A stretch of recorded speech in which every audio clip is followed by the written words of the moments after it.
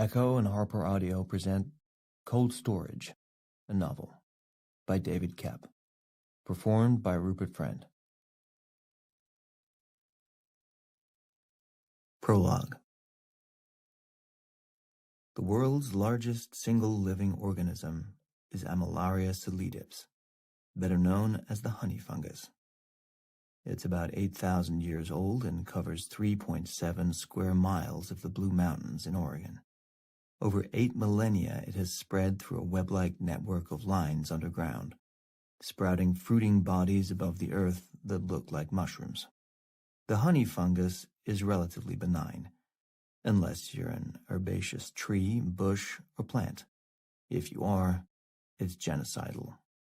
The fungus kills by gradual takeover of the root system and moves up the plant, eventually choking off all water and nutrients.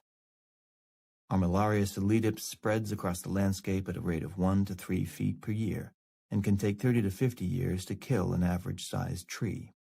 If it could move significantly faster, 90% of all botanic growth on Earth would die, the atmosphere would turn to poison gas, and human and animal life would end.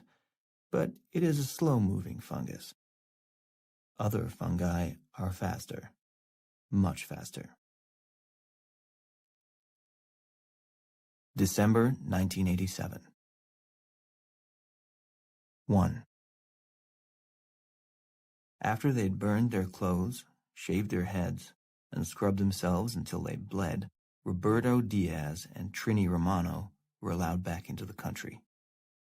Even then, they hadn't felt entirely clean, only that they had done everything they could, and the rest was up to fate. They were in a government-issue sedan now, rattling down I-73 just a few miles from the storage facility at the Atchison mines. They followed close behind the open-air cargo truck in front of them, tight enough that no civilian vehicle could get in between them. Trini was in the front passenger seat of the sedan, her feet up on the dashboard, a posture that always infuriated Roberto, who was behind the wheel. "Because it leaves footprints," he told her for the 100th time. "It's dust," Trini replied, also for the 100th time. "I wipe it right off, look." She made a half-assed attempt to wipe her footprints off the dashboard. "Yeah, but you don't, Trini. You don't wipe it off. You kind of smear it around with your hand, and then I wipe it off when we return it to the pool. Or I forget and I leave it, and somebody else has to do it. I don't like making work for other people." Trini looked at him with her heavy-lidded eyes, the ones that didn't believe half of what they saw. Those eyes and what they could see were the reason she was a lieutenant colonel at 40, but her inability to refrain from commenting on what she saw was the reason she'd go no further. Trini had no filter and no interest in acquiring one. She stared at him for a thoughtful moment, took a long drag off the Newport between her fingers, and blew a cloud of smoke out the side of her mouth. "I accept, Roberto." He looked at her. "Huh?" "Your apology, for back there, that's why you're bitching at me. You bitch at me because you don't know how to say you're sorry, so I'll save you the trouble. I accept your apology." Trini was right, because Trini was always right. Roberto said nothing for a long moment, just stared out at the road ahead. Finally, when he could, he muttered, "Thank you." Trini shrugged. "See, not so bad. I behave badly." "Almost, but not quite. Seems like pretty small potatoes now." They talked endlessly about what had happened in the 4 days since it had all started, but they were pretty much talked out now, having relived and re-examined every moment from every conceivable angle. Except for this one moment. This one had gone unspoken, but now they were speaking about it, and Roberto didn't want to leave it that way. "I didn't mean with her, I meant the way I talked to you." "I know." Trini put a hand on Roberto's shoulder. "Lighten up." Roberto nodded and stared straight ahead. Lightening up did not come easily to Roberto Diaz.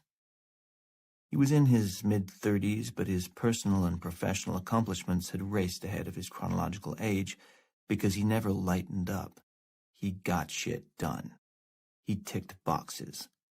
Head of class at the Air Force Academy? Tick. Major in the USAF by the age of 30? Tick. Superb physical and mental conditioning with no obvious flaws or weaknesses. Tick. Perfect wife. Tick. Perfect baby boy. Tick. None of this could be accomplished through patience or passivity. Where am I headed? Where am I headed? Where am I headed? Roberto would ask himself. The future was all he thought about, planned for, obsessed over. His life moved fast, it stayed on schedule, and he played things straight. Well, most things. They both just stared at the truck ahead of them for a while. Through the canvas flap over the rear gate, they could see the top of the metal crate they'd flown halfway across the planet. The truck hit a pothole, the crate slid back a foot or so, and they both sucked in their breath involuntarily. But it stayed, settled in the back. Just a few more miles to the caves, and this would be over. The crate would be safely stashed 300 feet underground till the end of time. The Atchison Caves were a limestone mine back in 1886, a massive quarry that went down 150 feet under the Missouri River bluffs. They started out producing riprap for the nearby railroads and dug as far down as God and physics would allow, until the pillars of unmined rock that held the place up reached the very outside limit of any sane engineer's willingness to sign off on their safety. During World War II, the empty caverns, now a sweet 80 acres of naturally climate-controlled underground space, were used to house perishables by the War Food Administration, and eventually the mining companies sold the whole space to the government for $20,000. A couple $1 million in renovations later, it had become a highly secured government storage facility used for disaster and continuity of government planning, storing impeccably machined tools in a state of well-oiled readiness, set to ship them anywhere, anytime. Only please God let there be a nuclear war first, so this was worth all the money. It would be worth it today. The call had been a weird one from the first ding. Technically, Trini and Roberto were with DNA, the Defense Nuclear Agency. Later, it would become part of DTRA, but that particular government mishmash wouldn't be cobbled together until the Defense Department's official reorganization in 1997. 10 years earlier, they were still DNA, and their brief was simple and clear. Stop everybody else from getting what we have. If you smell a nuclear program, find it and wreck it. If you get a lead on some nightmarish bioweapon, make it go away forever. Expense will not be spared. Questions will not be asked. Two-person teams were preferred to keep things compartmentalized, but there was always backup if you needed it. Trini and Roberto rarely needed it. They'd been to 16 different hotspots in 7 years and had 16 liquid kills to their names. Kills were not literal. It was agency speak for a weapons program that had been neutralized, but there had been casualties along the way. Questions were not asked. 16 missions, but none remotely like this one. The USAF transport had already been warming up at the base when they bounded up the stairs and came on board. There was only one other passenger, and Trini took the seat directly opposite her. Roberto sat across the aisle in a backward seat, also facing the bright-eyed young woman in well-worn safari gear. Trini held a hand out to her, and the young woman took it. Lieutenant Colonel Trini Romano. Dr. Hero Martins. Trini just looked at her, nodding and popping in a piece of Nicorette, taking Hero's measure, unafraid to hold silent eye contact while she sized her up. It was disconcerting. Roberto just gave Hero a half salute. He never enjoyed playing the whole I see right through you game. Major Roberto Diaz. Nice to meet you, Major, Hero said. What kind of doctor are you? Roberto asked. Microbiologist, University of Chicago. I specialize in epidemiological surveillance. Trini was still looking at her. That's your real name, Hero? Hero hid her sigh. It was a question with which she was not unfamiliar after 34 years. Yes, that's my real name. Hero like Superman or hero like in Greek mythology? Roberto asked. She turned her gaze to Roberto. That was a question she didn't hear nearly as much. The latter. My mother was a classics professor. You know the story? Roberto looked up, squinting his left eye and staring into the space just above and to the right of his head, the way he did when he was trying to pull an obscure fact out of his brain's nether regions. He found the nugget of information and dragged it up out of the swamp. She lived in a tower on a river? Hero nodded. The Hellespont. Somebody was in love with her. Leander. Every night he'd swim the river to the tower and make love to her. Hero would light a lamp in the tower so he could see his way to the shore. But he drowned anyway, right? Trini turned and stared at Roberto, her displeasure plain. Roberto was good-looking to an irritating degree. The son of a Mexican father and a California blonde mother, he radiated good health and had a head of hair that would last forever.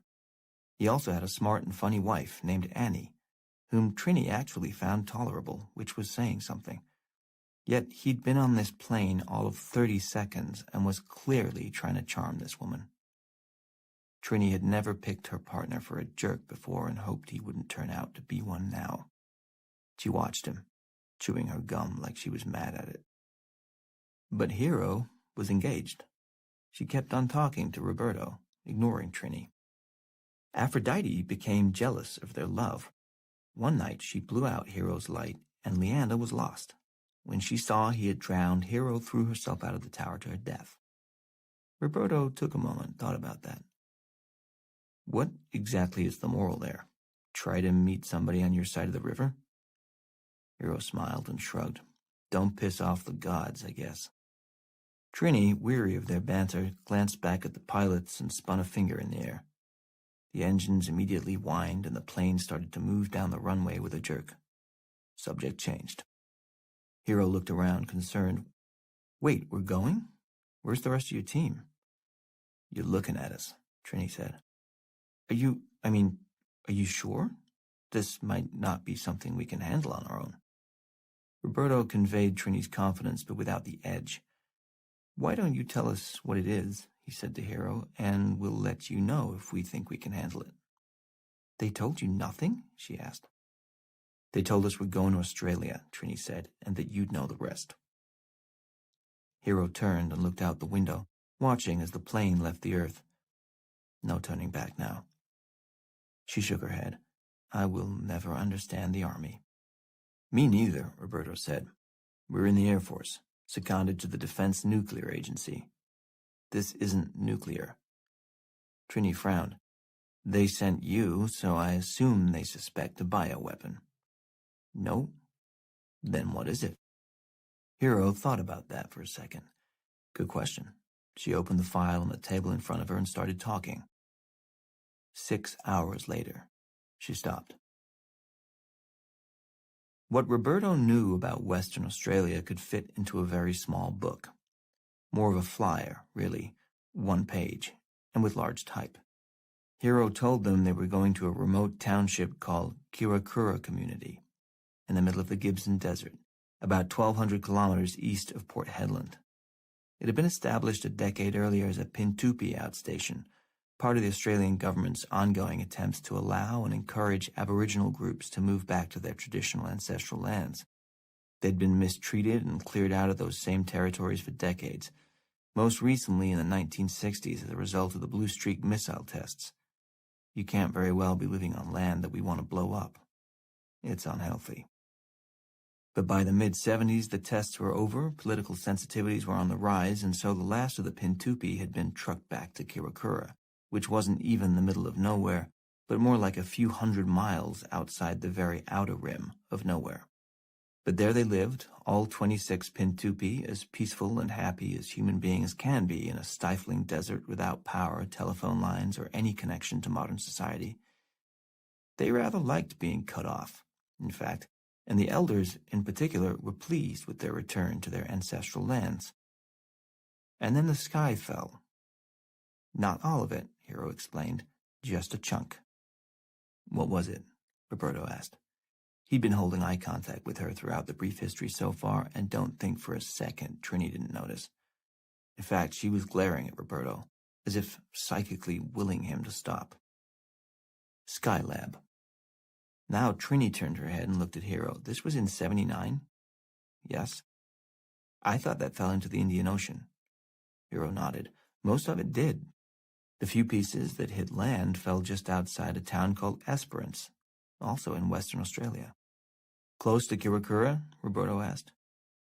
Nothing is close to Kirakura. Esperance is about 2,000 kilometers away and has 10,000 residents. It's a metropolis by comparison. What happened to the pieces that fell in Esperance? Hiro turned to the next section of her notes. The pieces that fell in Esperance had been, rather enterprisingly, scooped up by the locals and put in the town's museum, formerly a dance hall, but quickly converted to the Esperance Municipal Museum and Skylab Observatorium.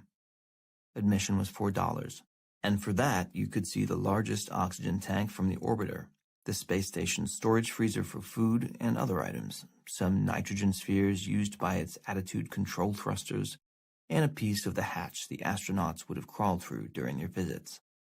A number of other chunks of unrecognizable debris were also put on view, including a piece of sheet metal that rather suspiciously had the word Skylab neatly lettered in undamaged bright red paint across its middle.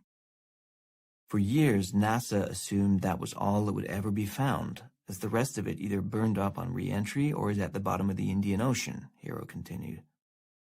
After 5 or 6 years, they figured anything else on land would have turned up by then or was somewhere uninhabitable.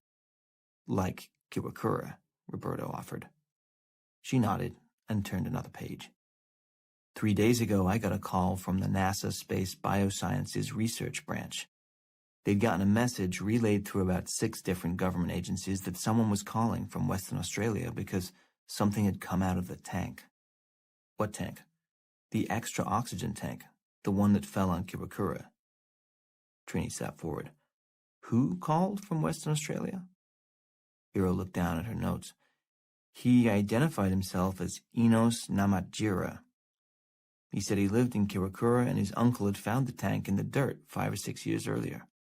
Uncle had heard about the spaceship that crashed, so he moved it in front of his house and kept it there as a souvenir. But now there was something wrong with it, and he was getting sick. Quickly. Roberto frowned, trying to piece it together. How did this guy know what number to call? He didn't. He started with the White House. And it got through to NASA? Trini was incredulous. Such efficiency was unheard of. It took him 17 calls, and he had to drive 30 miles to get to the phone every time, but yes, he finally got through to NASA. He was determined, Roberto said. He was, because by that time people were dying. They finally put him in touch with me about a day and a half ago. I do work for NASA sometimes, inspecting their re-entry vehicles to make sure they're clear of any foreign bioforms, which they always are. But you think this time something came back? Trini asked. Not quite. This is where it gets interesting. Roberto leaned forward. I think it's pretty interesting already. Hiro smiled at him. Trini tried not to roll her eyes. Hiro continued. The tank was sealed, and I highly doubt that it could bring anything back from space that it wasn't sent up with. I went through all the Skylab files, and on the last resupply it seems this particular oxygen tank had been sent up not for O2 circulation, but solely for attachment to one of the outer pod arms. There was a fungal organism inside the tank, a sort of cousin of Ophiocordyceps unilateralis. It's a cool little parasitic fungus that can adapt from one species to another. Known to survive extreme conditions, a bit like Clostridium difficile spores. You know those? They looked at her blankly. Knowledge of Clostridium difficile was not a requirement in their line of work. Well, they're pernicious. They can survive anywhere. Inside a volcano, bottom of the sea, out of space. They just looked at her, taking her word for it. She went on. Anyway, the sample in the tank was part of a research project. The fungus had some peculiar growth properties, and they wanted to see how it was affected by conditions in space. Remember, it was the 70s. Orbital space stations were going to be the next big thing, so they needed to develop effective antifungal medications for the millions of people who were going to go live up there. But they never got the chance. Because Skylab crashed. Right. So, after 5 or 6 years sitting outside in front of Enos Namatjira's uncle's house, the tank started to rust.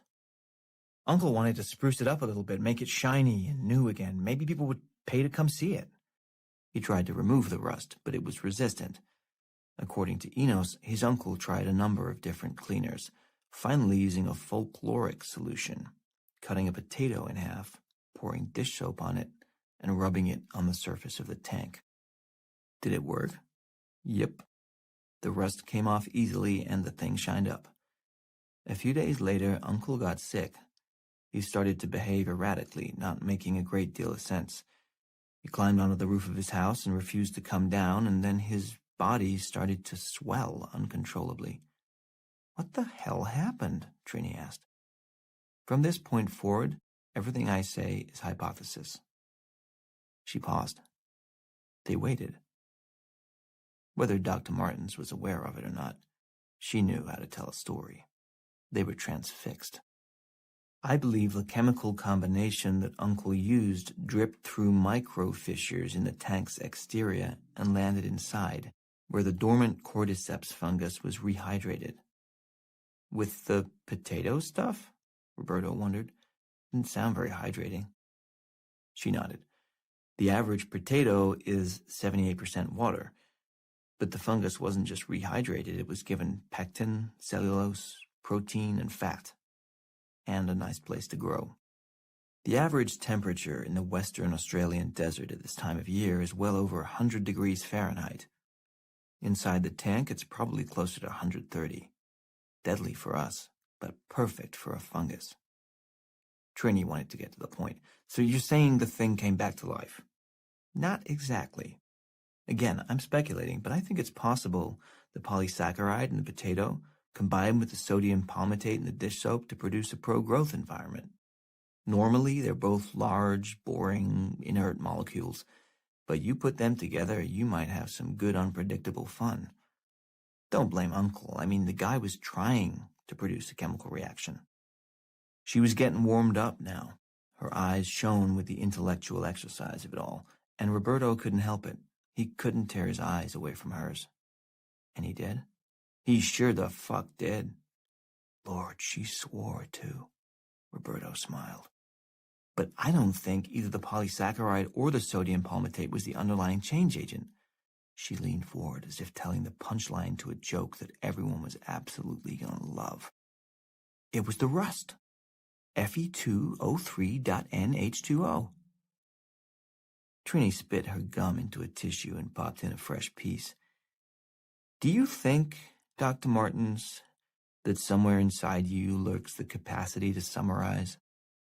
Hero turned to Trini, her demeanor matter-of-fact again. Sure. We sent up a hyper-aggressive extramophile that is resistant to intense heat in the vacuum of space but sensitive to cold. The environment sent the organism into a dormant state, but it remained hyperreceptive. At that point, it must have picked up a hitchhiker. Maybe it was exposed to solar radiation. Maybe a spore penetrated the microfissures in the tank on re-entry. Either way, when the fungus returned to Earth, it was reawakened and found itself in a hot, safe, protein-rich, pro-growth environment. And something caused its higher-level genetic structure to change. In a what? Roberto asked. She looked from one to the other of them, the way a teacher looks at a pair of slightly dim students who refuse to grasp the obvious. She spelled it out for them. I think we created a new species. There was silence for a moment. Since it was Hero's theory, she claimed naming rights. Cordyceps novus. Trini just looked at her. What did you tell Mr. Namajira? That I needed to check some things and he should call me back in 6 hours. He never did. What did you do then? Called the Defense Department. And what did they do? Roberto asked. She gestured. Send you guys. 2. The next 6 hours of the flight passed in relative silence. As they flew over the western coast of Africa and night fell, Trini did what she always did on the way to a mission, which was to take sleep when it was available. She also never passed an available bathroom without using it. It was the little things. Limit your needs. Hero got tired of looking at Trini's boots on the seat next to her, so when the plane was mostly dark, she got up, climbed over her, and crossed the aisle to Roberto's side. Do you mind? She whispered, gesturing to the empty seat next to him. He did not mind. Not in the slightest. He shifted his legs, giving her room to squeeze through, and she made herself as comfortable as possible, settling to the seat next to him. The ostensible reason for the move was that this new seat would give her a place to put her own legs up, but she could have done that in the other seat, Roberto figured.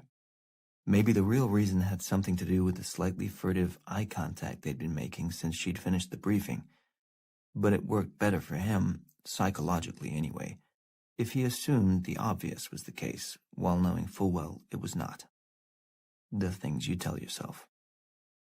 The absolute truth was that Roberto was much less than innocent in this situation. He'd felt an immediate attraction to Dr. Hero Martins, and though it was the last thing in the world he would ever act on, he needed to know that the old charm was still there when he needed it. He and Annie had been married for just about 3 years, and it had been a rough start. Work was overwhelming for both of them in the first year. Annie had gotten pregnant much sooner than they intended, and the pregnancy was a difficult one, forcing her to stay in bed for the last 4 or 5 months of it.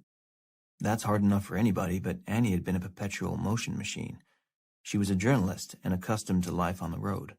Home confinement felt like a punishment. Then the baby came, and it was, a baby. That was pretty much it for their easy years.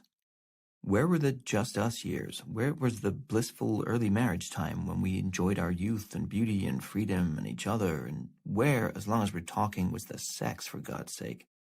Roberto hated being this particular cliché, the married dude who laments the post-baby sex life wipeout, but still, he was a human male in the prime of his life. It was difficult at this point for him to picture himself and Annie making it to their emeritus years together. Not at this rate. But he loved her, and he didn't want to cheat. So he flirted. He'd never really been good at it when it counted, but something about not wanting it to lead anywhere made it easier. Roberto surprised himself with the ease with which he could talk to attractive women at this point in life, and how positively they responded to him. A stable and unattainable man with a job in his mid-30s was a lot different from a 24-year-old grunt with a hard-on and a tongue tied in knots. It played neatly into Hero's own predilections and preference. Since the end of her overlong, overly tortured post-college relationship with Max, a man-child doctoral student more or less her own age, she'd had a thing about married men. Not a thing for married men. That would suggest a certain amoral craving, doing a thing because it was bad, not doing it in spite of it being bad. No, Hero had a thing about married men, i.e. a personal rule or guideline based on all the obvious advantages, which she had laid out in a notebook one day during an exceptionally dull class on laser micromachining. The advantages were, in order of importance: 1. They tended toward the adult in demeanor, having embraced life's changes by showing a willingness to marry and some concept of shared existence, which by definition involved compromise and other-directed thinking. 2. They were usually better in bed, not just from volume of experience, but from repeated experience with the same woman, which couldn't help but lead to a sense of how to give pleasure as well as receive, unless they were complete narcissists, which was usually unlikely, given reason 1. 3. They were polite and grateful and didn't leave a lot of shit on the floor, having been housebroken for at least a few years by an adult woman not their mother. 4. They had somewhere to go, usually within a reasonable time frame after sex, which freed up her evenings for work. 5. They were, by definition, unable to pursue an exclusive relationship, which left her free to do as she liked, on the off chance something better came along. Hero knew perfectly well that there were many, many reasons that did not work in their favor, that did not speak to the good character of the married lover, which she neatly summed up in a single item on the facing page of her journal. 1. They're cheaters.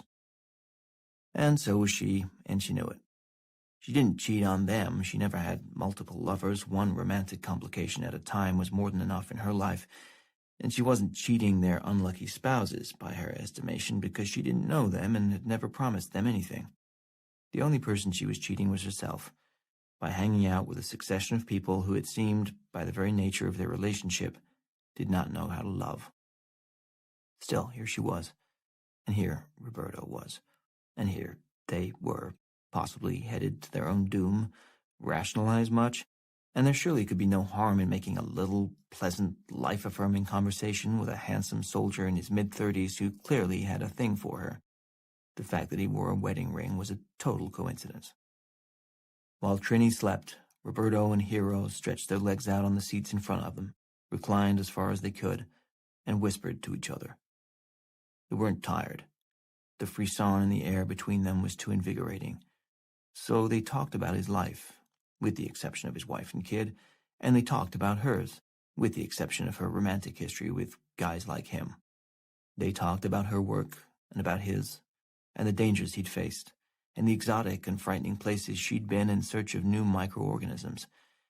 And as they talked, they slid lower and lower in the seats, and their heads inclined ever so slightly closer together. And when the cabin took on a bit of a chill somewhere over Kenya, Roberto got up, found a couple of harsh wool blankets in the storage cabinet nearby, and they snuggled underneath them. Then she scratched her nose, and when she put her hand back down, it was on the seat between them, her little finger brushing against the outside of his right thigh. He felt it, and she left it there. Another 20 minutes went by, another 20 minutes of effortless, breathy talk, none of it with even the whisper of impropriety to it. And the next move was his, which he made by shifting in his seat, theoretically to stretch his stiff legs, but when he put them back up on the seat in front of him, his leg was now fully pressed against hers, and she returned the pressure almost immediately. Neither of them spoke of it. Neither of them acknowledged it in any way. If you listened to their conversation, you could assume they were two colleagues from slightly different fields who had met at a professional conclave and were having the most innocent, upstanding, and rather boring conversation in the world. But she never moved her hand, and neither released the pressure in their legs. They knew. They just weren't saying. After a while, Hero stretched and stood up. "Bathroom." He pointed toward the back. She smiled thanks, squeezed out of the row, and walked off toward the rear of the plane. Roberto watched her walk away. Inside, he was panicked, and had been for several hours. He couldn't quite believe what was happening. None of his relatively innocent flirtations had ever gone nearly so far, and it was like sliding into a mud-slicked hole that he couldn't climb out of. Every movement he made only pulled him deeper in, and when he didn't move, it was worse. Gravity took over and pulled him down. And he liked it. He was angry, not getting what he wanted or deserved at home. Why not this woman, this brilliant, beautiful creature who asked so little of him and found him so fascinating and was clearly genuinely interested in him? Why not? Other than the fact that it was completely wrong. Or maybe it wasn't even happening. Maybe the pressure of her hand and leg had easily explainable and innocent reasons behind them. She probably hadn't even noticed, for Christ's sake, and he was letting his overactive sex drive run away with his rational mind, as usual. Or maybe it was happening, and maybe he wanted it to. Maybe he would get up, wander to the back of the plane, talk to her some more there, and if her eyes happened to linger on his for a few seconds longer than they ought to, he'd kiss her. Maybe that's exactly what he'd do. Maybe that's what he'd get up and do right now. Roberto summoned every bit of resentment he could find, every ounce of righteous indignation he'd acquired over 3 frustrating years of marriage, and he stood up. That's when he felt the hand on his arm. He turned. Trini was awake, staring up at him, the fingers of her strong right hand clamped around Roberto's left forearm. Roberto looked down at her, his face turning into a poorly rendered mask of utter innocence. Trini just looked at him, her penetrating gaze bright even in the dim cabin light. "Sit down, Roberto." Roberto's mouth opened, but no words came out. He wasn't a very good liar, even worse at wholesale invention, and rather than stammer out something stupid, he just closed his mouth again and shrugged, and "I don't know what you're talking about," shrug. "Sit down." Roberto did. Trini leaned over and put a hand on the back of his neck. "That ain't you, kid." Roberto felt a hot flush rise in his cheeks, anger, embarrassment, and thwarted desire sending any spare blood to his face on the double. Stay out of it. My advice exactly. Trini kept staring. Roberto looked away. He felt humiliated and wanted to make her feel the same. He turned back to Trini. Jealous? He'd wanted to lash out, and he did. He'd wanted to hurt, and he hit the target. Trini's face fell ever so slightly, less in wounded pride than in disappointment. Trini had been on the other side of her first and only marriage for 10 years already, and the fact that she'd ever married in the first place was remarkable in itself. The marriage fell apart not because of the travel and secrecy required in her line of work, but because of her innate distaste for other human beings. People were okay, she just didn't like looking at or listening to them. She'd been alone for a decade now and liked it. In her mind, she'd always thought of her occasional attraction to Roberto as a purely chemical response to his rather overstated good looks. She liked him fine, she enjoyed working with him, she deeply admired his professionalism and the fact that he felt no compulsion toward small talk, but she'd never had any romantic interest in him whatsoever. He was her co-worker, her incredibly good-looking co-worker. Sometimes even people who don't like sweets admire a piece of chocolate cake. That's what it's designed to do. It's supposed to look good. So was he, and he did, usually. No big deal. Trini kept it to herself. But in '83, she'd been in a Jeep accident and had broken 2 bones in her lower back, an exceptionally painful injury that resulted in her subsequent addiction to the painkillers the base physician had liberally prescribed to her. It was at bedtime that Trini liked them best. She'd take one an hour before bed and then nod off into drifty opiate sleep, feeling like nothing hurt. And not only that, even more than that, nothing ever would hurt, then or ever again. And where else in life can you get that assurance? The addiction dug in and grew. It went on for nearly 6 months, undetected by everyone except Roberto. He confronted his friend about it, then gave enormous amounts of time, energy, and emotional support to help Trini get clean. Trini insisted on doing it without any other outside help whatsoever, and Roberto agreed to try. Early on, during one of Trini's worst shaking, sweating, sleepless nights, she'd started to panic, and Roberto had climbed in bed with her and held her, just trying to get her through it all. Trini had looked up at him at one point, told Roberto she was in love with him and always had been, and moved to kiss him. Roberto deflected, told his friend to shut up and go to sleep, and Trini did. They slept that way all night, and nothing happened. Roberto never told Annie about it, and in fact he and Trini had never spoken of it again themselves. Until now, when Roberto wanted to hurt her, which he had. From the other end of the plane, the bathroom door closed with a soft click. Hero came out and headed back to her seat. Trini turned the other way and slouched down to go back to sleep. Roberto moved to the window, shoved a pillow up against it, pulled the blanket up to his chin, and pretended to be out like a light when Hero got back. In this way, the 3 of them flew on to Australia, carrying considerably more baggage than they'd left with. 3. The biohazard suits were uncomfortable as hell, and the worst part, in Trini's opinion, was that there was nowhere to put a gun. She waved her Sig Sauer P320 around in the air near her hip, flapping her lips inaudibly behind the glass of her facepiece. Hero just looked at her, still puzzled by these soldiers and their inexperience with the very sort of event they'd been sent to investigate. She tapped the buttons on the side of the helmet, and her voice crackled in Trini's headset. "Use the radio, please."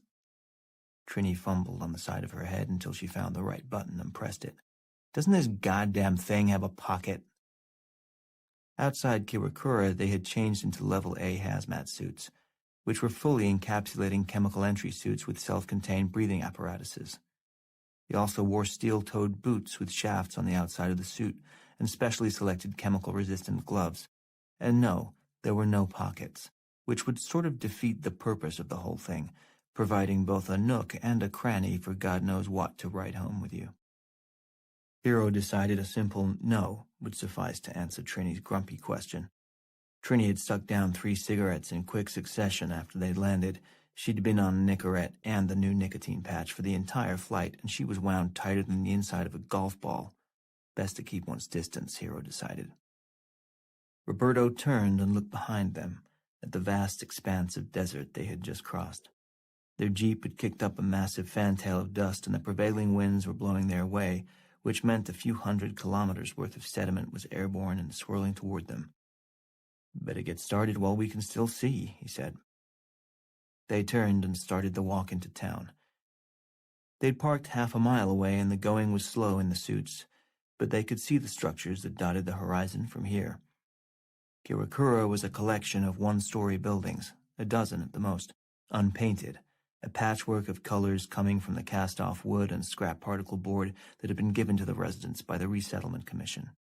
As far as planned communities went, it didn't show much planning.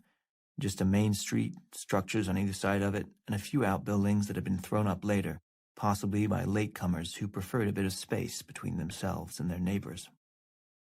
The first odd thing they saw, about 50 yards outside of town, was a suitcase. It sat in the middle of the road, packed and closed and waiting patiently, as if expecting a ride to the airport. There was no one and nothing else around it.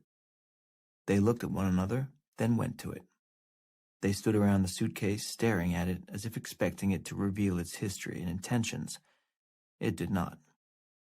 Trini moved on, holding the gun in front of her. They reached the first building, and as they came around the front of it, they saw this one had only 3 walls, not 4, built that way on purpose for maximum airflow in the intensely arid environment. They paused and looked inside, the way you look into a dollhouse. There were cutaway areas, a kitchen, a bedroom, a bathroom, that room had a door, and another tiny bedroom at the far end of the structure. In the kitchen there was food on the table, buzzing with flies, but there were no people. Roberto looked around. Where is everybody? That was the question.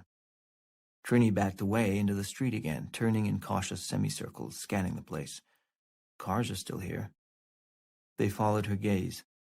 There were cars, all right, just about one per driveway, a jeep or motorcycle or pickup or old sedan.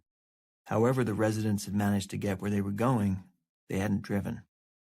They continued on, past what might have been a playground, more or less in the center of town. An old metal swing creaked on its chain, blowing in the wind that now swept the desert sand and dust into town ahead of it. Roberto turned and squinted into the coming clouds. The sand ticked against the glass of his faceplate, and it was hard not to blink, though of course he didn't need to. Another 30 yards and they reached the other side of town. The front door to the biggest house was ajar, and Trini pushed it open the rest of the way, using the barrel of the 6-hour. Roberto gestured to Hiro to wait on the porch, and he and Trini stepped inside, one after the other, in a practiced maneuver. Hiro waited in front, watching their movements through the open door and the dirty front window. They searched the place, room by room, Trini always in the lead, gun in hand. Roberto was the more thorough, and perhaps the more cautious of the two, moving carefully and steadily and never facing in the same direction for too long. Hiro admired the grace and ease with which he moved, even in the cumbersome suit. But she also knew there was nothing to fear in there. Everything about Kirakura so far suggested a ghost town. She was sure of their result before Trini came out a few minutes later and announced it. 14 houses, 12 vehicles, 0 residents. Roberto put his hands on his hips, relaxing his guard a bit. What the actual fuck? That was when Hiro saw what they'd come for. There, at the far end of town, in front of one of the best kept of the very modest houses, was a silver metal tank, its finish recently polished to a bright and reflective shine. I don't think that's from here. They walked toward the tank, wary. The wind swirled harder, and the dust in the air billowed around the houses, rearing up in columns in front of them before dust-deviling back to the ground in a corkscrew and moving on. It was getting hard to see. Stop here. Hiro held a hand out when they were still 10 feet from the tank. She scanned the ground around them as best she could in the billowing sand, then continued on, searching the ground carefully before she placed each step. Walk in my footsteps. They did, following her in single file, careful to place their feet directly into her boot prints as they went. Hiro reached the tank and squatted down. She saw the fungal covering immediately, but only because of her practiced eye. an untrained observer wouldn't have perceived anything more than a greenish patch on the rounded surface of the tank, a bit like oxidized copper. The tank wasn't in pristine condition anyway. It had made an uncontrolled re-entry into Earth's atmosphere, after all. That's going to put a few dents in anything. But to Hero, the unremarkable greenish patch read like a semaphore. Trini looked around them, still with her gun at the ready just in case. She took a few steps toward the house, watching where she walked. She stopped, studying the building, which wasn't very different from the other ones. But there was one thing she noticed. The car. An old Dodge Dart, it was parked at an odd angle to the house, its hood pushed almost right up against a porch pillar. The porch had a low-slung, corrugated roof that bent down at an angle, and from where the car was parked, it wasn't a very big step up from the hood to the roof. Trini looked up, thinking. Back at the silver tank, Hero bent down, pulling her sample case around in front of her. She clicked it open, snapped out a 20 times magnifying lens, and squeezed it to activate the LED lights around the edge of the beveled glass. Through the lens, she got a closer look at the fungus. It was alive, all right, and florid, visibly seething even at this magnification. She leaned as close as she dared, looking for active fragmentation. There was movement there, and she wished like hell she had a more powerful magnifier, but 20 power was the most the field kit carried, which meant she had to get closer still. She looked back over her shoulder at Roberto. Slide your hand through the loop in the suit between my shoulder blades. Roberto looked down. There was a tight vertical flap of fabric sewn into the back of the suit, a handle of sorts, with just enough space to get his fingers through. He did as she asked. Now hold on tight, she said. I'll pull against you, but don't let me go. If I start to fall, give me a hard pull back. Don't be shy about it. Don't let me touch it. You got it. He held on tight. Hero braced her feet just short of the tank, about a foot away from it, and leaned forward, putting the magnifying glass and her mask as close to the surface of the middle of the tank as she possibly could. Roberto hadn't expected her to have quite as much confidence in him as she apparently did, and he swayed a little as she let her weight fall forward. But he was strong and recovered quickly, resetting his feet and holding her steady. The faceplate of Hero's helmet moved to within 3 inches of the surface of the tank. She switched the lens to max magnification and close focus and flicked the LEDs to their brightest setting. She gasped. Through the lens, even at this minimal magnification, she could clearly see fruiting bodies sprouting off the mycelium, stalks with a capsule at the top swelling at their seams with ready-to-spread spores. The mycelium's growth was so fast it was visible. Jesus Christ. Roberto couldn't see around her bulky suit, and the curiosity was killing him. What is it? Hero couldn't tear her eyes away. I don't know, but it's huge and it's fast. And heterotrophic. It's got to be pulling carbon and energy out of everything it touches. Otherwise, there's no way it... She trailed off, staring at something intently.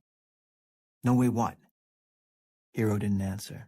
She was fascinated by one of the fruiting bodies. Its capsule was bloating beneath the lens, ballooning up off the surface of the tank. This is the most aggressive sporing rate I've ever... With a sharp pop, the entire fruiting body burst, and the lens of the magnifying glass was flecked with microscopic bits of goo. Hero shouted and involuntarily lurched backward away from the tank. She was more startled than frightened, but lost her balance for a moment and threw her right foot out to the side to steady herself. Her boot squished through something soft before finding solid ground next to the tank, but it was too little, too late. She was past the tipping point and on her way down, right into whatever she'd just stepped in. She watched as the ground moved up toward her in slow motion. And then she was moving upward again. With one strong, controlled tug on the loop at the back of her suit, Roberto pulled her onto her feet next to him. She looked up at him, grateful. He smiled. Careful. A voice called from nearby, Hey! They turned. Trini was standing on the roof of the house about 10 feet above them. I found Uncle. It wasn't much of a climb, even in the suits. First onto the hood of the car, then one big step up onto the porch roof, then a sort of jump with a shoulder roll, and they were all the way up. Roberto went last so he could give Hero a shove up onto the roof if needed, and he was so preoccupied with making sure she didn't fall that he failed to notice the sole of her boot, even when it passed within a foot of his face. He would have had to be pretty eagle-eyed to see it anyway, because there wasn't much of the stuff, but it was there. Near the heel, between the fourth and fifth hard rubber corrugated ridges of her right boot, there was a smear of green fungus she'd picked up when she lost her balance back at the tank. Hero scrambled the rest of the way over the edge of the roof. Roberto flipped himself up to join her, and they walked a few paces over to where Trini stood looking down at something. The wind and dust had picked up substantially, so her view was partially obscured, but Trini knew a human corpse when she saw one. This one was in rough shape. Uncle couldn't have been dead for all that long, but the damage to his corpse was extensive, and it wasn't post-mortem. The flesh wasn't mangled from the outside by scavengers or weather. He exploded, Hero said. Boy, did he ever. What used to be Uncle was now a husk that had been turned inside out, everything internal made external. His rib cage was wrenched open, cleanly and violently at his sternum, parted like a suit coat lying on the floor with nobody in it. His arms and legs were denuded of flesh, their bones pockmarked with what looked like more tiny explosions from within, and the plates of his skull had been split apart along their 8 seams, as if the glue that held him together suddenly failed all at once. Roberto, who had seen a lot of ugly things, had never seen anything like this.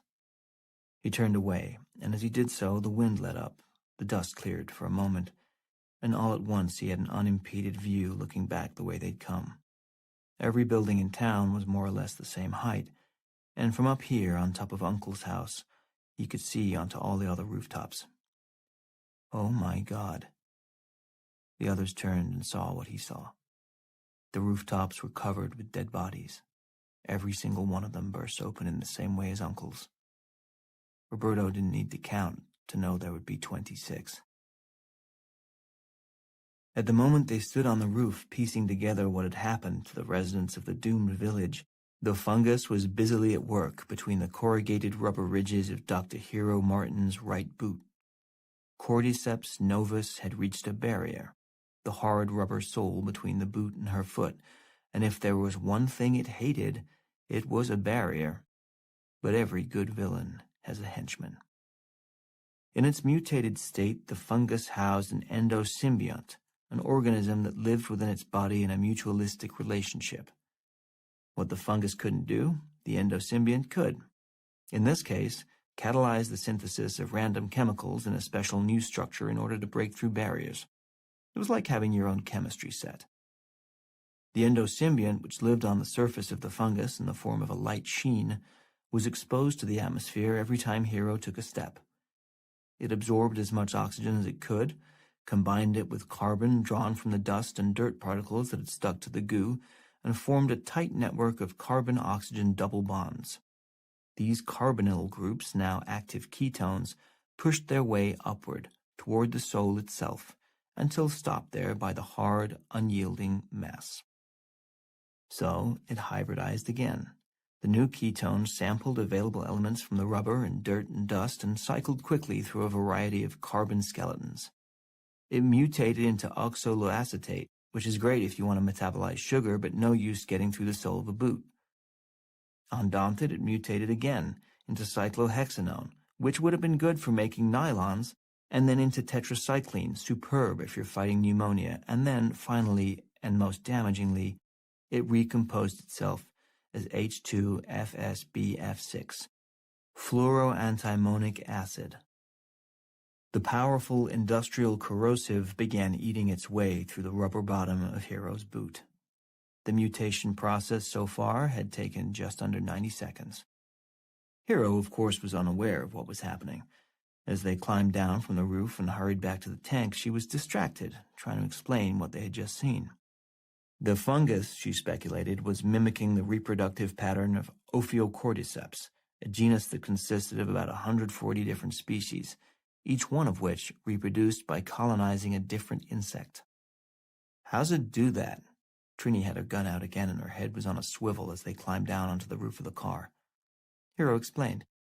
Let's say its target species is an ant. The ant walks along the forest floor and it passes over a tiny spore of the fungus. The spore adheres to the ant, digs through its outer shell, and nests inside it. It moves through the body as quickly as it can, making its way to the ant's brain, where the rich nutrients send it into an exponential growth phase, helping it reproduce up to 10 times as fast as it would in any other part of the body. It spreads into every portion of the brain until it controls movement, reflex, impulse, and to the extent that an ant can think, thoughts.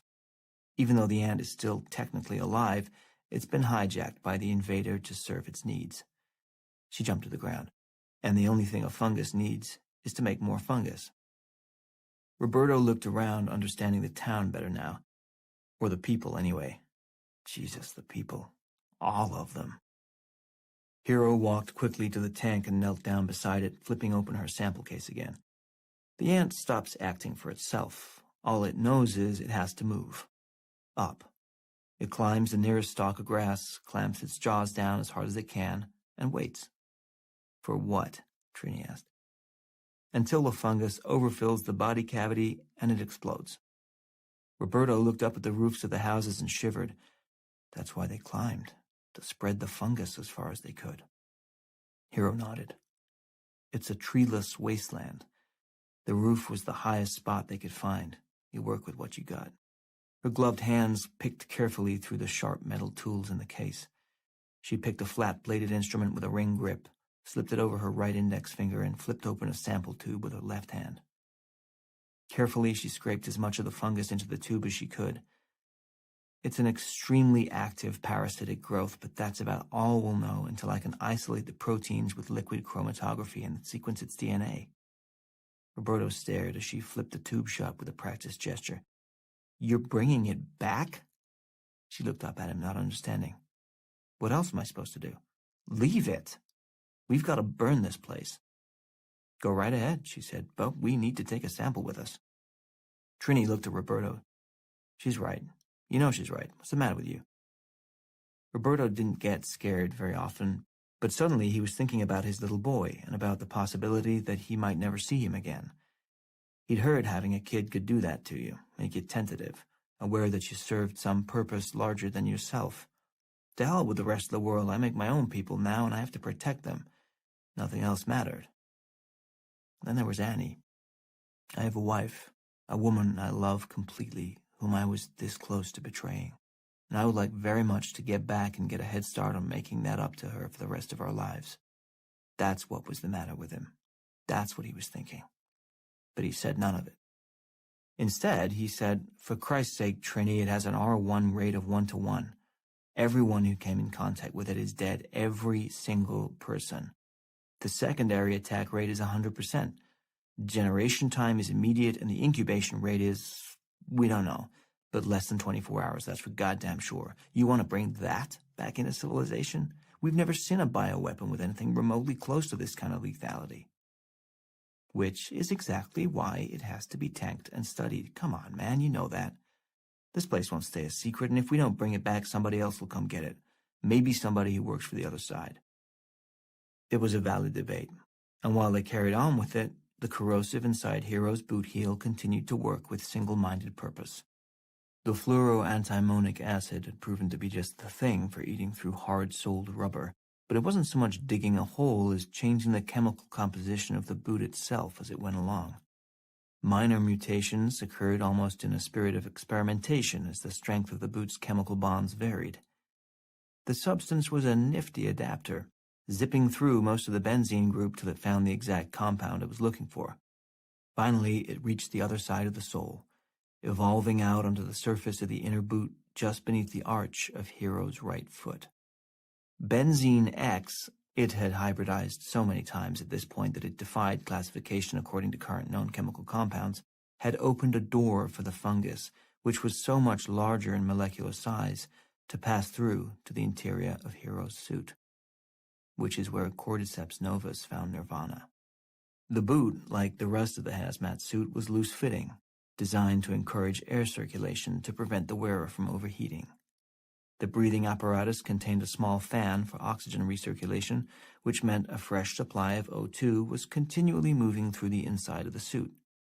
Strands of grateful fungus spun off into whispery tendrils and went airborne, drifting upward on a rising column of warm CO2 until they landed lightly on the bare skin of Hero's right leg. Still unaware of the enemy invasion going on inside her suit, Hero screwed the top onto the sample tube, broke a seal on its side, and the tube hissed, a tiny pellet of nitrogen flash freezing it until it could be reopened in a lab and stored permanently in liquid nitrogen. She dropped the tube back into the foam-padded slot in the case, clicked it shut, and stood up. Done. The debate over what to do next had been resolved the way it always was, which is to say, that Trini prevailed. She heard Roberto's arguments, let them go a little bit past the point she felt was necessary, given the difference in their ranks, then looked directly at her friend, lowered her voice a tone or two, and just said one word. Major. The conversation was over. Trini was the officer in charge, and the advice of the scientific escort was on her side. The outcome had never been in doubt, but Roberto had felt a humanitarian urge to object anyway. What if, just this once, they did what was obvious and right, even if it was directly contrary to procedure? What if? But they'd never find out, and in the end, Roberto settled on a secondary assurance. They would take one sample, carefully sealed in the biohazard tube, and would not leave Western Australia until the two respective governments had agreed to drop an overkill load of oil-based incendiary bombs on the place. Anything would suffice. Even old M69s or M47s loaded with white phosphorus would do the job. There was nothing left to save here anyway. They left town and walked back toward the Jeep. 4. Inside Hero's suit, Cordyceps novus found what it had been looking for. A tiny scratch in the surface of Hero's calf. Even an overwide pore opening would have been big enough for it to gain entry into her bloodstream, but the open scratch, which cut through 2 layers of her skin, fairly yawned with possibility. Hero didn't even know she had an open wound. It had been an absent-minded scratch. She was reacting to an itch produced by a changed cleaning product. The hotel that washed her jeans last week had used a cheap optical brightener with a higher concentration of bleach than she was used to, so it itched, and she scratched. And the fungus entered her bloodstream. "What's that smell?" Hero asked. They were 50 yards from the Jeep. Roberto looked at her. "What smell?" She sniffed again. "Burnt toast?" Trini shrugged. "Can't smell anything." She looked back, glad to leave the town behind. This whole place is going to smell like burnt toast by the end of the day. But Roberto was confused, still looking at Hero. "In your suit?" Hero held up an arm and regarded it, as if reminding herself she was wearing a sealed biohazard suit. "That doesn't make sense, does it?" In fact, it made perfect sense. Cordyceps novus was really warming up and had superheated the starches and proteins just inside Hero's epidermis. As a byproduct of the reaction, they outgassed acrylamide, producing the same smell as burnt toast. It was generating heat as well, and the sudden rise in temperature on Hero's skin would surely bother her soon. But the fungus was attentive to that possibility and was moving fast through her bloodstream, racing to get to her brain, where it would intercept the messages from her pain receptors. This in itself was no great trick. A tick does the same thing, releasing a surface anesthetic as soon as it burrows into its victim's skin, so its blood-sucking can go unnoticed for as long as possible. But the fungus had a long way to travel and a lot of receptors to block. Hero's heartbeat accelerated, which circulated her blood faster, inadvertently helping her would-be killer. She stopped walking. "There can't be a smell in my suit. It's sealed and overpressured. There's nothing in here but oxygen and clean CO2. Why is there a smell in my suit?" She was starting to panic. Trini tried to defuse it. "There are probably a lot of jokes I could make here. It's not fucking funny," Hero snapped. "It's not, Trini. Shut the hell up. Something penetrated her suit." "That's not possible," Hero said, to convince herself as much as anyone else. "Just keep moving," Trini advised. "We'll lose the suits of the Jeep. We can't take them out of here anyway. They need to burn. We'll check yours for breaches." She looked at Hero, her manner serious. "Do you feel anything?" Hero thought. "No." Roberto persisted. "Take a minute. Focus on each part of your body. Anything different at all?" Hero's breathing steadied. She considered the question, going through her anatomy from the bottoms of her feet to the top of her head. No, nothing different. Inside her body, it was a different story. The fungus had penetrated Hero's brain, and was reproducing at nightmare speed, seeking out and blocking her nociceptors the way an invading army shuts down the internet and television stations. There was a red alert blaring in Hero's brain. Flags were waving, alarm bells ringing, but the ends of her sensory neurons' axons had been taken over and blocked from responding to damaging stimuli. They could no longer send potential threat messages to her thalamus and subcortical areas. They were screaming into a void. Hero Martins was dying, but the neural message she got from her brain was that everything was fine. Just fine. Don't worry about a thing. I'm okay. You're sure? Roberto asked. She nodded. Let's just get out of here. They started walking again, now 40 yards from the jeep. Hero's brain thought through possible reasons a foreign smell should have presented itself inside her suit. Nothing believable came to mind. She decided she would not destroy this suit. She was going to tank and return it. She wanted to have a chance to take it apart and look at every inch of it, in case there was a tear or foreign substance inside, in which case somebody in PPE was going to get an earful about procedure. The jeep was now 30 yards away. Hero felt lightheaded and realized she hadn't eaten since 9 or 10 hours ago. Then again, looking at Uncle's mutilated corpse wouldn't exactly stimulate anyone's appetite, so there was no reason to think anything unusual about that. She ran through her physical inventory once again, but other than elevated heart rate and some quickened breathing, there wasn't anything physically different about her that she could detect. She squinted up at the sun, and as she did, a thought floated through her mind. Except there's no telephone service out here. Well, no, there wasn't. What did that matter? She looked down at the case in her hand, thinking about what she had inside the tube. People were going to lose their minds over this one. She wondered if the CDC would even accept it. So there's no telephone poles. She shook her head to clear it and resumed her train of thought. There were only a handful of labs in the Western Hemisphere that were set up to store biosafety level 4 pathogens, and Atlanta and Galveston would reject it outright, improperly classifying it as extraterrestrial because of its trip outside Earth's atmosphere. Maybe an electrical tower. The U.S. Army would fight for it, no question about that, but Fort Detrick had suffered a breach 18 months ago and no one was eager to. They've got to have power, right? Don't they have power? She snapped her head to the side. Come on, focus. They were 10 yards from the jeep. Her image of it suddenly shuddered and divided into 16 identical rectangular boxes, 16 images of the jeep neatly separated and replicated. Hero felt her skin go cold, because that wasn't something you could easily ignore or pass off to hunger or exhaustion. But then again, she thought, I used to faint when I was a kid, in school assemblies sometimes, and didn't it feel like this? Wasn't there a prickling in her scalp and then her vision would go weird and she'd see double right before she keeled over? Sure, that was probably it. Low blood sugar, a radio tower, 50 kilometers back. Didn't I see something? Wasn't it a radio tower? The image swam through her mind, crisp and clear. They had driven past a radio tower in the middle of the desert, just alongside the road, about 100 meters high, with a small black utility box at the base of it. That's exactly what it was. She said that last bit out loud, and Roberto and Trini turned and looked at her. What? Roberto asked. She looked at him. Huh? That's exactly what was. Hero had no idea what he was talking about. Was it possible that Roberto had somehow become infected by the fungus? That it was his suit that had malfunctioned? And that he was starting to lose his mind? She certainly hoped not. He was a nice enough guy, even if he was a total flirt.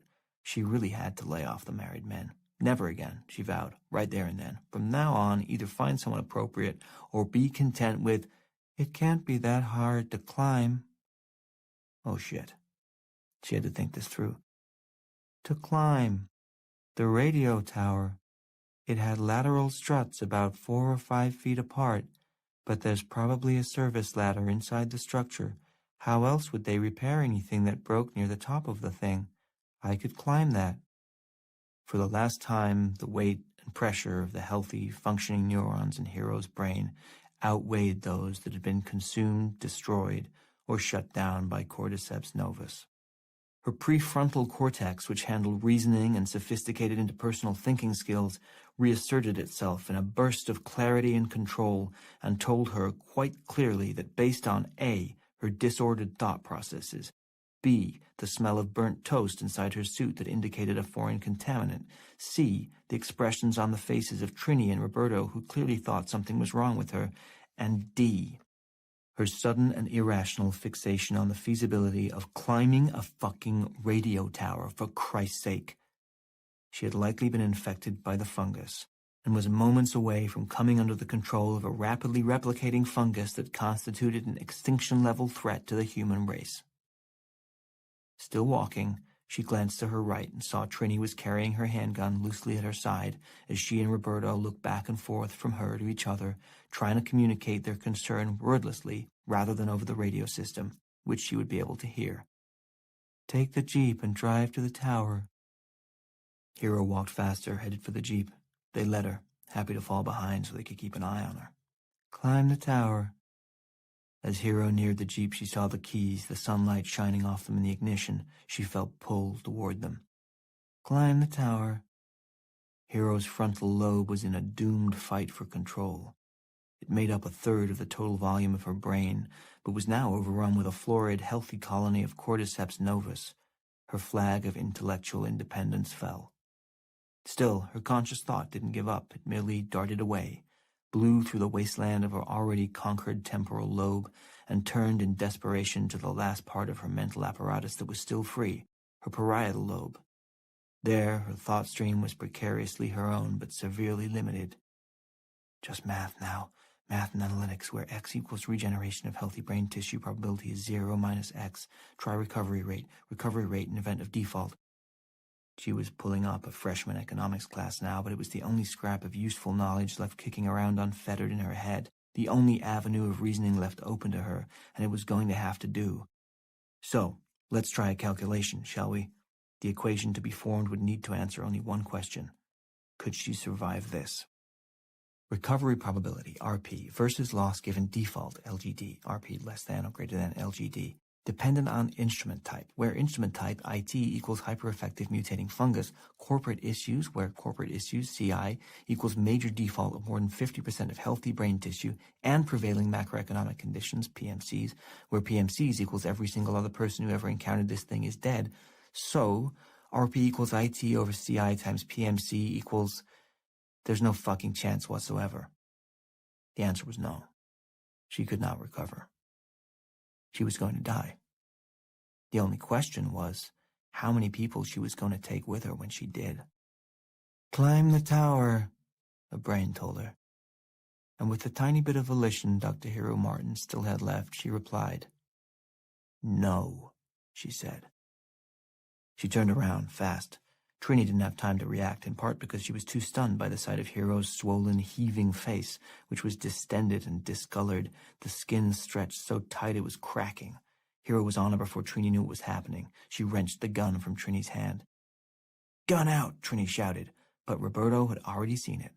He yelled at Hero to stop, but she was backing away from them already, backing away and turning the gun around on herself. She reached up with her left hand and ripped her suit's Velcro flap over the zippered O2 access port, tore that open, shoved the gun inside the suit, sealed the Velcro flap around the barrel, pressed the barrel of the gun up against her chest. "Don't!" Roberto yelled, knowing it was too late even as he said it. Hero pulled the trigger. The bullet broke her skin and crashed through her breastbone, tearing open a hole in her chest the size of a quarter. Like a balloon popped by a pin, the rest of her went all at once, bursting at the sudden release of pressure. All Trini and Roberto saw was her head, which in one moment was a disfigured, although recognizable, human head, and the next moment was a wash of green gunk that completely covered the inside of her faceplate. Hero fell, dead. But she'd kept her suit intact. Less than 72 hours later, Trini and Roberto were in the car, just over 3 miles away from the Atchison mines, their eyes glued to the box in the back of the truck just ahead of them. Hero's field case had been packed, unopened, into a larger sealed crate filled with dry ice. So far, things had gone smoothly. Gordon Gray, the head of the DTRA, had taken Trini and Roberto exactly at their word, because they were the best, and he ordered their explicit instructions be followed to the letter. When Gordon Gray gave an order, people followed it. And since all the residents of the town were dead and the land itself held no value, There was no one and no reason to object. The firebombing of Kirakura was agreed to without debate by the respective governments. The unlucky place burned, and with it every molecule of Cordyceps novus except for the sample in Hero's biotube. The question of what to do with the tube was tougher to answer. As Hero had speculated, the CDC wanted no part of storing something that had been born, or at any rate partially bred, in outer space. Though the Defense Department was willing, its only suitable facility was Fort Detrick, which was out of the question. The breach there 18 months earlier had triggered a top-down review that was only now entering its second stage, and the idea of cutting short a safety analysis in order to store an unknown growth of unprecedented lethality was not met with enthusiasm. Atchison was Trini's idea. She'd worked with the National Nuclear Safety Administration in the early 80s on weapons dismantlement and disposition readiness, as the idea of nuclear disarmament became politically palatable under the Reagan administration's INF Treaty Initiative. Sublevel 4 of the Atchison mine facility had been conceived and dug out as an alternative to the Pantex plant and the Y-12 National Security Complex, disposal centers that were at capacity already, dealing with outmoded fission devices from the late 40s and early 50s. But as INF negotiations dragged on, it became clear that Reagan's strategy was really to get the other guy to disarm, and Atchison's lowest sublevel sat empty and secure, never to be used. The location was ideal for their needs.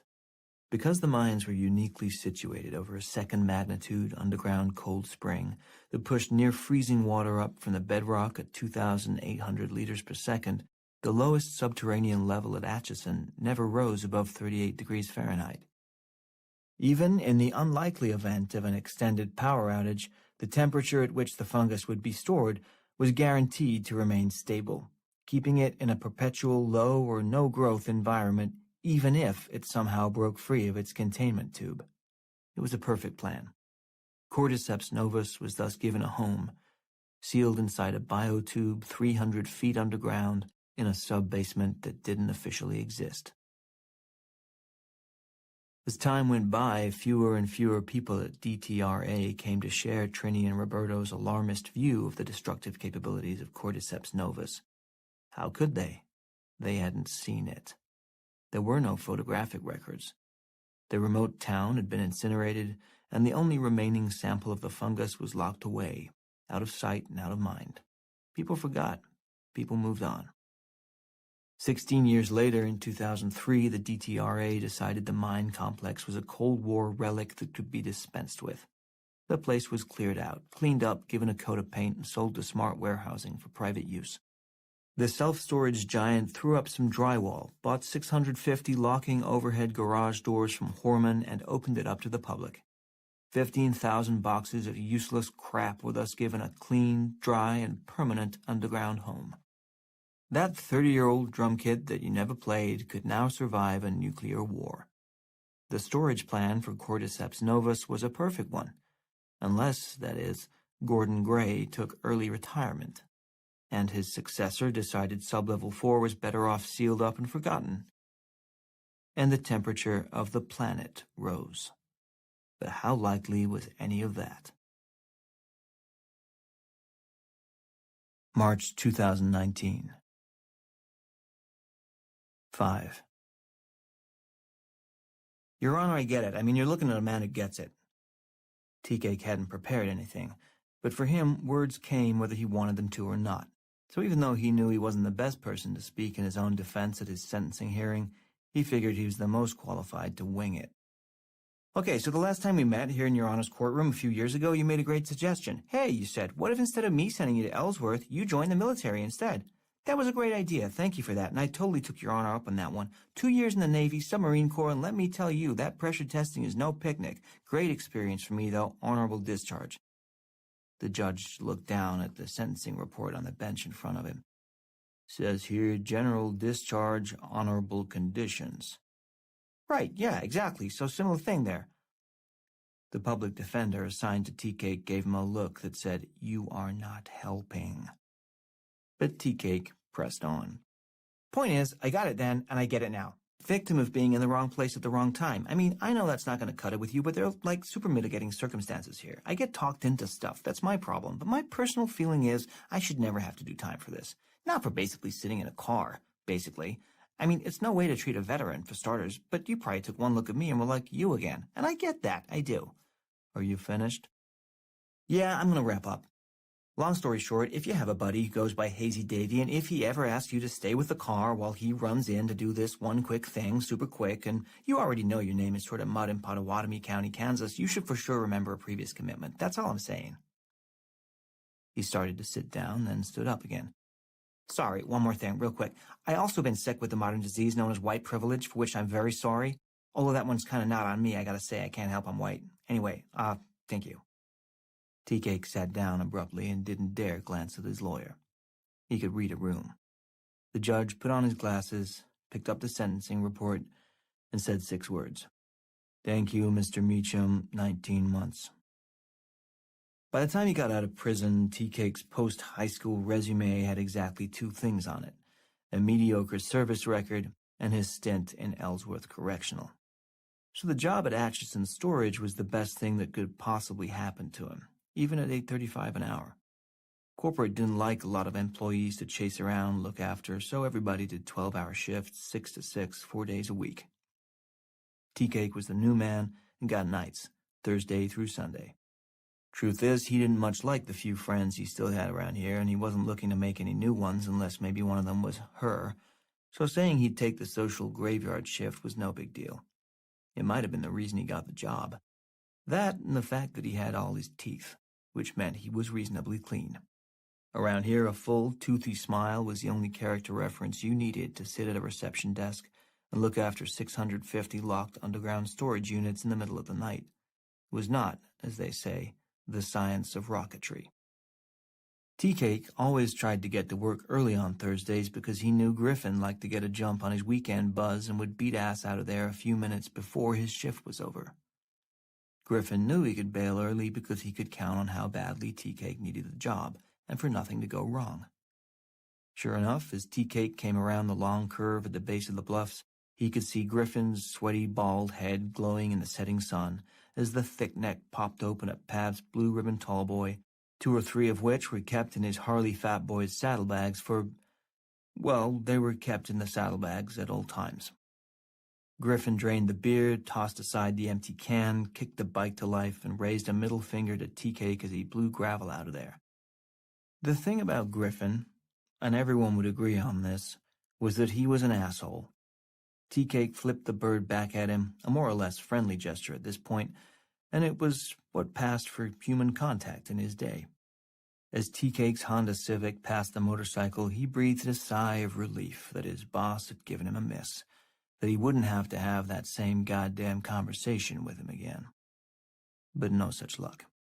He could see in the rear view Griffin was looping back, bringing the fat boy around the hood of the Civic. He pulled up next to the driver's door, idling as Tea-Cake got out. Well? Griffin asked. So it would be that conversation again. Told you, I can't help you. Knew you're stupid. Didn't think you're that stupid. Griffin spoke in staccato bursts, some words so fast they slammed together, others with odd pauses in between them, as if punctuation hadn't been invented yet. I'm not stupid, Tea-Cake said, like, at all, okay? I would love to help you if I could, but it's fucked up for me vis-a-vis my, personal situation. I'm just not going to do it. Okay, so you'll think about it? No, I wish I didn't even know about it. The truth was, he knew only a part of it. The part about the 24 55-inch Samsung flat screens that Griffin was selling off one by one, but Tea-Cake guessed that where there was hot stolen consumer goods smoke, there was hot stolen consumer goods fire, and it was the last thing he needed in his life. Griffin wasn't giving up. I'm asking you to buzz the gate for a few friends of mine. Every once in a while, and use your master key. What's the big fucking deal? They don't have accounts with us. I can't let in anybody who doesn't have an account. Who's gonna know? I have heard these words before, Tea-Cake said. You do it. I can't, Griffin shrugged. Why not? Nobody's gonna fucking come in the daytime, and I don't work nights. Case closed. Just do it. So you and me don't have a problem. Why do we gotta have a problem? Tea-Cake asked. 'Cause you know stuff and you're not in, and if you're not in and you know, then there's a problem. You know that. There was no getting rid of him, and he was never going to drop it, so TK did what he'd been doing for the past 6 weeks, which was to slow play it and hope it would go away. Was it a strategy that had shown even the slightest signs of working? No, but that was no reason to give up on it. Yeah, well, I don't know about this thing or these things, TK said, or what have you. I mean, just whatever, right? Okay? There was no imaginable way a person could have made it any vaguer than that, not without a law degree and decades of experience testifying before Congress. TK hoped it would do. He turned and walked toward the building. Griffin revved the bike and pulled his goggles down. He shouted something at TK as he dropped the bike in gear, just 2 words. But here's where Griffin's essential nature as an asshole came in again. He'd hooked up a non-compliant straight-pipe exhaust on his bike to make it extra loud and annoying to the rest of the world, so there was really no shot at all that his words would be understood over it. To TK, it sounded like he yelled, "Monday's bleeding!" But in fact what his boss had shouted was, "Something's beeping!" TK would find that out for himself soon enough. The fact that Griffin was put in charge of anything was a joke, because not only was he dumb, racist, and violent, but he was a raging alcoholic to boot. Still, there are alcoholics and there are functioning alcoholics, and Griffin managed to be the latter by establishing a strict drinking regimen and sticking to it with the discipline of an Olympic athlete. He was dead sober for 3.5 days of the week, Monday through Wednesday, when he worked the first 3 of his 4 12-hour shifts, and he didn't start drinking until just before 6 p.m. on Thursday. That, however, was a drunk that he would build and maintain with fussy dedication, starting right now and continuing through his long weekend until he passed out on Sunday night. Really, the Monday hangover was the only hard part, but Griffin had been feeling them for so long now they just seemed like part of a normal Monday morning. Toast, coffee, bleeding from the eyeballs, must be a new work week. Griffin was born over in Council Bluffs and spent 6 years working in a McDonald's in Salina, where he'd risen to the rank of swing manager. It was a tight little job, not least because of the tight little high school trim that he had the power to hire and fire and get high with in the parking lot after work. Griffin was an unattractive man. That was just an objective reality. He was thick as a fireplug, and his entire body, with the notable exception of his head, was covered with patchy, multicolored clumps of hair that made his back look like the floor of a barber shop at the end of a long day. But the power to grant somebody the first actual paying job and to provide the occasional joint got him far in life, at least with 16-year-olds, and when he was still in his not-quite mid-20s. Soon enough, the 16-year-olds would wise up and the last of his hair would go and his solid build would give way to what could only be called a fat gut. But for those few years in that one place, Griffin was a king, pulling down $24,400 a year, headed for a sure spot at Hamburger U, the McDonald's upper management training program, and nailing underage hotties at least every other week. Then those little fuckers, those little wise-ass shitheads who didn't really need the job, who just got the job because their parents wanted them to learn the value of work, those little douchebags from over in the flats, they ruined everything. They were working drive-through during a rush when it happened. Why Griffin had ever scheduled them in there together is beyond him to this day. He must have been nursing a wicked hangover, let those 2 clowns work within 50 feet of each other, but they started their smart-ass shit on the intercom. They'd take orders in made-up Spanish, pretend the speaker was cutting in and out, declare today lottery day and give away free meals, all that shit that's so hilarious because real people's jobs don't mean anything, not when you're going to Kansas State in the fall with every single expense paid by mommy and daddy, and the only reason this job will ever turn up on your resume is to show what a hard-working man of the people you were in high school. There they are, your fast food work dues fully paid, just like your $10,000 community service trip to Guatemala, where you slowed down the building of a school by taking 1,000 pictures of yourself to post on Instagram. On that particular day, there was a McDonald's observer from Regional in the parking lot, a guy taking times on the drive-thru and copious notes on the unfunny shenanigans going on in there. The good-looking creep, the smarmy one, not the half-decent red-headed kid who just went along with the bullshit, but the handsome fucker, the one who was sleeping with the window girl in the Docksiders, whom Griffin himself could never get to even look at him. That kid knew the guy was out there. And he sat on that nugget of information for a good half hour until he finally smirked past the office and said, "Oh, hey, there's a McDonald's secret agent man parked out by the dumpster." Griffin was demoted to grill the next day, and he quit before he ended up at the fry station. He had the job at Atchison Storage 3 weeks later, and when the current manager there moved to Leawood to get married, Griffin inherited the $14 an hour job, which, if he never, ever took a week off, meant $34,000 a year and 3 free days a week to get wasted. He also figured he could pull in another $10K in cash for housing the Samsungs and other items of an inconvenient nature that showed up needing a temporary home from time to time. The previous manager had clued him in about the side gig, which Griffin understood was a common perk of the self-storage management community. Hang on to this stuff, let people pick it up, take a cut of whatever it sells for. 0 risk. All in all, it was a decent setup, but not half as good as what it could have been. He could have had a career in management, real management. Sitting at a desk all day so you can help a parade of freaks and hillbillies get access to their useless shit is a hell of a lot different from presiding over a constant parade of job-seeking teenage sluts. But you takes what you can takes. Atchison, Kansas was not a buffet of career opportunity. Despite everything that happened, Griffin's only regret in life so far was that he could never get anyone to agree to call him Griff, or G-Dog, or by his goddamn first name. All the man wanted was a nickname, but he was just Griffin. Tea-Cake punched in behind the front desk. He heard the beep, but he didn't hear the beep. It was one of those things. Whatever the part of your brain is that registers an extremely low-volume, high-pitched tone that comes once every 90 seconds, it was keeping the news to itself for the first half hour he was at the desk.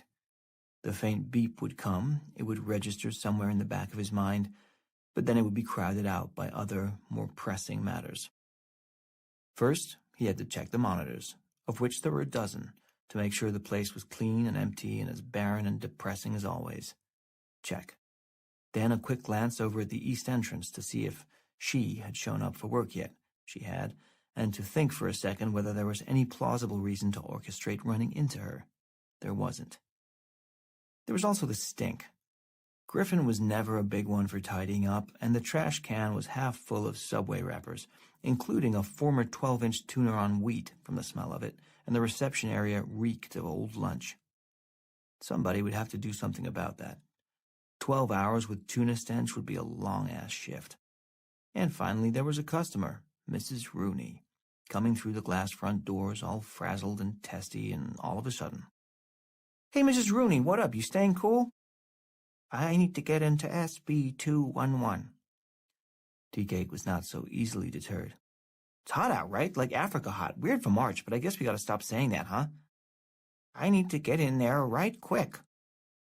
In Unit SB 211, Mary Rooney had 27 banker's boxes filled with her children's and grandchildren's school reports, birthday cards, Mother's Day cards, Father's Day cards, Christmas cards, and all their random notes expressing overwhelming love and or blinding rage, depending on their proximity to adolescence at the time of writing.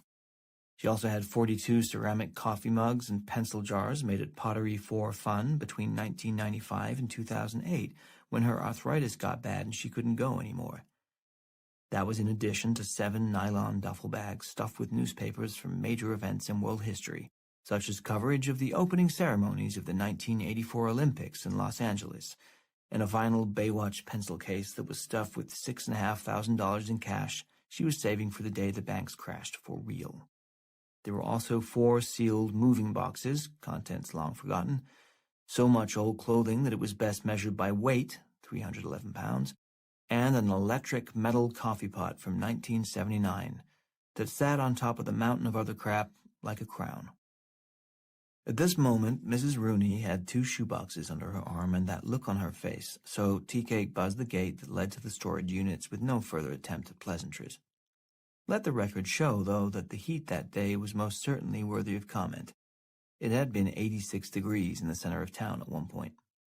But whatever, Mary Rooney needed to get into her unit right quick, and between her stuff and Mary Rooney, you had best not get.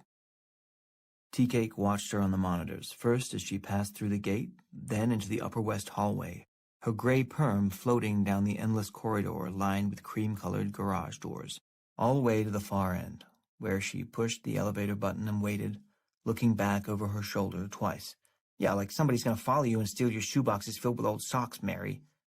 And he kept watching as she got into the elevator, rode down 2 levels to the sub-basement, stepped off, walked halfway down the subterranean hallway in that weird, shuffling, sideways like a coyote stride of hers, and slung open the door on Unit SB-211.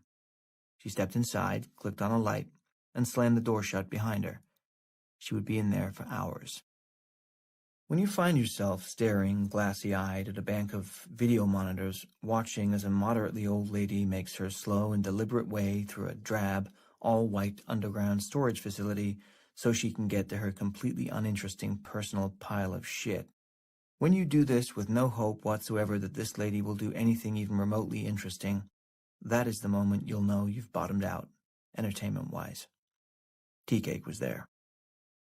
And then everything changed.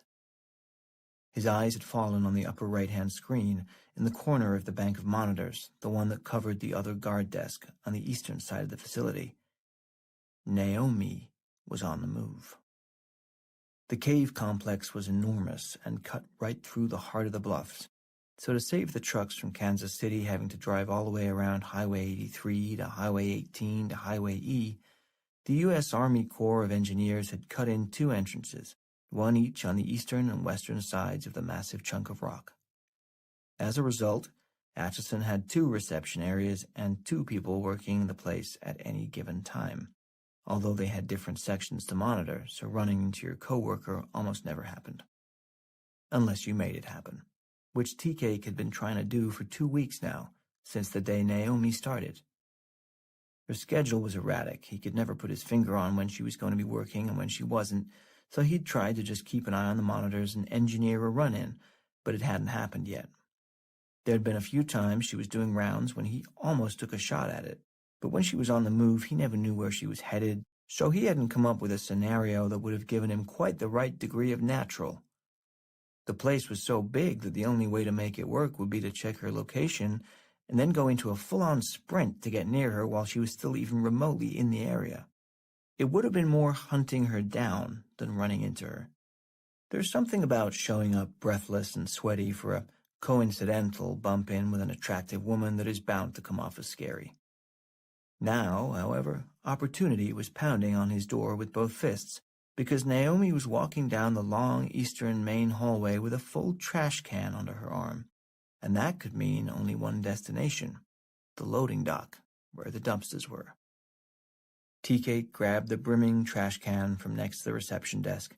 "Thank you, Griffin, you pig. You bet I'll clean up your disgusting lunch." And he took off for the loading dock. 6. 3 things Naomi Williams knew about her mother: that she was smart, athletic, and had horrible taste in men. Worse, Naomi knew that she herself was exactly the same in all 3 respects. The difference was that Naomi had seen her mother's mistakes. She'd watched them play out, one after another, as easily predictable slow-motion car wrecks. She was keenly aware where each and every twist of the wheel and stomp of the brake had caused the careening momentum of her mother's life to go into an unrecoverable spin. She knew from careful observation how to drive a life in order to crash it, and she was not about to make the same desperate moves with her own. She kept up her grades. She had decent extracurriculars, and she knew what she wanted. She had planned and rehearsed her post-high school escape route so many times she could drive it in her sleep. But then, the night of graduation, she got pregnant, and all that shit was out the window, because she had to have the baby. It wasn't her family who were the religious freaks. She and her mom and whoever her current stepfather was went to church on Christmas and for funerals like most people did around here. But Mike's family, Jesus Christ, no pun intended, the Snyders banged the god drum hard. That wasn't unusual. There were a lot of religious people in this part of the country ever since the big wave of evangelism that spread around the South and Midwest in the late 1970s, but the Snyders were born-again chest beaters. Not the haunted, reliably depressive old kind of Catholic, but the joyful, new kind of Catholic. They loved everybody. I mean, they really, actually loved you. The Snyders had 5 kids, and though each one of them started out fairly normal and willing to grab the occasional beer or take a hit off a joint, by the time they hit 14 or 15, their parents had roped them into the family's spiritual racket. It wasn't like it was a scam or anything. They really meant it. Naomi thought it was cool at first. There was a lot of love and attention, way more than she got at home. And when she and Tara Snyder became best friends in 8th grade, Naomi started sleeping at their house 2 or 3 nights a week. Her own mother, distracted by her decaying 3rd marriage, seemed grateful that Naomi had a place to go. As the God love spread throughout the Snyder family over the next couple of years, Naomi and Tara managed to skate around it. Everybody's got their familial role to play, and Tara was happy to be the wild child. She and Naomi drank too much, partied too much, and hung out with the wrong kinds of guys. But it was all working. Admittedly, it worked better for Naomi than for Tara. Naomi got mostly A's in school without trying very hard. She could still score in the teens at a basketball game even if she'd been up most of the night drinking, and she'd already gotten into Tennessee Knoxville with a kick-ass grant and aid package. Yes, she would finish with $60,000 in debt, but UT had a great veterinary program, and she'd be done and licensed and making at least that much per year in 5.5. If anybody had a right to party and sleep around a little, it was Naomi Williams. The God-loving stuff was something she was happy to fake, or even mean it a little sometimes, in exchange for the Snyder embrace, which was warm and undeniable, even in its sappiest and most suffocating forms. God wasn't the problem. Mike Snyder was the problem. He was 2 years older than Naomi and started hitting on her when she was about 15. Mike was something of a mythical figure around town. He had a reputation so thoroughly unearned that it defied reason, but there is almost no limit to what a person can achieve early in life when he has the total and unwavering support of a large and uncritical family. It's later that it all turns back on you. But in his early years and in the Snyder view, Mike was an artist and interpretive dancer and brilliant musician. He was an immensely gifted child of God who must be given space and respect and freedom and money, plus blowjobs, in Mike's opinion.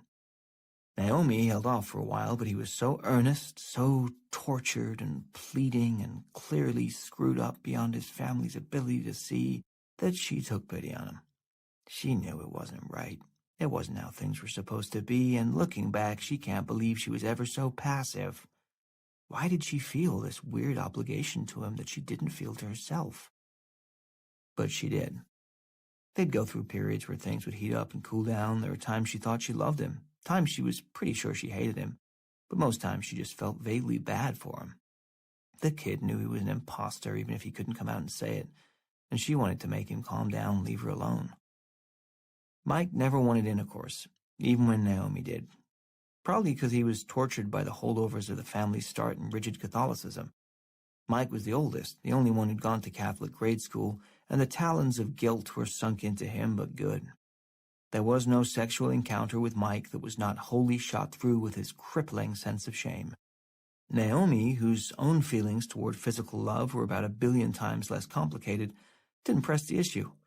The last thing she needed was a short, unsatisfying coupling on the floor in the Snyder basement, followed by an image of Mike seared onto her eyeballs, Mike, naked, sobbing in the corner of the half-lit, deep pile-carpeted basement. Mike curled up over there next to the Addams Family pinball machine, rocking on his haunches and apologizing to God. But that's exactly what she got on graduation night. Mike had been desperate to find some cultural or chronological benchmark by which he could move fucking Naomi into the realm of the spiritually acceptable, and he'd seized on her high school graduation with the fervor of a horny zealot. He planned his seduction for months. When the moment finally came, she was half drunk, he was half erect, and the result was all-world fumbly, but at least it was quick, and now it was done. Naomi stared at him, over there in the corner. Just a sad, twisted little kid, really. She still felt sorry for him, but mostly she felt relieved that this, at least, would never come up again. So, of course, she got pregnant. At that point, Naomi made 3 huge mistakes in quick succession that altered the trajectory of her life. First mistake, she told Mike. Mike, she told. The uncritically loved artistic genius who was now 20 years old, still living in his parents' house with no job, no plans for school, and no real artistic talent. A message that the world was in the process of tattooing on his forehead in the unloving and inconsiderate way that the world has with guys like him. But who else was she going to tell? Strategically, it was hard to see that move for the gigantic tactical error that it was until it played out. Because Mike was overjoyed. Mike loved her. Mike wanted to marry her, and Mike immediately told his parents. That really threw Naomi. She rarely miscalculated when it came to guessing human behavior, but she missed this one by a mile. She'd assumed Mike, sobbing naked after bad sex Mike, would be overcome by remorse and do anything to keep his filthy secret to himself, but she didn't consider the full impact of the adoration he had received all his short life. That, coupled with a terrifying early exposure to the ecstasy of the Catholic guilt and confession wash and dry cycle, made him a real loose cannon. The way Mike saw it, he'd been given a rare gift, the chance to do the right thing, and by God he was going to do it. His parents were similarly overjoyed. They had a couple of sinners to forgive, and it was time to get busy forgiving. The fact that Naomi was one of only a few hundred African Americans in Atchison to boot only made it better. It made them better. Plus, they'd all have a baby to raise. Everybody wins. Mistakes 2 and 3 for Naomi fell fast after that first one, and they were things she failed to do, rather than things she did. She failed to drive immediately to CHC in Overland Park to get an abortion, and she failed to tell Tara Snyder, who would have driven her immediately to CHC in Overland Park to get an abortion. Instead, she allowed the Snyder parents to sit her down and paint a picture of such joyous, multi-generational familial love around the presence of this new young life that it carried her through her first trimester and most of her second in conspiratorial silence. It wasn't until her well-conditioned 18-year-old body finally started to show in the 5th month that she knew for sure and for real that she had made a massive mistake. But by then it was too late to do anything about it. Sarah turned 4 the other day, and Naomi would be the first to tell you that she thanked God she had the kid after all. It was impossible to look at that little face and think otherwise, but that didn't mean Naomi's life was any better because things turned out this way. It was just different. Mike had taken off to join the Peace Corps within a week after the baby was born, and in truth, that was a relief. He'd turned into a real pain in the ass once it sunk in that Naomi wasn't going to marry him or sleep with him ever again. He would have made a lousy father anyway. The Snyders made good on their offers to help raise the kid, but Naomi's hand to God, they were morons, and she ended up living with her sister in a half-decent 2-bedroom in a new development called Pine Valley, which had nary a pine tree nor a valley within its borders. But the apartment was clean and things were okay. Naomi had gotten used to radical changes in her domestic situation with her mom, so what she was most comfortable with was something that was safe, temporary, and had an uncertain future. Boxes checked and all that. She'd started a job and classes at the community college once Sarah was old enough for daycare, and if she played it all just right, she could be done with veterinary school in another 6.5 years. The most painful part of all of it was the part she never told anyone. Naomi Williams didn't like her child. Yes, she adored her. Yes, she felt a deep and uncompromising love for her. But in moments when Naomi was honest with herself, she would silently admit that she didn't really like her kid. Sarah could be the most loving child you'd ever met in your entire life, and also the most hateful, angry, and debilitating. For 2 years after Naomi's father died of a sudden heart attack at age 53, Sarah, just picking up on the concept of death, had brought up the sensitive issue to her young, grieving mother with the painful consistency of an abscessed tooth. Someone would mention fathers, and the kid would say, "But you can't ever talk to your daddy again, right, Mama?" Or the subject of parents in general would come up, and Sarah would look at Naomi and say, "You only have one parent now, and your other one won't ever come back, right, Mama?" Or, shit, people would just mention that they'd called somebody on the goddamn phone, and the kid would say, "Your daddy won't ever call you again, will he?" Everybody would wince and laugh and say, "She's trying to make sense of death, the poor thing." But Naomi knew vindictiveness when she saw it. Her own kid didn't like her, and she guessed that was okay because it cut both ways. Yeah, she loved her, but she didn't know. Maybe someday. Right now, she just wanted to keep her head down, grab night shifts at the storage place whenever she could, and put a little more money away. Vet school. That was the prize. Both eyes on it at all times. Naomi dumped the trash in the big bin in the far corner of the loading dock and was turning to head back inside when she almost physically bumped into Tea Cake, who'd just burst through the security door from the other side of the complex, feigning a casual demeanor. "Oh, hey," he said. "You work here?" Naomi glanced down at her uniform shirt, then back up at him. "Doesn't everybody wear these?" He laughed. "I'm Tea Cake." "Tea Cake?" "Nickname." "Clearly," she said. "You must have loved that book." "What book?" Their eyes were watching God. "Never heard of it."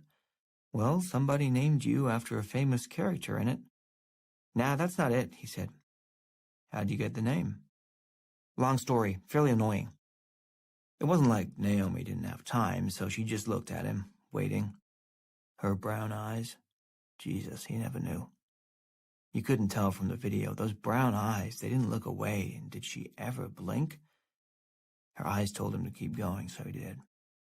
"I was like 16 or thereabouts, or what have you. Me and some of my boys are rolling around. We got the munchies, so we pull into the Kickapoo on 83. Gonna get some Twinkies. I'm last one in, though. They scoop up all the good hostess stuff and whatnot. All they got left is snowballs, and coconut makes me gag, right?"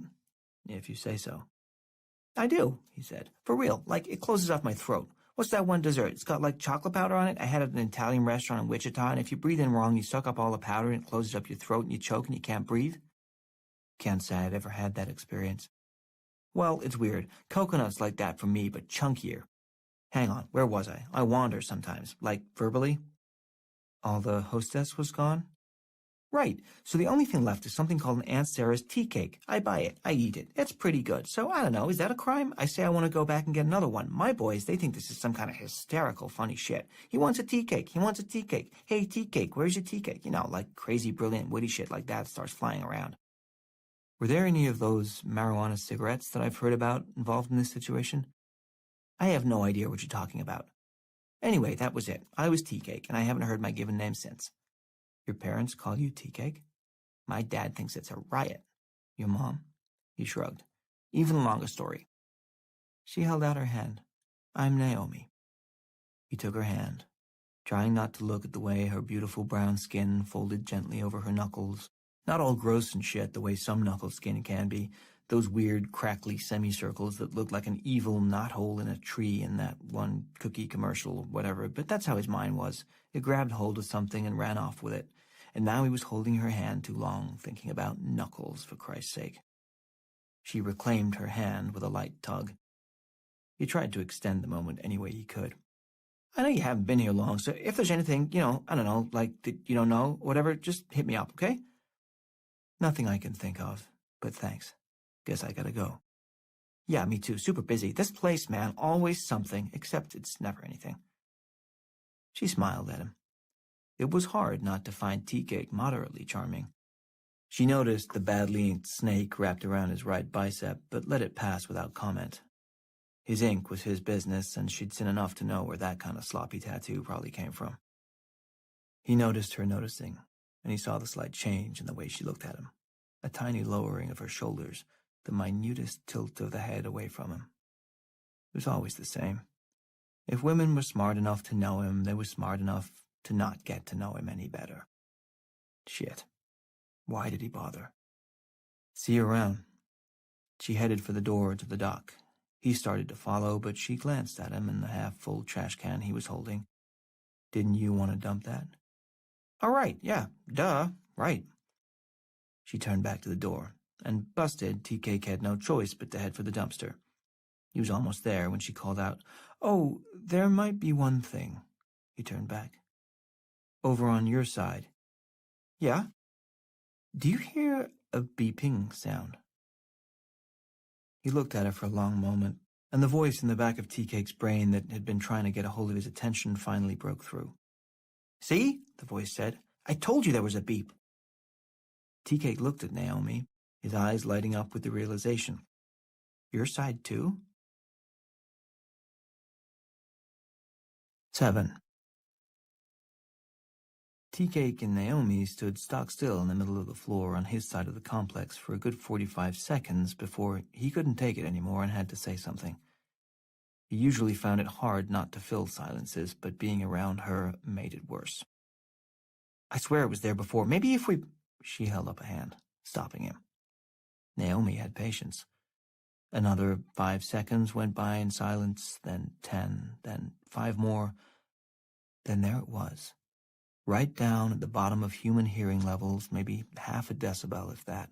But the numbers didn't matter. What mattered was that it absolutely positively was there. Beep. Their faces lit up in smiles, kids who'd just found their Easter baskets. Aha, she shouted. I knew it, he said, and they took off in opposite directions, he toward the north wall and she for the south. What are you doing? Naomi asked as they passed each other in the middle of the floor. It was over here. She shook her head vigorously. It was definitely over here, and she planted herself, still again, listening by the far wall.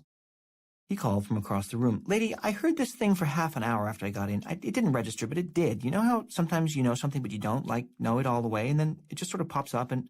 Will you please be quiet? I'm saying, this wall. You are very chatty. I know, it's a thing. Shh. He shushed. They stood still again. They waited the full rest of the minute. Beep. There it was again, like a starter's signal, and they took off, each to the other's wall, passing in the middle of the floor again, looking at each other with incredulity. What are you doing now? She wanted to know. What are you doing? It's over here. You were right. They reached each other's former positions, grinning. It was kind of fun, or a hell of a lot better than sitting alone staring at their monitors all night anyway. They waited again, trying not to giggle, failing a bit, but knowing they had 30 seconds to spare. Their eyes caught, both their faces wide and childlike. And wouldn't it have been nice if the beep never came again, and this moment could just last and last and last and... Beep. This time, nobody moved. Tea-Cake laughed. What? I'm afraid to say. You think you were right the first time. He nodded. Naomi looked up at the vaulted cement ceiling above them. It was steepled like a roof, but a shallower angle. The rake of the cement was funneling the noise, scooting it along the surface of the stone before dropping it down on opposite sides of the room. We're both right, she said. She crept to the center point of the room, trying not to make any noise, and waited. Beep. Her head snapped in the direction from which the sound had come. Now she had a beat on it. She eased over to the reception desk, reached behind the counter, and buzzed herself through the gate. She went to the wall 10 feet behind the desk, laid her ear against it, and waited. Beep. The sound was most definitely coming from behind this wall, but the other side was just another corridor, running along the interior of the first row of storage units in the ground level section. It wasn't until you walked back through the doorway into the reception area and stopped to look at the wall in profile, so to speak, that you noticed the extra space. There was about 18 inches more than there should have been between the wall in the reception area and the wall on the other side. Why would anybody do that, leave empty space like that? Tea-Cake asked. Insulation? Between two interior walls? That's some fucked up useless insulation. What is this, drywall? She asked. Yeah. You sure? I have hung my share of it. Beep. He looked at her. You want to call Griffin? Under no circumstances do I want to call Griffin. He caught the extra meaning in it and was disappointed. He tried that shit already. She shrugged. He's a pig. Could have told you that. Beep. She looked at him. So what do you want to do? Well, what I want to do is take that picture down, he said, gesturing to a large framed aerial photograph of the cave circa 1940s that hung more or less over the exact spot that the beeping was coming from. Pick up that chair over there. Now he pointed at the uncomfortable as hell metal office stool that was parked behind the desk. Smash it through that cheap-ass 3/8-inch gypsum sheetrock and see what the fuck is beeping back there. I'm okay with that if you are. He laughed.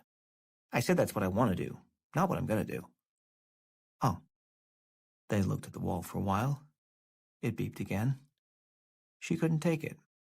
Oh, come on, we can hang the picture back up over the hole to cover it and bring in a piece of sheetrock tomorrow. I'll help you patch it up. Nobody'll know the difference. Why would we do that? He asked. Curiosity? Boredom? You get bored, it makes you want to smash through walls? Apparently. Don't you? He thought about it. Not particularly, but she was asking. Why did people always come to him with their shit, and why did he usually do it? He was going to get on top of that question real soon, but first he ran some quick numbers in his head.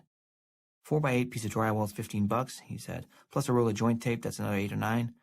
I will give you $12, and we can use a sampler can of paint from the paint store. It's easy. Also, we can see a smoke alarm with a dead battery.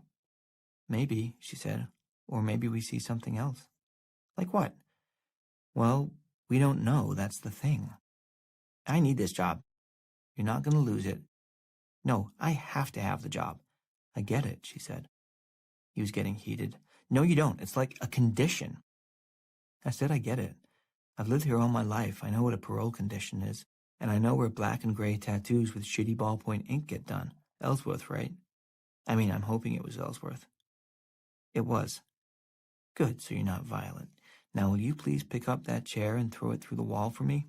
Please? She fixed her brown eyes on him, and he looked into them. The legs were spindly metal, and they went through the drywall easy enough, and the biggest chunk of gypsum came off when he pulled it back out. The real challenge was not to pull too much so they wouldn't have to replace more than one panel. They didn't need the chair after that first blow. They used their hands, carefully tearing away a few larger pieces until there was a hole big enough for Tea-Cake to get his head and shoulders through. There was a space back here, all right, about 16 inches of gap between this wall and the far one, and it was dark except for a red flashing light at eye height 3 feet to his left. Beep. It was much louder now, and a tiny light strobed white in sync with the sound. Tea-Cake and Naomi looked across the concealed interior wall, checking it out.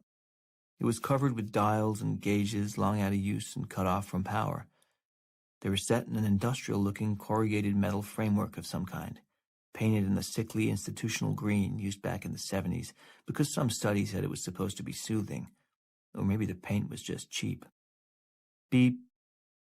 Both their gazes turned back to the flashing light. There was writing etched into a panel underneath it, but they couldn't quite read it from here.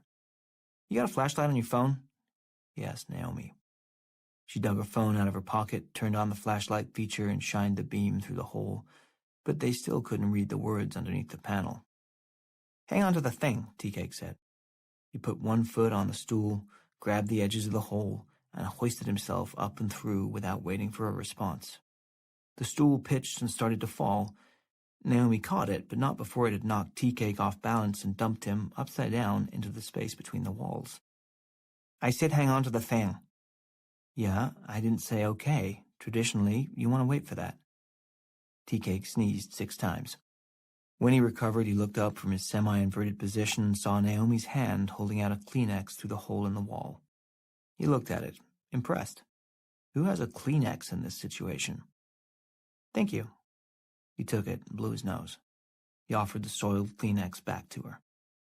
You can go ahead and keep that one, she said. Can you get up? He shimmied himself into an upright position and scooted sideways down the wall through the tight space, moving toward the flashing panel. Shine the light over there, he said. She did, moving the beam onto the panel beneath the blinking light. He read it. NTC thermistor breach, sub-basement level 4.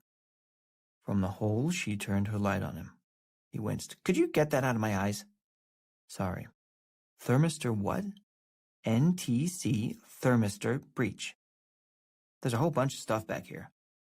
She moved the light back onto the board, and he looked up and down it where a number of other monitors and displays were stacked. Airtight integrity, resolution with a plus sign that's like underlined, plus or minus. Okay, plus or minus 0.1 degree Celsius. Naomi kept the light moving, and he read the stamped letters under each of the deactivated gauges and displays. Cold chain synchronicity, data logger validation, measurement drift ratio, LG internal, LG probe, LE1 probe, LE2 probe, LD internal. Jesus, there's like 20 of them. He turned back to the gauge right in front of him as it beeped and flashed again. But this is the only one that's flashing. NTC thermistor breach. Yeah, you know what that means? She thought a moment. A thermistor is part of an electrical circuit. There's two kinds. The positive kind, their resistance rises with temperature, and the negative kind, their resistance falls if the temperature goes up. So it's a thermometer? No, it's a circuit that's reactive to temperature, like a thermometer. It's not a thermometer. He turned and looked at her. What are you, all sciencey and shit? I wouldn't say and shit, but I take a lot of science. Prerequisites for vet school. The alarm beeped again, and Tea-Cake turned back to it. This is 30 or 40 years old. How come it's still on? She shrugged. Guess they wanted to keep an eye on temperature. Beep. Why? He asked. Good question. And what the hell is sub-basement for? She shined her light in his eyes again. I thought there was only one. 8. Mooney had been driving around with the bodies in the trunk for 2 days, and they were starting to reek. At first, he'd been able to pretend the smell wasn't there, or that it was the brewery on the other side of the river, or maybe it was that weird syrupy smell that had been blowing in and out of the river valley for the past couple of years, or even that it was he himself, just smelling like a man during a heat wave, as one does in these complicated climactic times we live in. But he knew it wasn't any of that. Mooney never did well in the heat, which was what had made Uganda such an odd choice. But hey, you don't always choose your path in life, sometimes it chooses you. Right now, life had selected him to be the custodian of the mortal remains of the 2 unlucky bastards in the trunk of his car, and so far, he was doing a shitty job of it. A final goddamn resting spot was harder to find than you'd think once you'd ruled out all the official channels, for obvious reasons, garbage dumps, out of respect for the dead, and any place that smacked of future housing or commercial development, for fear of eventual disinterment. That didn't leave a hell of a lot of Potawatomi County open to surreptitious burial, and Mooney was starting to wonder if the whole car wasn't going to have to end up in the river when he saw the ad for the self-storage place on TV. The first and most obvious thought that crossed his mind was that he'd buy some kind of airtight vault, seal them both up inside it, wheel the thing into the smallest possible unit they had, lock the door, toss the key, and never think about it again. But on his first scouting mission out to Atchison Storage, earlier this afternoon, the smell had really started to settle itself into the metal and fabric and fiber of the car, and he just didn't see anything made by God or man that would hold that stench in forever and ever, except for Mother Earth herself. Plus, there were the storage bills. $49.50 a month? To hell with that. He'd buy a couple gallons of gas and torch them in his parents' backyard first. He'd turned around in the driveway and was on his way out of the eastern side of the storage place when he saw the wooded glade, up on the hillside near the crest of the bluff. Immediately, he knew the 2 rotting corpses in the trunk had just found their personal Valhalla. He hiked up onto the bluff, took a look around at the trees and the view and the peacefulness under the whispering pines, and he hugged himself. It was something he did sometimes. He'd wrap both arms around himself and squeeze, sometimes making a little cooing noise, just something to let him know he was alive and he was loved, even if only by himself at times. But from tiny acorns great oak trees of love do grow, right? This was the spot. He'd treat those poor dead souls properly, dig them a hole down under the frost line right here on this glorious, unbuildable bluff that overlooked the river on one side and a mountain of rock on the other. Those were 2 natural wonders that he could count on to stay exactly where they were, unchanged, for a good 40 or 50,000 years. The corpses would be undisturbed. Yes, this place would do nicely. So now he was back, under cover of darkness and with a shovel. He pulled off the driveway 50 yards short of the eastern entrance and killed the lights around 10 p.m. There was just one car down below in the parking lot, probably the guards, and it looked kind of familiar, but nobody guards an unlit bluff on the wrong side of the Missouri River, so Mooney figured he was safe over here. He got out of the car, went around to the trunk, and winced at the foul smell that was seeping out of the cracks along the edges of the metal. He turned his head away, took an enormous gulp of fresh air, turned back, opened the trunk in one swift motion, and got smacked in the face with the most assaultive stench he'd ever smelled in his entire life. It wasn't just that it smelled bad. You couldn't just say bad. That didn't come anywhere close to covering it. It's that the smell hurt. It was so powerful. It had a thickness to it, a body and form.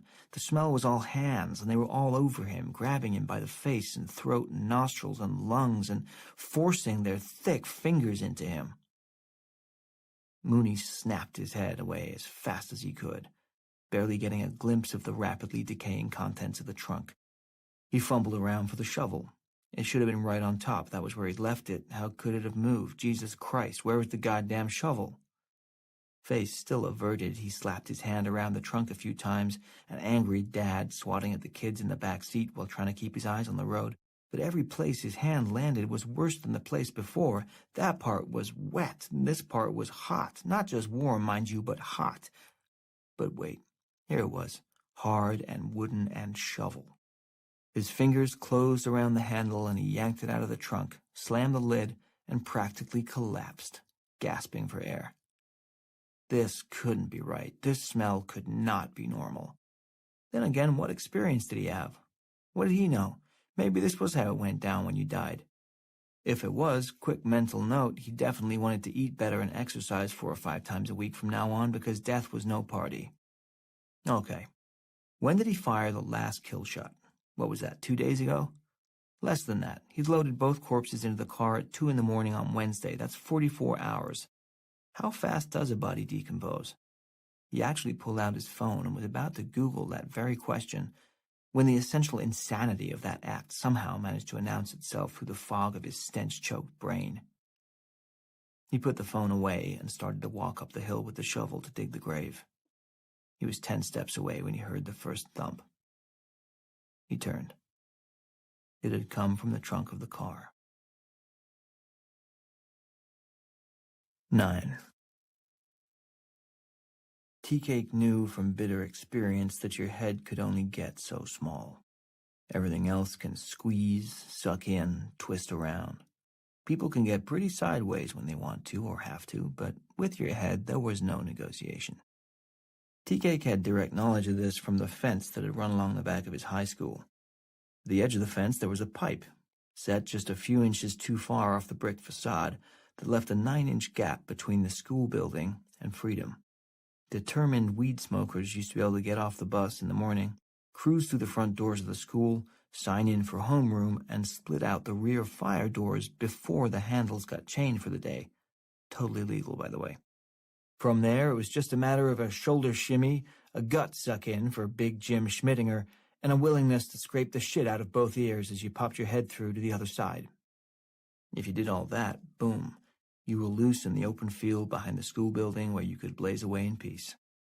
The size of his skull was the main reason Tea-Cake, as toasty a burnout as you would ever find, actually managed to swing a 3.5 GPA in high school. His head was just too goddamn big to get through the fence. So Tea-Cake never got high during the day. It does wonders for your concentration. Some of the math and science even stuck, and when he joined the Navy, he remembered just enough of it to qualify for duty on a ballistic missile sub. It was a plus. At least he had the same bunk every night. Nothing he did manage to learn about Lord of the Flies, though, was of use in his present situation, where his great, big, fucked-up head had done him in again. Stuck, he called out to Naomi from the space between the walls. "What about Vaseline? You got any Vaseline?" "Do I have any what?"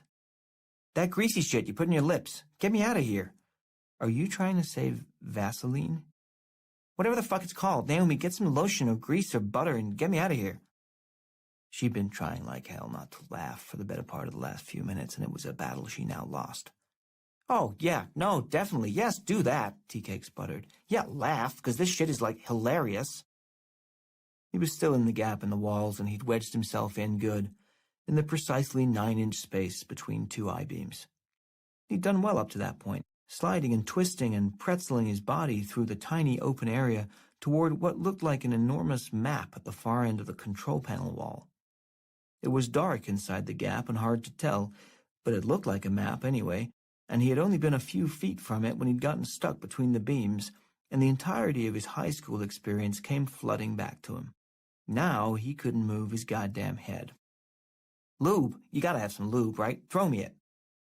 Naomi took a moment to make sure she'd understood him properly before she poked her head in through the hole in the wall. I'm sorry, did you just suggest that I carry lubricant around with me? I wasn't. 'Cause that's some offensive shit, Tea Cake.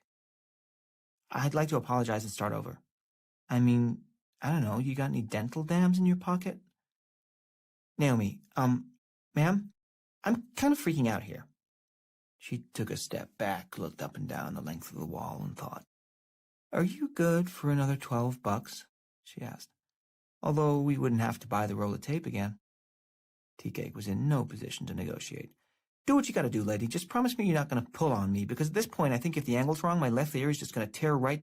The legs of the metal stool crashed through the drywall 3 feet in front of him and startled him so badly he wrenched his body backward, ripping himself free from the head vise. He fell again, on his ass, in the narrow space that he was now more than ready to evacuate. As he got to his feet, he saw Naomi standing in the new opening. That repair was going to cost more than $12, by the way. She'd hit a seam right between 2 panels, and they were going to need 3 4x8s now minimum. She was staring in amazement at the wall beyond.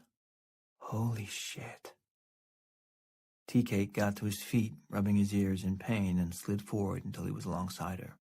The broken panels had opened up a section directly in front of the map-like thing he'd been trying to move closer to, and it was bigger and more detailed than he'd been able to see by the light of Naomi's phone's flashlight.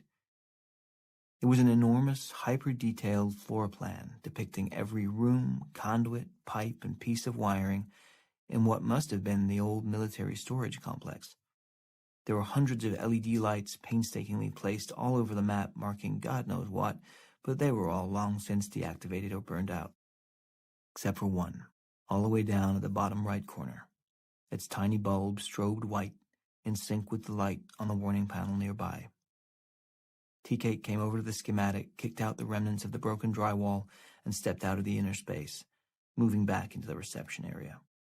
He got a few feet away from the thing to get a better look. He stood shoulder to shoulder with Naomi. She looked at him. Your ear is bleeding. He reached up to his right ear, but she meant the left. She pulled another Kleenex from the pack she kept in her pocket, wiped his ear gently, folded it over, and pressed it there. Hold that. He did. He looked at her. No one had put a bandage on one of Tea Cake's wounds with their own hand since he was 11 years old. It almost moved him to tears. In fact, he thought he felt the first sting of a couple of them in the corners of his eyes. That was the last thing he needed, to bust out crying in front of her. What is the matter with me? What's the matter? She asked. She didn't miss much. Huh? You okay? Yeah, just, ouch, whatever. She turned and looked at the map. It's a schematic. She leaned through the wall and ran her hands along it, starting at the top, which was the ground floor. How many levels are there supposed to be in this place? 3, main floor and 2 below ground. There used to be 6, and they watched this stuff. Yeah, it was military storage since World War II. You know, weapons and what have you. They cleaned it out and sold it about 20 years ago. And they must have sealed up everything below here. She ran her hand down the schematic to the lower levels, which was the part they really cared about. See all the sensors? They're all in bunches down here. She was right. By far the greatest concentration of LEDs was on the lower 3 levels, the additional sub-basements. SB2 and SB3 were apparently sealed off and all their monitor lights were dark. The single flashing white bulb was on the very bottom level, marked SB4. But there was a large blank space, 2 feet of map at least between SB3 and SB4. Tiny scribbles of rock shapes seemed to indicate it was earthen. Tea Cake studied it, trying to figure it out. Who builds a sub-basement 100 feet below the other basements? You'd have to dig the whole thing out, build the bottom floor, then fill in again above it. That makes no sense. You want to go down and see it? He looked at her. How? It's sealed. That. She pointed to the far left side of the map where a thin vertical column rose up from SB4 through the earthen portion and skirted along the edges of the other sub-basement levels.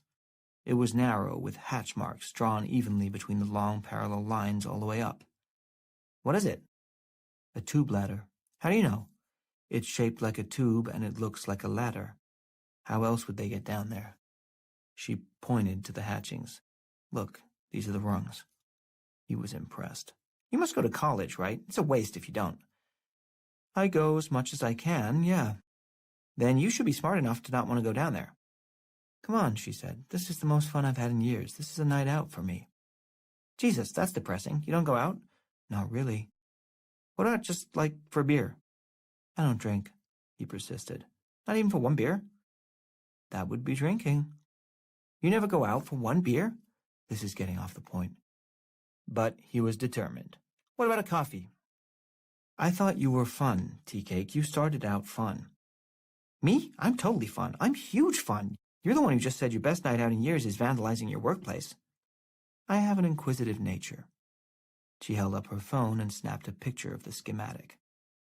Yeah, I can see that, and that's cool. I'm cooperating. You look at me with those eyes you got and you say, please throw your chair through the wall, and I'm on board. I throw my chair through the wall, and then you say, go crawl into that weird space and check it out. Still good. I'm into it. But then you come at me go down the tube ladder a couple 100 feet into the blocked-off part of the fucked-up government shit and see why the thermistor alarm is going off, and, a man's going to take a second to think things through. You feel me? She waited a moment. You like my eyes? In fact, I do. That's very sweet. My point is, I'm kind of easy to talk into things. That's why I got the problems I got. People say shit like, wait in the car and keep it running. I just got to run in and do something. Or, I know this guy in Dowsman needs a favor. And I say, yeah, sure. I just point the gun at my foot and pull the trigger. Is that what I do? Bang, ow, what a surprise. I blew my toe off. Should I do it again? Okay. But I have spent a lot of time working on my personal self and talking to smart people and learning to ask what's good for me and to not just dive into shit. Which is what I am doing right now, okay? I am taking a fucking moment. I understand. I respect that. It is very, very important to learn to tell everybody in the whole world to fuck off all the time. It took me forever to learn that. I'm not sure that was the exact message you were supposed to... But he glared at her, so she stopped and recharted her course. I'm sorry. I get you had some bad stuff happen to you. I was not being cool. Okay. Good. That's more like it. He took a deep breath and let it out again, then pulled a flashlight off a battery charger on the wall next to the desk and headed for the gate that led deeper into the building. You coming or what? 10. Mooney must have stared at the trunk of his car for a solid 5 minutes. The thumps would come in bursts, just one or two randomly, then a whole furious burst of them, till it sounded like half a dozen Dutchmen in there with wooden shoes were clogging on the inside of the metal trunk lid. The whole car would rock like crazy, then it'd stop again, and everything would go still for 10 or 15 seconds, while Mooney pondered the impossible nature of what was occurring. He'd use that moment to question his sanity, his judgment, his ability to correctly perceive reality, his past history with drug use and abuse, and then the dancing Dutchmen would start back up again. Of course, it was not possible. Not in the slightest. Dead things don't come back to life. Decaying corpses don't reanimate. But there was something alive in his trunk. Two somethings. Wedged in there with the spare tire and the toolbox and the gun case, and they weren't having any fun. In the end, it was Mooney's essential decency that made him open the trunk. His goodness and kindness as a human being. Because the level of suffering going on 3 feet away from him was intense. And what kind of person allows another living thing to endure that sort of agony? What kind of person stands by and does nothing? Mooney didn't open the trunk because he was stupid. And he didn't open the trunk because he was scared. And he didn't open it so that he could kill them again. He opened the trunk because we are all God's creatures. Thing of it is, even God would have taken one look at that cat and said, that shit is not mine. The trunk was only about 6 inches open when the first paw came out, claws flexed wide, slashing at the air like it wanted to rip the whole atmosphere a new one. Mooney fell back at that point and the cat did the rest. It leaped straight up, banging into the trunk lid and sending it swinging open the rest of the way. The cat landed on all fours, still in the trunk, and it snarled at him, a look of such profound, intense hatred that Mooney's response came without thought of any kind, a purely synaptic reflex. I'm sorry, he said. Yes, Mooney apologized to the cat, and it was really the only sensible response. The animal was a mess, and it was all his doing. He'd put the .22 slug through the side of the cat's head, and even that small caliber was enough to blow off the other side of its face. Now the half-cat would never wow the ladies again. Its fur was dark and matted with blood, its eyes a sickly bright yellow, and unless Mooney was hallucinating, which he still imagined, hoped, really, was entirely possible, its midsection was expanding as he watched. But the cat looked good compared to the deer it was standing on. Tuesday night had started out substantially better than this for Mooney just over 48 hours ago. In need of a little distraction, he'd taken himself to the movies with a real quick stop at Turdick's Liquor and Cheese first, where he'd picked up a six-pack of Bartles and James exotic berry wine coolers. He didn't love flavored booze, but they were the only wine coolers that were cold and came in plastic bottles. The plastic ones had screw-off tops and didn't make a racket if you happened to drop, say, the fourth one on the floor of the movie theater. At his last Mooney's private movie night and wine party, a bottle had slipped through his popcorn-greased hands, and the excruciating clatter of it hitting the cement and rolling down the sloping theater floor felt like it had lasted half an hour. Just about every head in the place turned, and that kind of silent group disapproval was something he could have gotten at home for free. So, he was no dummy. Plastics. Wine coolers go down easy. The problem is the sugar headache. But if you bring 5 or 6 Advil, you're fine. Mooney was a big fan of the A-vitamin and never left the house without it. So by the time he drove away from the Regal 18 on Highway 16, he was more than fine. He had a nice buzz, and the movie wasn't half bad either. Mindless enough that you could tune out for whole chunks and not get lost, but not so stupid that you felt bad about yourself afterward. He could have done without some of the language. But the best part of all was, he still had one wine cooler left for the drive home, and it wasn't even completely warm. Life could be kind. He waited till he got through all 3 stoplights in town before he opened it. Mooney had a hard and fast rule. He never, ever drank while driving in the busy part of town, and he rarely texted or went online behind the wheel, unless, it was going to be super quick. He was a concerned citizen who cared about his fellow man, so he didn't crack the plastic lid on his 6th wine cooler until he'd hit the long, flat, dark stretch of 16, where it started the big bend. You're going to want to, but you just can't blame the accident on the Bartles and James.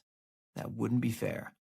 Yes, Mooney's blood alcohol was flirting with .15 and his reaction time was down, but 250 pounds of aggressively stupid animal that springs out of nowhere and stands frozen on the center stripe of a dark highway right in the middle of an unlit curve, that asshole has to be factored into the equation too.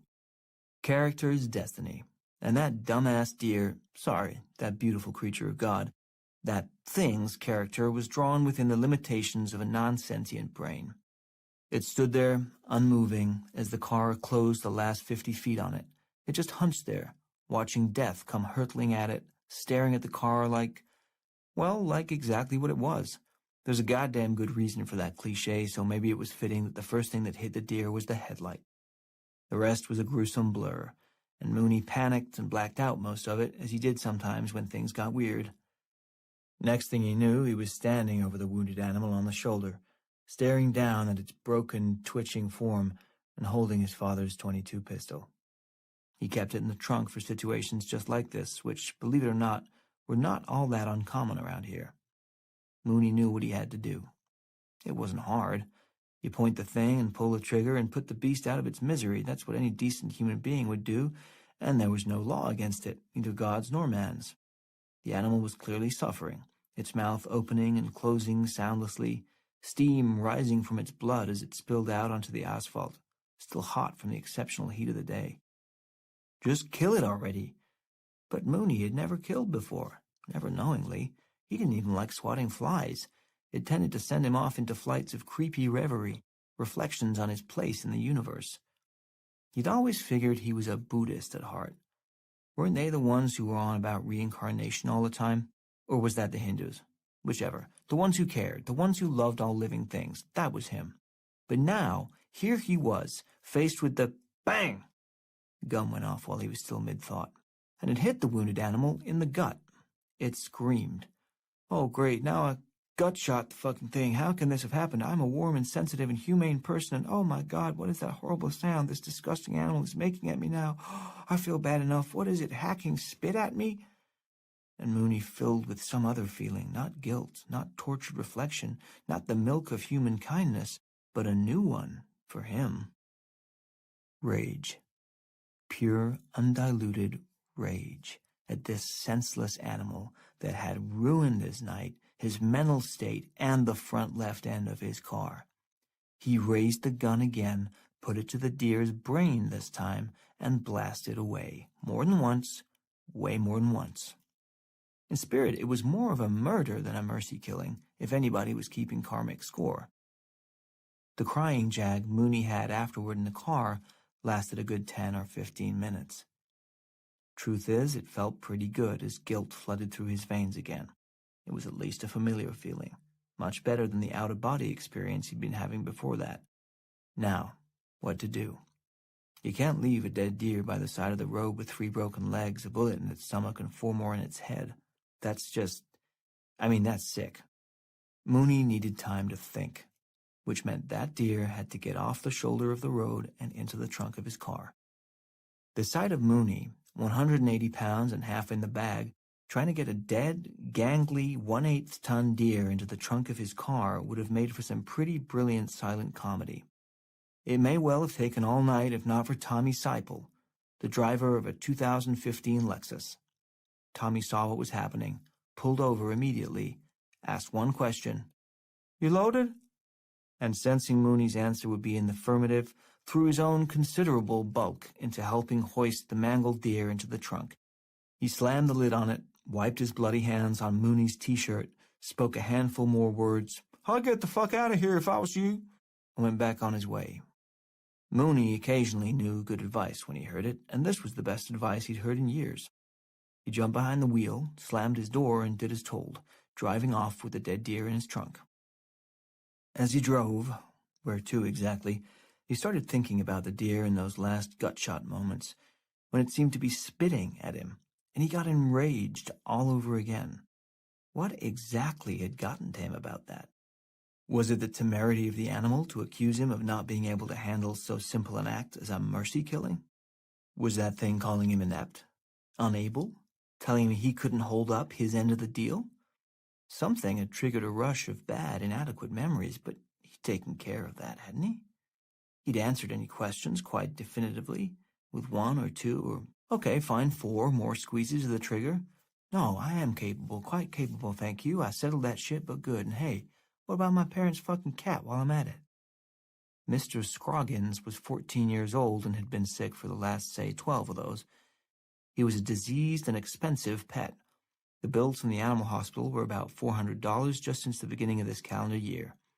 Though his father would have taken out a second mortgage to keep that ugly cat in the world, Mooney knew the toll the financial strain was taking on his mother.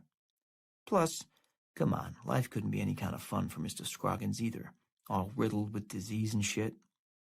Mooney was headed home with a dead deer in the trunk, a loaded .22 that he knew how to use, and a head full of righteous killing fury. He liked it. Mr. Scroggins was executed down at the public lake access boat ramp, where the shot might not be heard. Mooney tossed him in the trunk with the mangled deer, and so began the 44-hour odyssey of manly pride and horrified remorse that eventually brought Mooney to the grassy knoll here at Atchison Storage.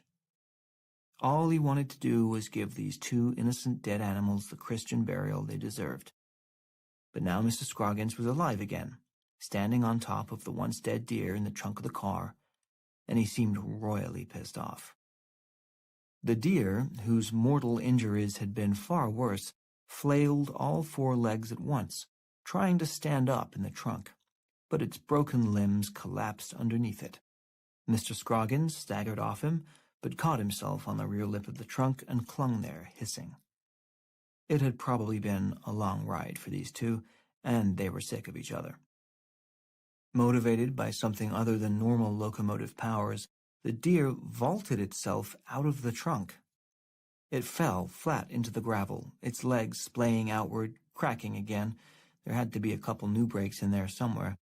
Then it hauled itself up on all 4s, bounded up the hill, and just kept running upward, disappearing into the night. Mooney had staggered back when the trunk first flew open, and good thing he'd put 6 or 7 feet between himself and the car, because Mr. Scroggins just missed him when he sprang off the rear bumper, claws extended, half jaw snarling and spitting. Apparently, Mooney's apology had not been accepted.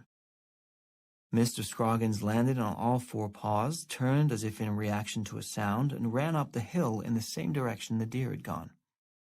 But the cat stopped at the first tree he reached, a tall pine, and threw himself at it, catching hold of the bark and starting to climb.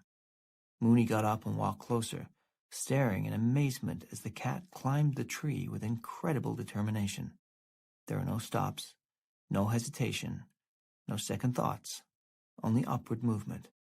The branches thinned near the top, but still the dead cat climbed, swaying on this one, nearly breaking that one, but losing no speed and no sense of purpose. He reached the top of the tree, the trunk spindly up there, but still strong enough to hold an 8-pound cat, possibly 7.5 after recent events. Mr. Scroggins finally stopped at the top when there was nowhere else to go. He paused and took a look around as if to make sure that this was it. There really were no new mountains to climb, not for him anyway. Satisfied, he opened his mutilated jaws as wide as they would go. He turned back to the thinning central trunk of the tree, to its tippy top, and snapped his head forward, impaling himself on the treetop. He squeezed with a furious might and indignation, sinking his fangs into the bark as far as they'd go, clamping himself down there. From below, Mooney watched, slack-jawed. You almost never see this kind of behavior from a common house cat. Thus secured to the very top of the very tall tree by his embedded fangs and his commitment to his cause, Mr. Scroggins began to grow. His remaining cheek billowed, his legs swelled up like 4x4s, his stomach ballooned out in both directions, and if you were close to him, which thank God you were not, you would have heard his tiny ribs snapping like matchsticks, one after the other, broken by the tremendous gastric pressure from within. Mooney was unaware of even the existence of Cordyceps novus, much less how it had apparently come to penetrate the trunk of his car. He just stared, dumbfounded, at the swollen, once-dead cat at the top of the tree. How in the name of Jesus? Mr. Scroggins burst. Had Mooney not felt the need to express his understandable amazement in audible terms, his mouth would not have been open when the cat guts hit him in the face. 11. The central hallway through the ground floor level of Atchison's storage was 200 feet long, with white louvered garage doors running the length of it, 30 per side. There was a pristine beauty to it, if you were into symmetry and the vanishing point, that optical illusion that makes a pair of infinite-seeming parallel lines appear to intersect far on the horizon. If you had to walk that hallway and a few others like it a dozen times every night for your job, it was boring as shit. But tonight, Tea-Cake was walking it with Naomi. They were headed for the elevator at the other end, impossibly far away. Naomi had the picture she'd taken of the schematic up on her phone, and she scooched the image around, finding the elevator on the map and sliding it down to sub-basement 1, where the tube ladder's top entrance points seemed to be. Tea-Cake was nervous talking. Gets down to it, the whole thing's just a terrible idea. Don't pay for storage. Don't ever pay for storage. I've seen half a mountain of shit come into this place, and almost none of it ever comes out, except for the super short-term stuff. People pay anywhere from $40 to $500 a month, depending on the space and the climate controls, and it's all for garbage they 100% do not need. That's a little judgmental, isn't it? Not really. These are sick people, man, most of them, and the storage place, they're slick. You know, it's sales. They know what they're doing. They handle it like they're slinging rock on the corner. Take, for example, somebody's got to move, right? They get foreclosed on or whatever. This place gives them the first 30 days free. People figure, hey, cool, I don't have to throw nothing out. I'll just move some of my extra stuff in here. Figure it out for a month. No rush. Then I can eBay some of it and toss the rest without ever paying a dime. But that never, ever happens. Nobody moves out of here. So your ratty couch that you don't even like anymore, and your old Christmas decorations and your parents' sheets that you kept after they died for some reason, now they're all just exhibits in your sad museum. Oh, hey, no, that don't fly, fuck nugget. It stopped, abruptly, seeing something on one of the white doors. He went to a storage closet, unlocked it, took out a heavy-duty bolt cutter, and returned to the third unit back on the left. There was a brass padlock hanging from the latch, sticking up at an angle, an extra lock put on there by the renter. Tea-Cake snapped it off with one squeeze of the bolt cutters. They ain't supposed to add their own locks. Ours are the onlyest ones you gotta use, so we have access, like in case there's illegalness going on in there. What kind of illegalness? By way of an answer, Tea-Cake pulled his master key out from the retractable keychain reel on his hip, put the key into the main lock on the unit, flicked it open, and cranked up the door. He immediately regretted it and proved the wisdom of the adage, don't open a door unless you know what's on the other side, if any such adage existed. Inside the unit, 24 55-inch Samsung flat-screen TVs, still in the factory packaging, were neatly stacked in rows, leaning against the walls. My mistake, Tea-Cake said. Everything's cool. He closed the door again, and they continued down the hall. She looked at him. He shrugged. I don't care what they got. They just can't hide it from me. Rules is rules. She looked at him. Why do you talk like that? Like what? Like you're from the hood. This is how everybody I know talks. You know me, and I don't. You got any other objections to how I am? She thought about it. Not yet. They got to the end of the corridor and pushed the button for the elevator. He looked at her while they waited. You don't talk much, do you? He said. Not as much as you. Nobody talks as much as me. She looked back down at her phone, moving the image down the ladder through the earthen part toward SP4. He had more questions. So, you got college, you do this sometimes, what else? That's not enough. Not really, you don't get many shifts. How do you know? He shrugged. My job is to watch the monitors. Yeah, I see you too. The elevator arrived and she got in first. He followed. The doors closed. You get what, maybe 2 nights a week? He said. So far. So, you got another job? Sorta. You got people? Do I have people? Of course I have people. Tea-Cake, what's your real name? Travis, Meacham. Travis, you're kind of sucking all the fun out of this. The truth was, he knew she had people, and he knew exactly which people she had. But there was no way to bring it up without seriously creeping her out. Her first night at work had been exactly 2 weeks ago, and he'd noticed her on the monitors immediately. She was taking a shift usually filled by Alfano Cololo, an enormous Samoan who had to go 300 pounds easy. The camera in the eastern reception area was placed close to the desk, and Alfano so dominated the screen that his absence one night fairly screamed at Tea-Cake to take notice. Truth, who would not notice a thing like that? When Alfano sat on the little metal stool, he was a man-mountain who appeared to be eating a 4-legged metal insect with his ass. When, that Thursday, 2 weeks ago, Tea-Cake looked up and saw Naomi there instead, a heavenly choir sang in his head. He'd stared at her image that night with the intensity of a teenager monitoring his Facebook likes. She sat, she stood, she did her rounds, and always she walked in beauty, like the night. He'd memorized that poem in Ellsworth. They'd had to pick something and learn it by heart for explorations in poetry, and that was the shortest of the ones you could pick.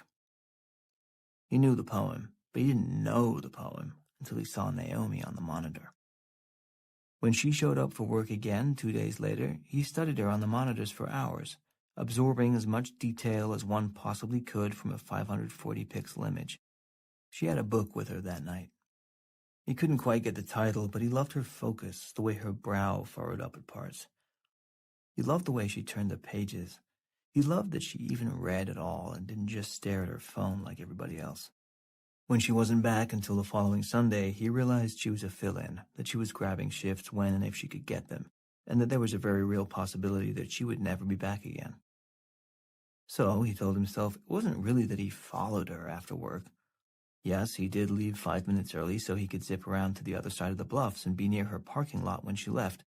And yes, he did swing out onto the highway just after she did and keep his car a safe and unthreatening distance behind hers on the road at all times.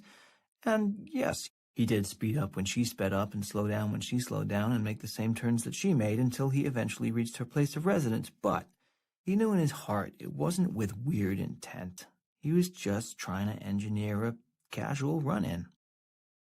It just didn't work out. Once Naomi left the Atchison parking lot, it was kind of hopeless.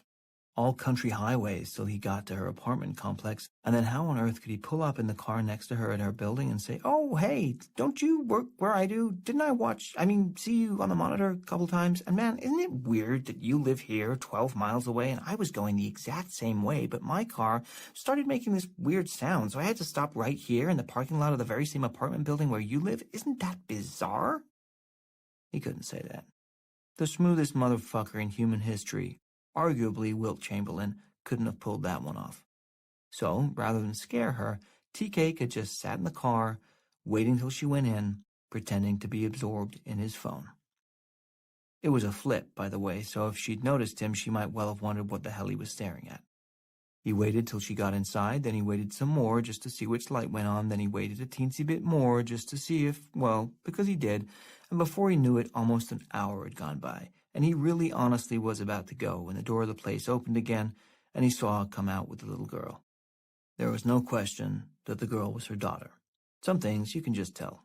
They looked alike, for starters, but it also was the way Naomi held the little girl's hand. Nobody holds your hand like that except your mama. The little girl was cute as hell and dressed in clean, pressed clothes, a detail Tea-Cake noticed because his own clothes when he was a kid had always been dirty as shit. He blushed, right there in his car, embarrassed, not because he was stalking this poor woman and now her kid, but because of all the times that he went to school in filthy clothes and with an unwashed face. But this little girl was what a kid was supposed to look like. She was clean and bright, and her mom had given her a good breakfast. He just knew she had, even though she'd come off a 12-hour shift and hadn't slept since God knows when. Naomi had come home and made breakfast, maybe even put some cinnamon sugar on the kid's toast the way she liked. The little girl was talking a mile a minute, and Naomi was listening. Not yeah, cool, kind of listening, but trying to actually make sense of what the kid was saying, which had to be nonsense. I mean, how much can a 4-year-old say that matters anyway? He didn't know, but from what he'd heard, the percentage was pretty low. Mostly it was just, "I want more frosting," or some shit. They got to the car, the little girl got into a car seat in the back, and Naomi stood there, waiting, her hand on the door, as her daughter finished her pointless point. Tea-Cake rolled down his window, just a little. He was close enough, just barely, to make out a few words. Not the little girl's. Those were all faint and little girly and coming too fast from inside the car, but he could hear what Naomi said in response after waiting till her daughter stopped for a breath. "I hear you, sweetie. That stinks." And then she closed the door. That was what killed him. It wasn't, "Oh, come on, it's not that bad," or "Honey, please, we're late," or "That's some stupid, ridiculous bullshit. You gotta learn to shut up when you talk to people." It was, "I hear you. That stinks." It was all he ever wanted from people when he talked to them. To be heard. And this lady gave it to a 4-year-old after being up all night. And all that's best of dark and bright meet in her aspect and her eyes. So what Tea-Cake wanted to say that night while they rode down in the elevator, what he was dying to say was, "You're fucking awesome with your daughter." But is there a good way to ease into that when you're not even supposed to know she has a daughter? So instead he said nothing. The elevator door slid open. Sub-basement 1 was supposed to be the only sub-basement, and it had never occurred to anybody to question the need for the number. SB1 looked just fine on the elevator keypad, as good as any other number. The facility's history as a government installation wasn't a secret, so finding out there had once been other, lower levels wouldn't have been much of a surprise had anybody ever bothered to think about it. But to find out there were 3 of them, and they were connected by an elaborate series of sensors and alarms to a control panel that had since been walled up behind the reception desk, that would have raised a few eyebrows. According to the schematic, the top entrance to the tube ladder was located at the end of a short, dead-end hallway about 100 feet from the elevator bank. Naomi reached the end first, stopped, and turned around in the white-painted cinder-block space. There was nothing there that suggested an entrance. In fact, the opposite. Everything about this space said, "This is the end." There were 3 larger storage units on each side of the hallway, the big 200-square-foot jobs that were mostly used by factories storing overstocks. But there was no door or hatchway or obvious entrance of any kind except for a small, narrow cabinet between two units marked Staff Only. Naomi looked from the map to the hallway to the map. I don't get it. You sure it's here? She held the map out to him. Look for yourself. He took the phone, held the map one way, then the other, slid it around a bit. Naomi went to the far wall, the dead end, and smacked it a few times here and there with the flat of her hand. Solid. She knocked, tapped with a fist. Cinder block, she said. If it's behind here, we'd need a sledgehammer, or a jackhammer. Yeah, I'm not down for that. Tea-Cake turned the phone upside down, looking at the schematic again. He looked down at the floor. That's interesting, man. He zipped the keys out of his keyring again. Had to admit he loved the metallic zing that it made whenever he pulled them out. He'd never been a person who had more than one key before this job, and went to the narrow maintenance cabinet. He opened the cabinet, took a claw hammer off a tool rack, and went back to the same spot in the hallway where he'd been standing, about 3 feet from the cinder block dead end.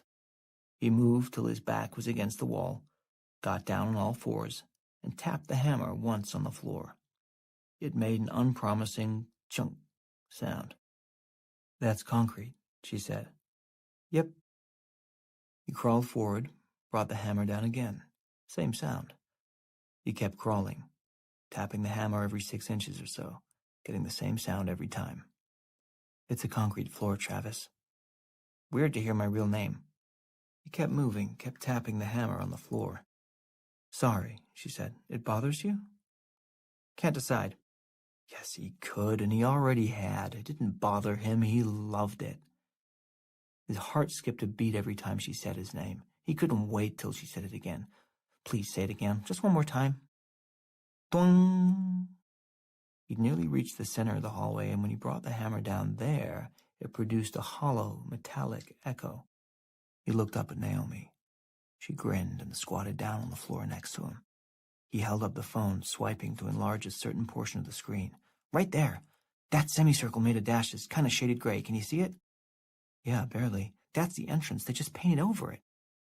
Together they looked down at the floor. He spun the hammer around in his hand a couple of times, thinking. He sat back. Okay, look, there's no way we could hide this shit we're about to do. What are we about to do? Wreck some more stuff, he said.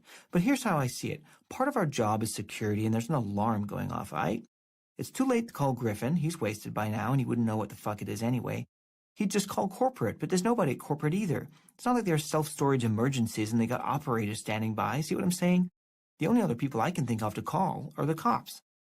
To say there's an old smoke alarm or something going off in the basement? Exactly. Ridiculous. But here we are, and there's an alarm going off, and this whole place is stuffed to the rafters with incredibly valuable personal belongings.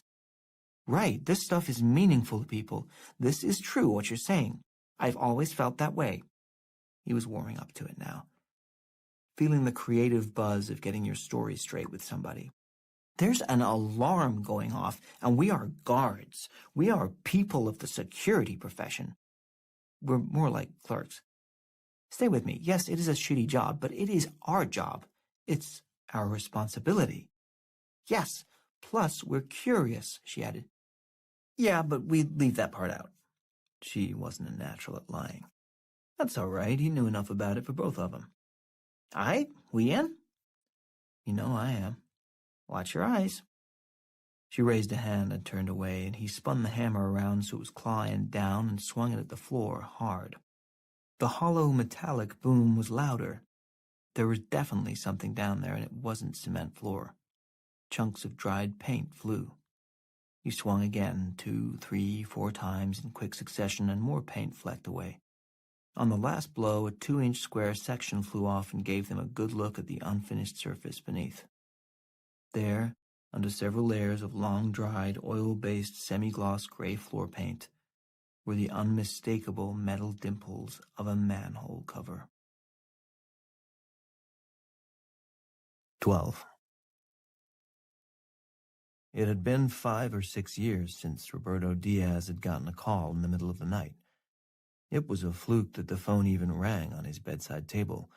Since retirement, he'd gotten in the habit of turning the thing off around 9 at night and not turning it back on again until he'd had at least 1 cup of coffee in the morning.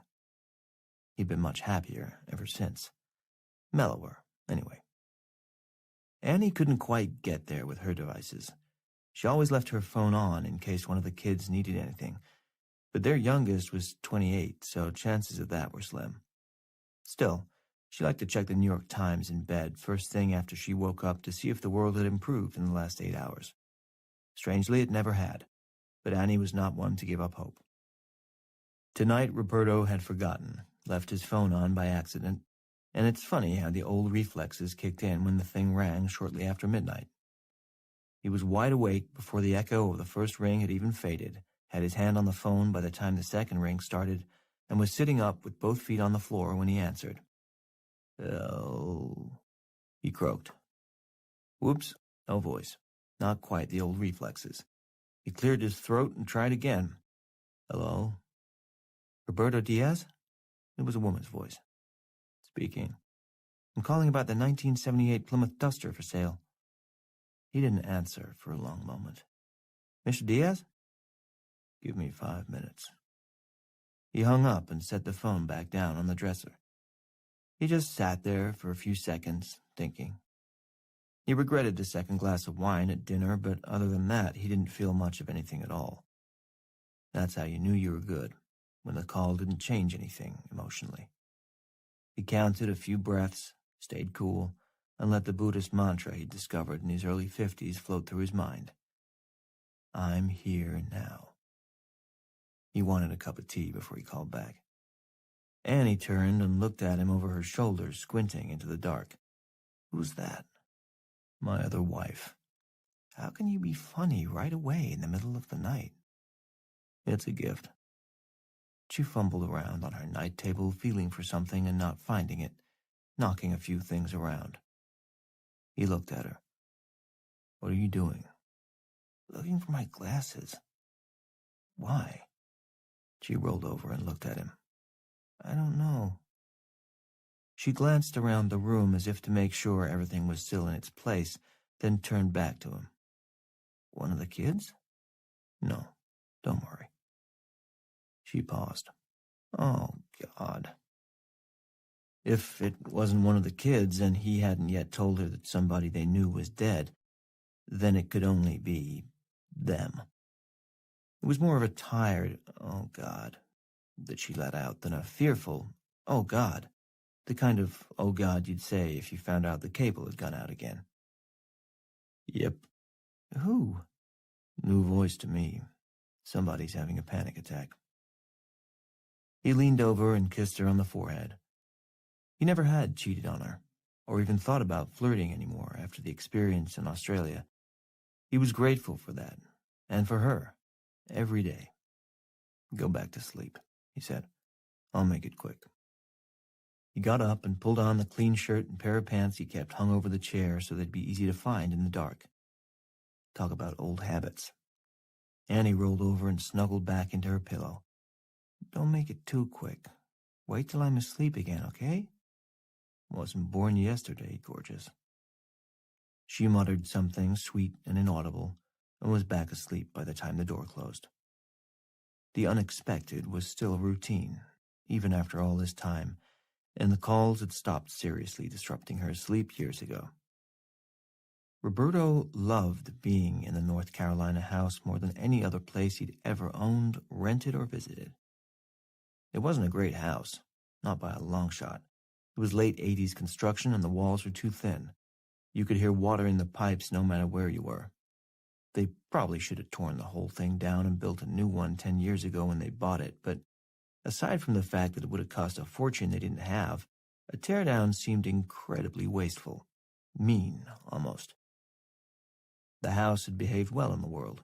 It had done what was asked of it with minimal complaint for 20 years, and it deserved better than a bulldozer.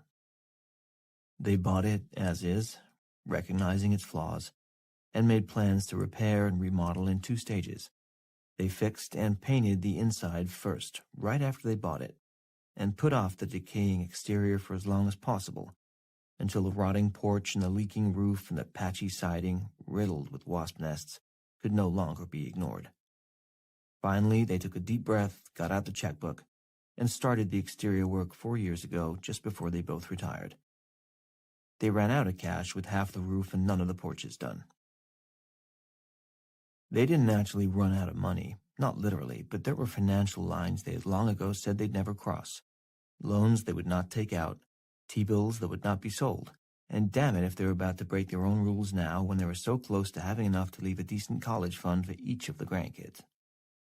So Roberto learned roofing himself, and how to build a deck, and how to grin and put up with the manly condescension when he went back to the hardware store for the third time in the same day with more dumb questions. Just before Thanksgiving of last year, 2.5 years after the last professional help had left the premises, almost 4 years after they'd started work on the outside, and a full decade after they'd bought the place, the house at 67 Fig Tree Road was done. There was a chair on the back porch, a rocker that was good for Roberto's bad back, just to the left of the screen door. It was his favorite spot in the world as he knew it, and he knew a fair amount of the world. That spot was where he sat now, waiting for the kettle to boil, wondering at the warm, misty March air that should have been neither warm nor misty. Back in the kitchen, he got to the kettle before it had a chance for a full-throated scream. He poured the hot water into the strainer. He stared out the window while he let it steep. $6,200 to move the kitchen window from the driveway side to the backyard side, the most extravagant thing he had ever done, and he regretted it for not 1 minute since. And poured a few drops of milk into the tea after exactly 3 minutes. He'd picked up the milk habit while on the London detail. Turns out the milk cuts the tiny bit of acidity in the tea leaves. The things you learn. He took a sip and went to the broom closet on the far side of the room. It was a funny, angled one that wasn't much good at holding anything, but it was the compromise solution to a thorny electrical problem he'd run into when he insisted on designing and building this one corner of the cabinetry himself. It allowed no help from anyone else, wouldn't even let anybody in the room while he was working on it.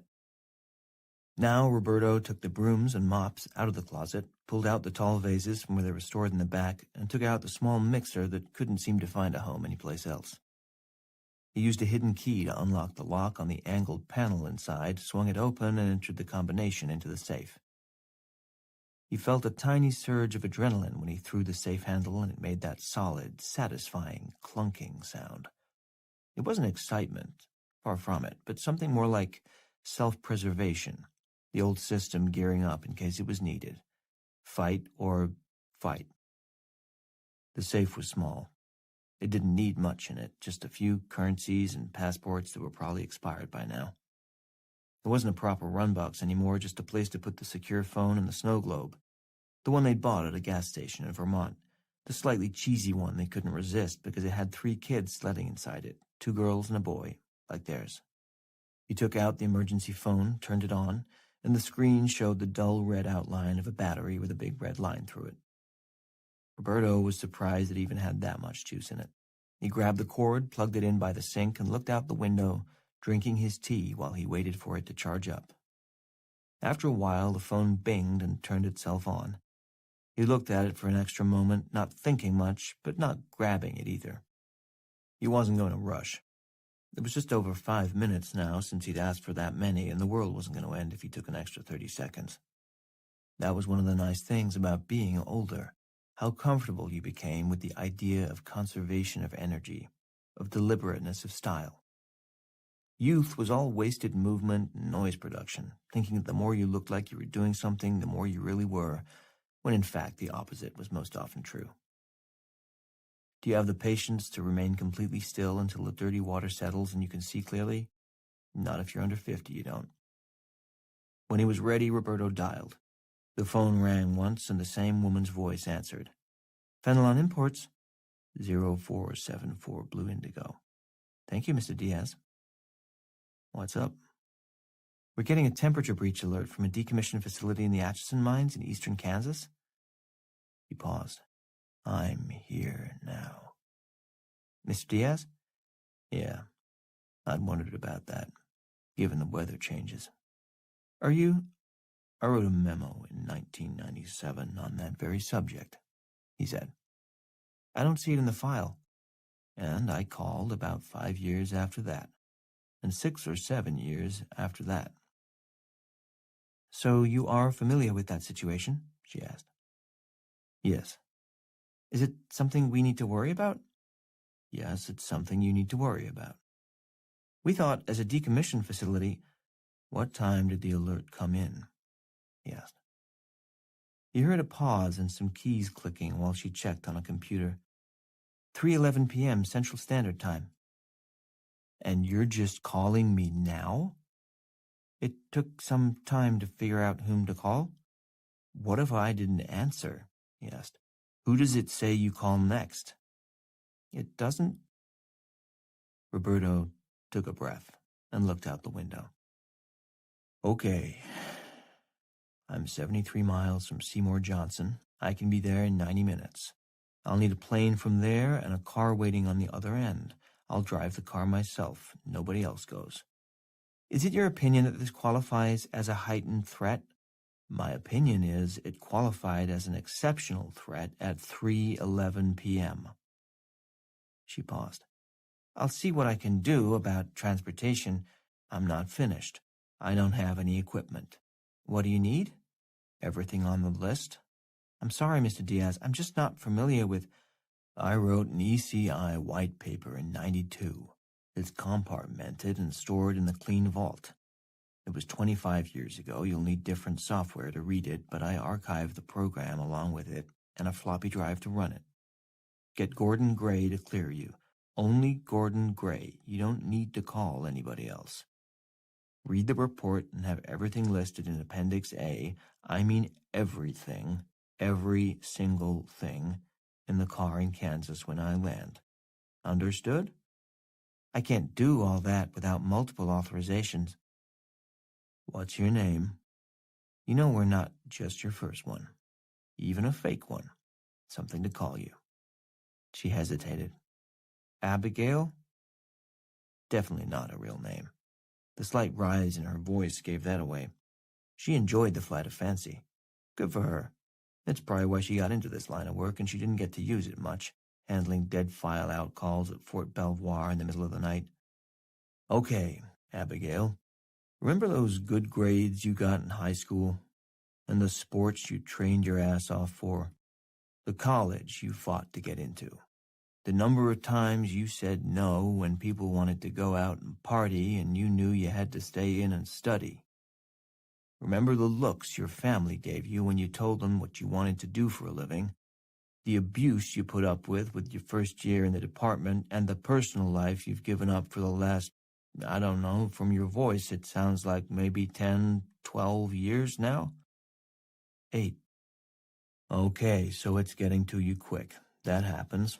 But all those sacrifices, all the shit you had to eat just because you wanted to do what was right for your country, this is what it was for, Abigail. Yes, sir. He could tell by the tiny quaver in her voice that he could still give a good we're in the shit now speech when he needed it. Get the stuff on the list.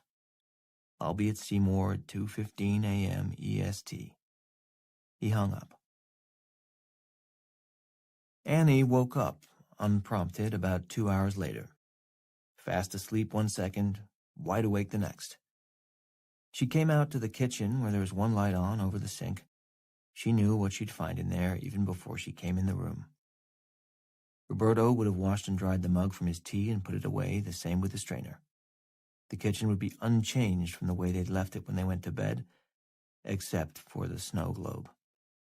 It would be sitting on the counter, next to the coffee machine, on top of a single sheet of plain white paper, on which he would have drawn a heart with a red Sharpie. That's how it was. Annie stared at the snow globe for a moment. She picked it up and gave it a shake. Snow fell on the kids and their sleds. On the one hand, it was kind of nice to see the thing again. It had been more than 3 years since it had been out of the safe. On the other hand, she wished to hell they'd picked something else to use for the signal. The next 4 hours. 13. However long most people imagine it takes to chip half a dozen coats of dried paint, and a thin overspread of concrete away from the grooved edge that runs around a manhole cover, it was way longer than Tea Cake and Naomi had figured. If they hadn't found the wide-slotted screwdriver in the tool cabinet, they might never have gotten it open at all. They took turns with the tools. You couldn't strike more than 6 or 7 hammer blows in a row without needing a break from the painful vibrations that shot through your hands, as if you just hit an inside fastball with the thin end of the bat. Twice Tea Cake hit the screwdriver too hard. He'd thrown both tools down and rolled around on the floor, clutching his palms between his thighs, showing off the breadth and originality of his curse word vocabulary. Naomi was more methodical, aiming her blows carefully and measuring their impact. Her progress was steady and considered, and hers was the final blow, the one that chipped away the last chunk of paint and concrete and made the cover move a fraction of an inch. "You got it!" "Get the pry bar," she said. He grabbed it from the closet, wedged it into one of the 4 slots evenly spaced around the circumference of the cover. The metal disc came up with a slight whoosh of decompression as the fetid air from below swapped places with the clean air above. Tea Cake wedged the bar in farther, pushed down on it as hard as he could, and got the handle end almost all the way down to the floor. "Stand on it," he told her. She did, 1 foot at a time, pinning the bar to the ground once all her weight was on it. Tea Cake wiggled his fingers into the 3-inch gap between the cover and the ground. "Don't put your fingers in there," she said, but he didn't answer, because they were this far and there was no other obvious, easy way. Plus, she hadn't said it with much conviction, and he knew that what she really meant was, "Put your fingers in there." But that was okay, because they were on the same page at this point, in it together all the way. He strained like hell, wishing he'd stayed with the chest and upper body work he'd done for a 1.5 years at Ellsworth. He would have dearly loved for her to see some of that now, because he had been cut, man, and he'd been really proud of it. It was such a change. He'd been a skinny kid for as long as he could remember. But almost the minute he got out, he felt puffy and ridiculous, so he'd cut out the gym work and hadn't missed it at all. Well, maybe he missed the feelings right after, when everything was flowing and you felt sort of happy and angry at the same time. That sensation was cool. But really, if she could have seen him then... Although, I don't look that bad now. Was she just looking at my biceps a second ago? Or, oh shit. His mind had wandered and he was losing his grip. The thing was slipping. He was going to drop it. Tea Cake dug in, snapped back into the moment, bent his knees, and got the cover up past the tipping point. He leveraged it onto its edge and had planned to lay it down the same way he picked it up, but his muscles were screaming at him now. "Why didn't you do this when we were built for it, asshole?"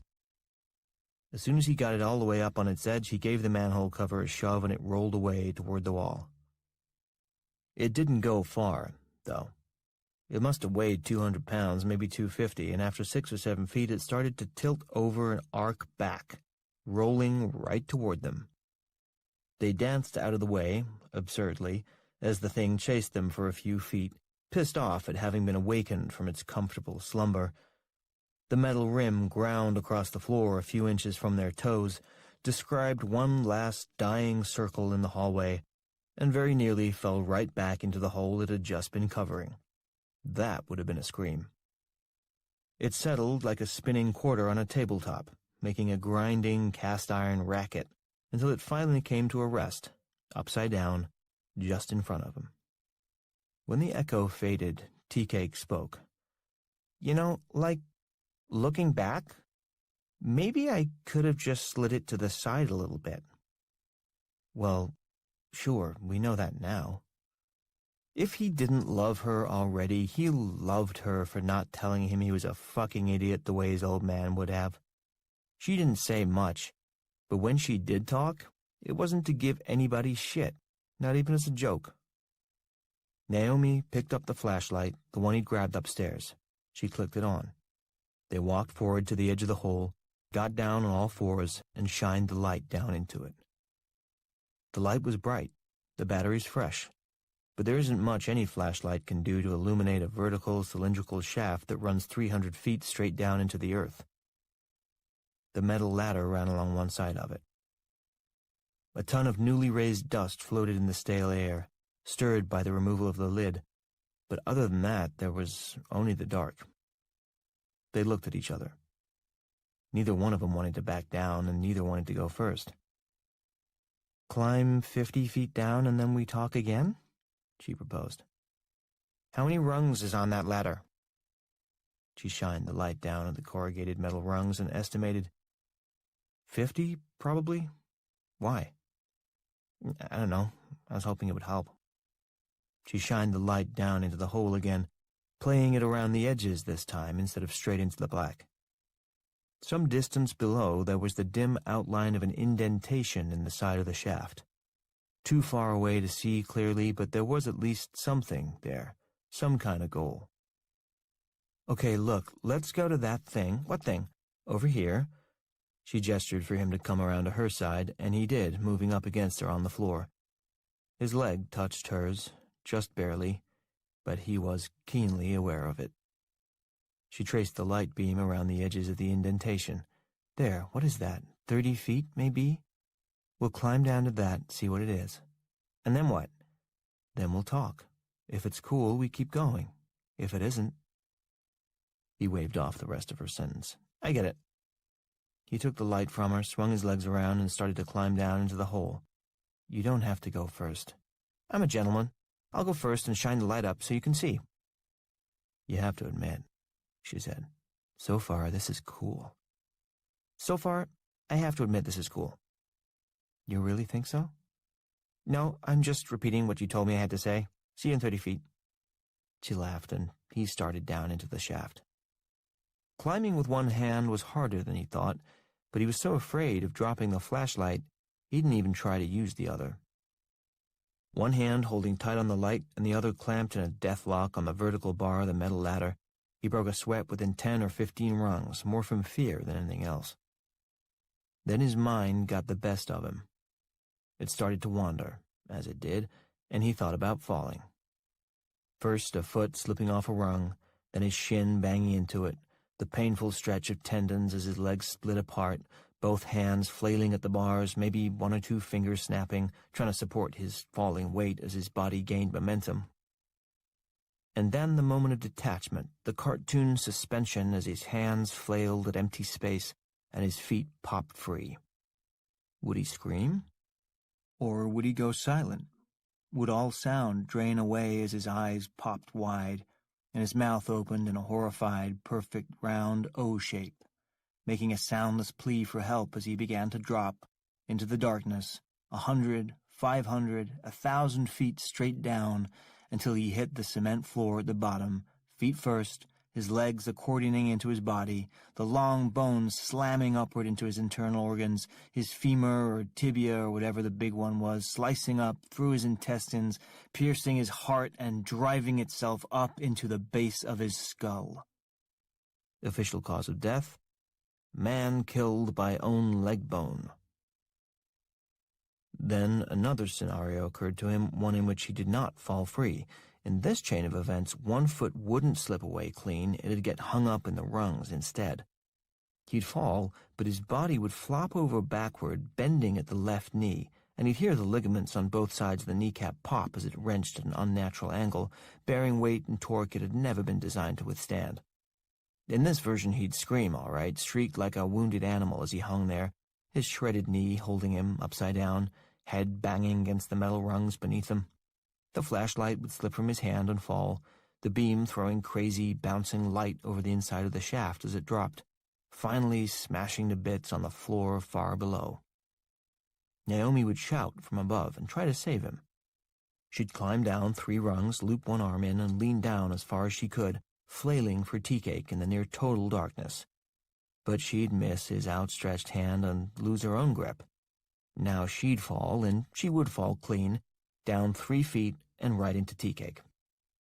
Their combined weight would dislocate his knee and break the tibia of his trapped leg. In both versions, the tibia lost big, and the fractured leg would slither formless through the rungs of the ladder. They'd both pull free. The ending would be pretty much the same as before. It wouldn't be the fall that did it so much as the sudden stop at the end. Except this time tea cake would land upside down and the cause of death would be changed to man falls on head, while hers would read, woman dies from hanging out with moron who climbed down a dark vertical cement shaft with one hand. Tea cake's mind hadn't just drifted, it had gone off on a little wander-yar, but at least it had killed some time, and they'd already gone down 34 rungs, reaching the gray indentation they'd seen from above. Crooking one arm through the rungs, Tea Cake brought his feet together, steadied himself, and turned the light to shine it on the side of the concrete shaft. "It's a door." Naomi came down to just above him and looked at it. 3 characters, and in retrospect they didn't have to climb down here to hazard a good guess as to what they said. SB2. She nodded. "Yeah, that's what I figured.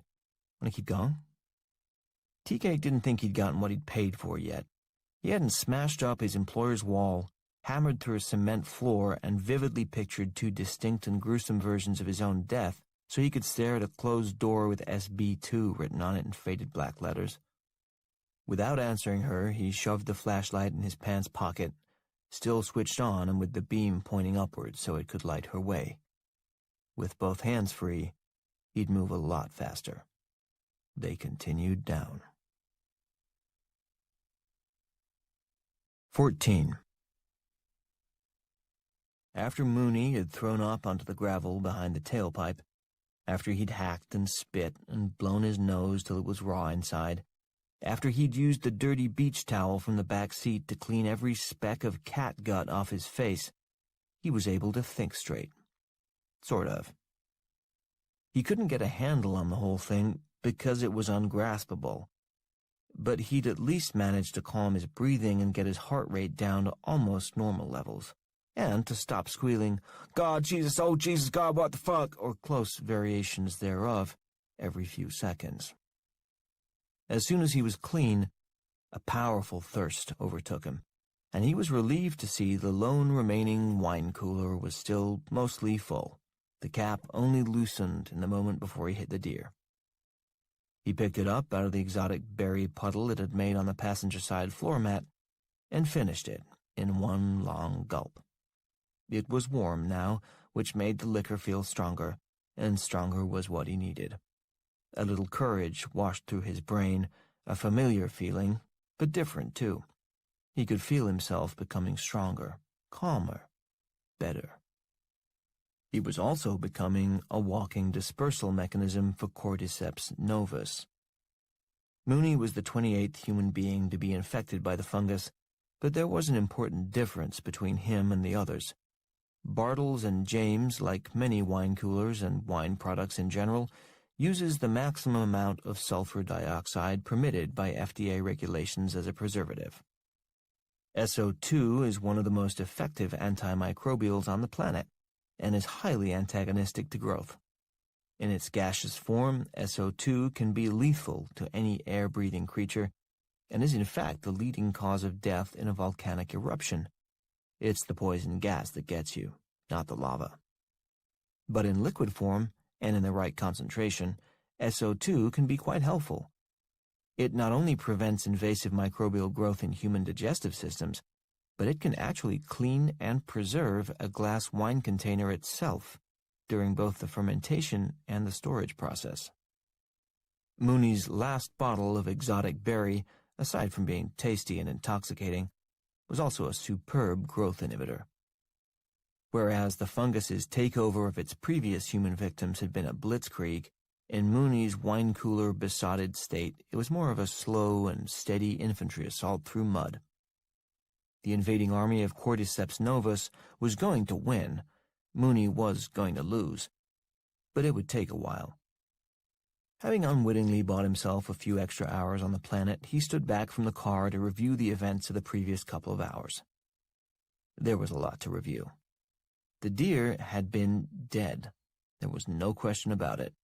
Same for Mr. Scroggins. The cat was missing half a face and skull. The notion of him surviving that kind of mutilation was laughable. That could only mean that something otherworldly was going on, something unholy. Whatever, the universe was a fucked up place with lots of shit he'd never understand. But what about me? Specifically me, Mooney, where do I stand in all this? What do I really do, after all? Mooney had an analytical mind, sometimes, so he put it to use. What's the worst that can happen to me? Yes, I hit a deer. Yes, I pumped it full of lead. And yes, I killed a sick cat, but none of these were crimes. Burying them on somebody else's privately owned land probably was, but he hadn't done that. He hadn't had a chance. The dead deer had run away, and the half-cat climbed a tree and exploded. It's as simple as that, officer. So fear of police could be dismissed. He'd done nothing illegal. That left only fear of societal condemnation and fear of God. Well, the only way society was going to condemn him was if it knew he was a weirdo and an animal killer, and there was no evidence of that other than whatever was left in the trunk. He edged over to the car, the first time he'd come within 6 feet of it since its occupants decamped. There were no guts in the empty trunk, that was good, but the deer had bled a fair amount. It had also left some weird green-brown ooze that covered half the floor of the trunk. Must be the shit that comes out of you when you die or something. Whatever, this could all be cleaned up. This was totally doable. This was a garden hose, a couple of old towels, and maybe 20 minutes of his time. Nobody would ever know. So fear of societal condemnation was off the list, too. Unfortunately, that left the biggie. God knew. God knew all this shit, and he could not possibly be pleased. It wasn't that Mooney feared for his soul. His personal concept of God was a bit more Baroque, more Old Testament. He'd seen enough of life to know that God was big into retribution, and the sicker and more ironic, the better. Yes, he was kind and loving, but he also invented colorectal cancer. And is there a supervillain anywhere ever who came up with a more diabolical way to take somebody out than that? Don't bother checking, there isn't. Yes, God had most certainly taken note of what Mooney had done tonight, disapproved, and started unleashing his righteous fury. Bringing the innocent creatures back to life to torture him had been step 1, spattering his face with offal was step 2, and Mooney knew for certain he didn't want to wait for steps 3, 4, and 5, whatever they might be. He needed to apologize. The last time he'd decided he owed God a mea culpa, it had cost him almost 4 years of his life. But he was hoping he could wrap this one up in a couple hours on his knees. St. Benedict's Abbey on 2nd Street was open all night, and he'd used it before when he needed to atone. The place was run by actual monks, a Franciscan order, and the black-cowled robes conveyed a judgmental asceticism that felt pretty legit. The modish wooden pews couldn't have been Vatican-approved, but there was a granite slab that ran the length of the floor in front of the altar, and Mooney had spent many hours on his knees there, praying for divine forgiveness of one sort or another. The stone was pockmarked and uneven, so after the first 5 minutes his knees would start to ache, and by the time a full hour had passed he would be in so much pain he couldn't focus. When his transgression was bad enough, Mooney would stay so long that the skin would grind into the inside of his pants, and when he stood, whole layers of flesh would tear away. By the time he got in the car, the blood would be seeping through the knees of his pants, and that was the sign that he'd done things right, and they were square. Of course, there was the time no amount of penance at the Abbey was enough. To all of those prayers, God's answer had been a consistent, "Fuck no." Half an hour on his knees to ask for the strength to resist her? No. A full hour on his knees to ask for forgiveness after he fucked her, and more important, might I please just this one time have a pass on consequences? Could she please not be pregnant? Nope.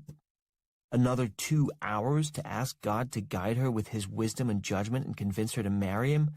Forget it, asshole. And finally, he'd spent 3 days on his knees, coupled with fasting so severe that he'd fainted. He fainted so many times that Brother Dennis had asked him to either stop coming or at least use a kneeler. But the object of those prayers was vehemently denied as well. The baby did not die in utero. The baby was not stillborn. The baby was healthy and was his daughter, his bastard daughter with Naomi Williams. Though the entire rest of the Snyder family had forgiven him, it was abundantly clear that God in heaven had not and did not intend to do so for a good long while. Mike, he was still Mike back then, came across Luke 12:48 the day after she'd brought the baby home from the hospital. But the one who does not know and does things deserving punishment will be beaten with few blows. From everyone who has been given much, much will be demanded, and from the one who has been entrusted with much, much more will be asked. Clearly, God was not screwing around this time.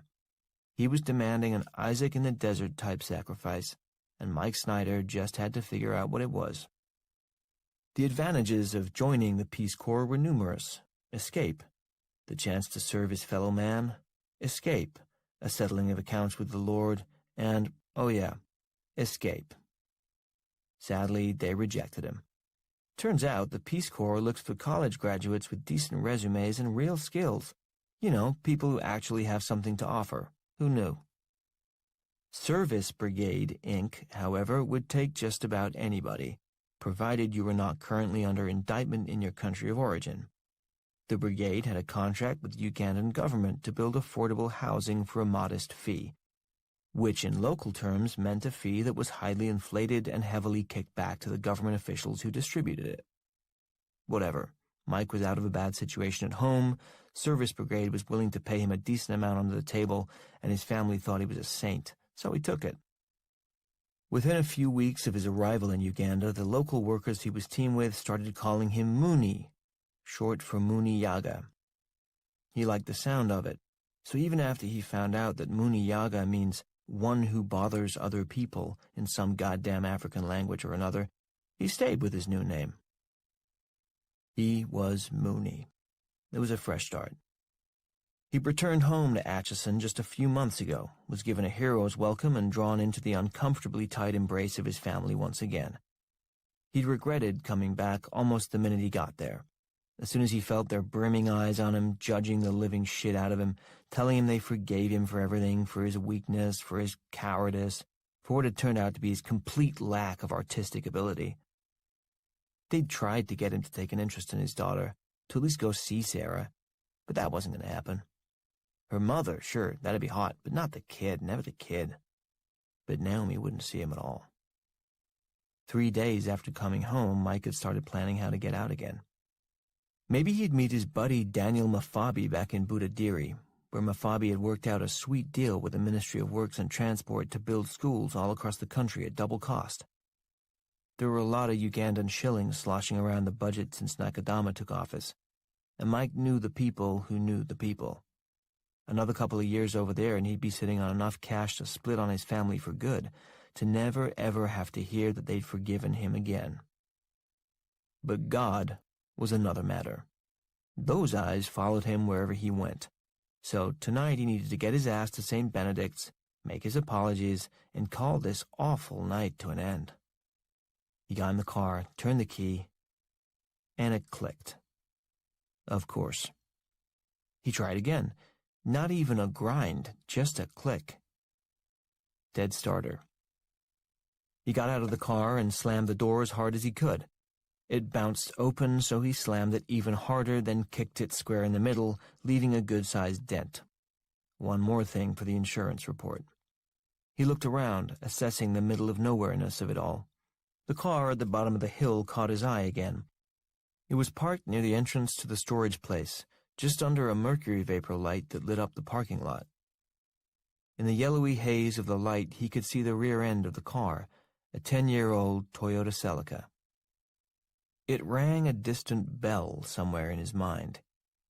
He started walking down the driveway toward the car, and as he got closer, he saw a sticker on the back left bumper.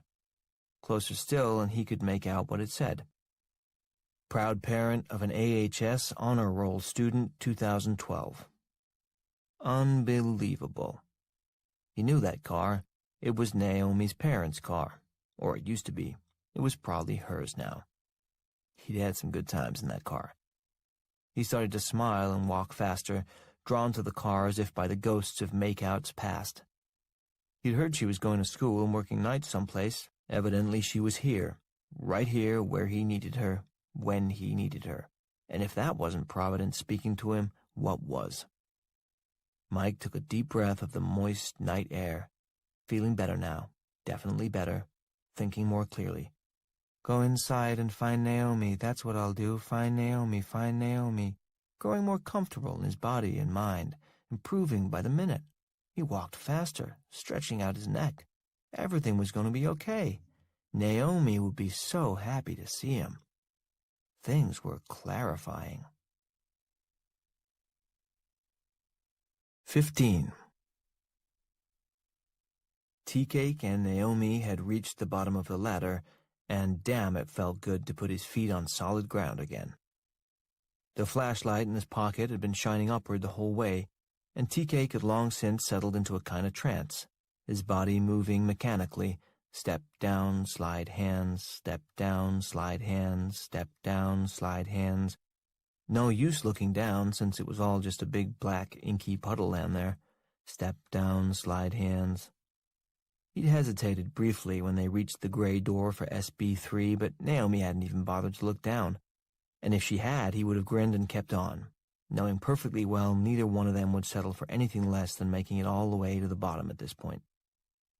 So they'd continued on, and that's when the climb got long, really long. From the schematic, he would have guessed the lowermost floor to be about 100 feet below SB3, but now that he thought about it, that section of the drawing had been broken by a jagged line with a space through it, which must have meant a whole lot of earth was left out. Step down, slide hands, keep going. His mind had gone for a little stroll, a pleasant one this time, since the only thing that was illuminated in the area was above him, and the only thing he could see clearly up there was Naomi's backside. He refrained from calling it or thinking about it as her ass. It was her backside, and it was a very nice one. But hang on, that's exactly what he was trying not to think about, out of respect. He wondered what they would do if they went out on a date, since she didn't drink. The truth was, he didn't like alcohol as much as he used to. It made his moods unpredictable. He'd get mad when he shouldn't, happy for no reason, and wasted people bugged him more as he got older. Plus, there was the waking up in the night. He couldn't sleep 12 hours at a time like he could even a few years ago. Too bad. He missed those days, but he'd noticed the mornings when he was 100% clear-headed were kind of cool. So, okay, that's all right, but when people don't drink or get high, what do they do around here? He imagined the two of them jacked out of their minds on coffee, but who wants that? And then he pictured them working out together, and she was very sweaty and glistening. Man, was she put together tight. And whoops, hang on, things were headed off in that direction again. So then he saw them taking her daughter to the movies. And maybe the kid got scared at one point and jumped in his lap, and he'd say, "That's okay, you're okay, kid. Turn your head away, hide your eyes, and I'll cover your ears. I'll tell you when it's safe to come out. I'll protect you." And Naomi would look over at him and she'd smile. He was good with kids. He didn't mind them after all. Maybe he could actually... In the end, he did fall, but it was only one step. His right foot hit bottom hard. He hadn't seen it coming. He lost his balance and his left slipped off the last rung. He oofed, Naomi turned, and he reached a hand up to help her. "Careful." She took his hand, he helped her off the last rung, and they stood together at the bottom. It was colder down here, maybe 60 degrees, and surprisingly humid. He pulled the flashlight out of his pocket and shined it upward, till the light disappeared into the endless black tunnel now above them. He turned it toward the door in front of them. It was another gray indentation, but this one was bigger than the others, heavily reinforced with a series of bars and levers, and had a black stencil spray-painted across it. DTRA access only. "What's DTRA?" he asked. "Let's find out." She pulled out her phone to Google it. No signal. Shocker. He thought. He looked at the door, which was more like a submarine hatch, crisscrossed with a complex latticework of steel slats, all joined together at the corners and leading to a large black handle.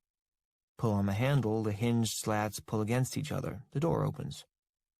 "You want to do it?" she asked him. "I'd really like to know what those letters stand for." "Me too."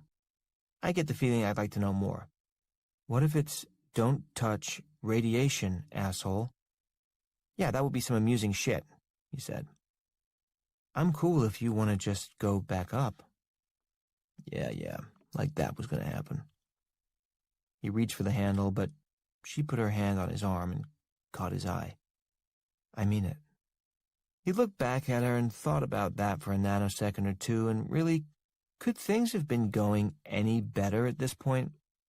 There was a kiss moment coming, there had to be, or at least a gripping each other in fear moment, and he wondered, these kinds of moments with a woman like Naomi, did he think they grew on fucking trees? Not in the barren, rocky ground that had been his love life, they didn't. The seeds of romance had found no purchase there since, oh God, the middle of high school. No, he was not going back up. They were going to finish this. The handle moved so much more easily than he thought it would. The door-opening mechanism was a work of engineering genius. You gave one gentle pull on the black bar, and the rest of the pieces glided about their business, each tugging on the other with just the right amount of force at precisely the correct angle. Even after decades of disuse, the high-quality metal had not yielded to rust, even in the humid environment. The dozen moving pieces struck up the music in their symphony of movement, and 8 deadbolt locks pulled out of the recessed metal slots in the door jambs where they had rested for the last 30 years. Tea-Cake pushed the door open. Something rushed out and slammed into them, but it wasn't anything nearly as horrible as what their imaginations had been conjuring. It was cold air. Cool, really, maybe 50 degrees. After the climb down, they'd both worked up a half-decent sweat, so when the blast hit them, it woke them right up. After the cold, the second thing they noticed was the sound, a whooshing that was coming from right over their heads like water rushing through pipes. Tea-Cake raised his flashlight toward the source of the sound and saw that was exactly what it was. They were standing on water pipes, a dozen of them, side by side, lining the ceiling of the underground tunnel, and water was circulating through them fast.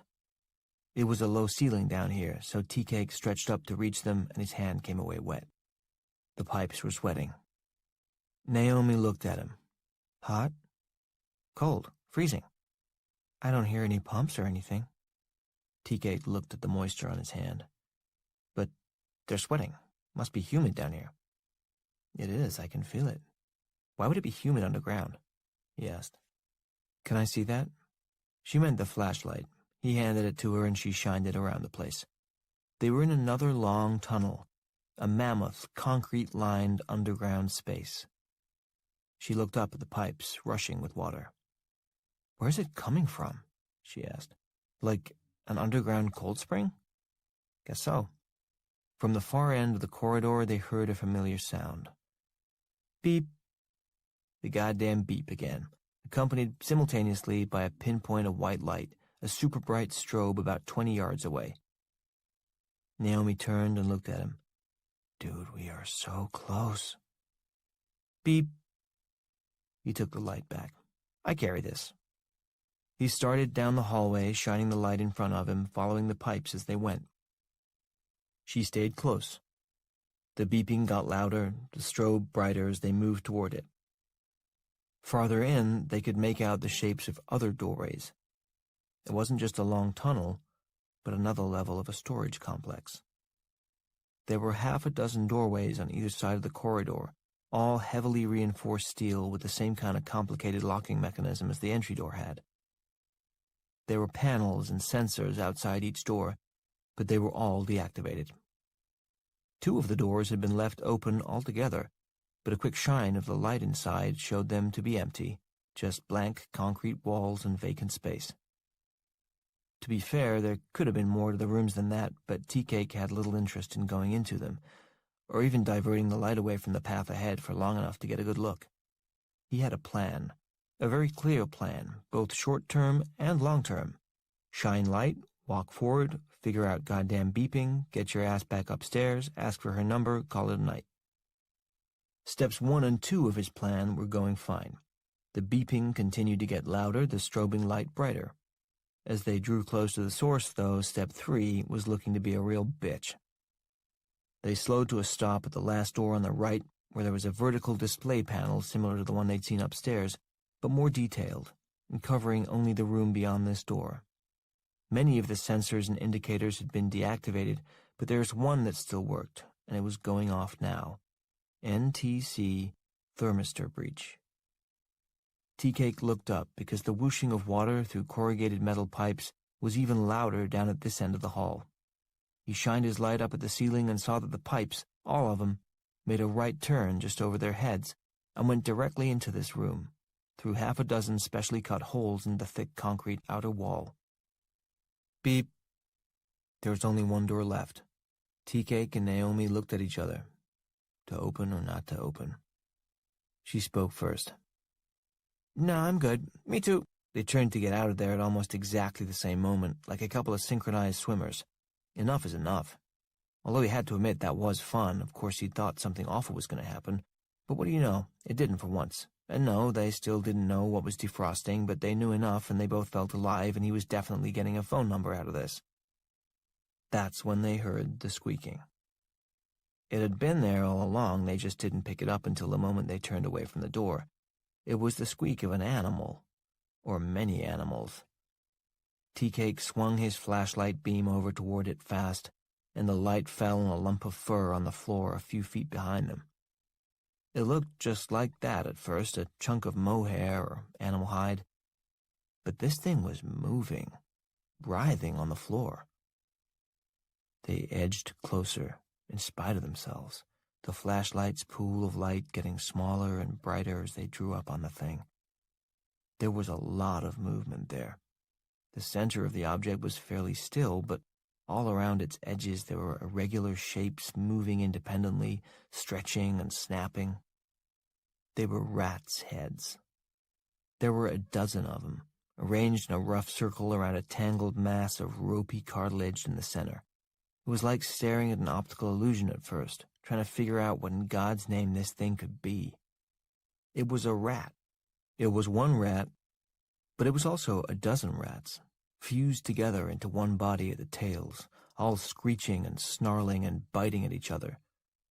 2 or 3 of the heads were still, cannibalized by their neighbors. Blood dripped from the rats' teeth and flowed from missing ears. The pile of snarling rodents was bound together at their conjoined tails by a strange, greenish sap that had oozed over them. Tea-Cake expressed his feelings. "Jesus fucking Christ!" Naomi was repulsed, but also fascinated. "It's a rat king." "A what?" "A rat king. It's a... well, that." She gestured because there were no words that could take the place of one quick look at the horrific thing. They wrote about them in the Middle Ages during the Black Plague. People thought they were a bad omen. "No shit, it's a bad omen. It's called a fucking rat king." Naomi leaned in to get a closer look. There was an intellectual detachment to her. She was going to make a good vet if she ever got that far. She could look at pain and deformity and see the clinical side of it, rather than the emotional one. Tea-Cake had no clinical side. He was all feeling and freak out, so he kept his distance. How do they get like that? Nobody knows for sure. Their tails get knotted and stuck together, like from pine sap or something. She looked around and picked up a long piece of scrap metal from the floor nearby. She prodded the massive fused tails. If they found a dead one of these, they used to preserve it and put it in a museum. "Yeah, well, that one's not dead. Would you get the fuck back, please?" "What are they going to do, run up my leg? They can't even move." She got closer, turning on her phone's flashlight again and shining it on the fused tails. From this close, she could see that the dull pink cords of the tails were covered over with a lime-green growth of some kind. "That's not pine sap," she said. She bent closer. "It's like a slime mold." "Yeah? Cool." He looked around. "Coming up on time to go." But she moved even closer to the squirming rats. They squeaked louder as she drew toward them, thrashing, trying to get at her or get away from her. It was hard to tell which. It seems like you're pissing them off."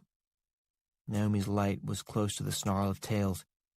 "No, it's not a slime mold. There's no froth, and it seems like it's moving a little bit, like a fungal ooze. But, God, that's a lot of fungus." Tea-Cake edged a tiny bit closer, shining the more powerful flashlight's beam on the wriggling mass. Moving the light around to get another angle on it, he noticed that the fungal growth wasn't only on the rats' tails. There was a thin smear of it that ran across one side of the Rat King, covering 2 or 3 of the entangled animals, and continued onto the floor below. A jagged ribbon of green led away from the rodents toward the wall. Tea-Cake raised the flashlight beam, following the trail to the wall, where it had crept up onto, or down from, the wall itself, and then across a groove in between cement slabs, all the way to the edge of the door to the sealed room. He walked closer and saw that the green trail of oozing fungal matter led into one of the dead bolt slots and disappeared into the room itself. From this close, he could feel something emanating from the door. Heat. Slowly, he reached out his hand and laid his palm flat against the metal. Beep. He jerked his hand away from the door and nearly jumped out of his skin at that one because he was standing just a few inches from the thermistor alarm when it went off, and the sound was right in his ear. He shouted in surprise. Naomi looked up. What? Door's hot. The door is hot, and the green shit is coming out of that room, and there's a fucking Rat King, and curiosity is awesome and everything, but I feel like this is about as far as this shit goes for me. She stood. Me too. Let's get out of here. We can't leave them like that, though, she gestured to the rats. He looked at her, uncomprehending. What, you want to take them with us? Of course not, but they're suffering. Yeah, well, I don't have any oxy on me. I can do it, she said. He looked down at the metal pipe in her hand. Are you serious? You want to leave a dozen animals in agony to starve to death? No, I would like to get the fuck out of here and not think about them. Wait by the door, I'll be right there. Fine, cool, you're weird as fuck, but I don't know, I'm cool with it. He started to walk away. Can I have the flashlight? Hell no. She looked at him. He clarified. Wouldn't it be better without it? Just get the job done, not have to look at a lot of gross shit. I'm fine, go ahead. He felt like a heel and a coward, but he also felt like getting as far away from the whole situation as humanly possible.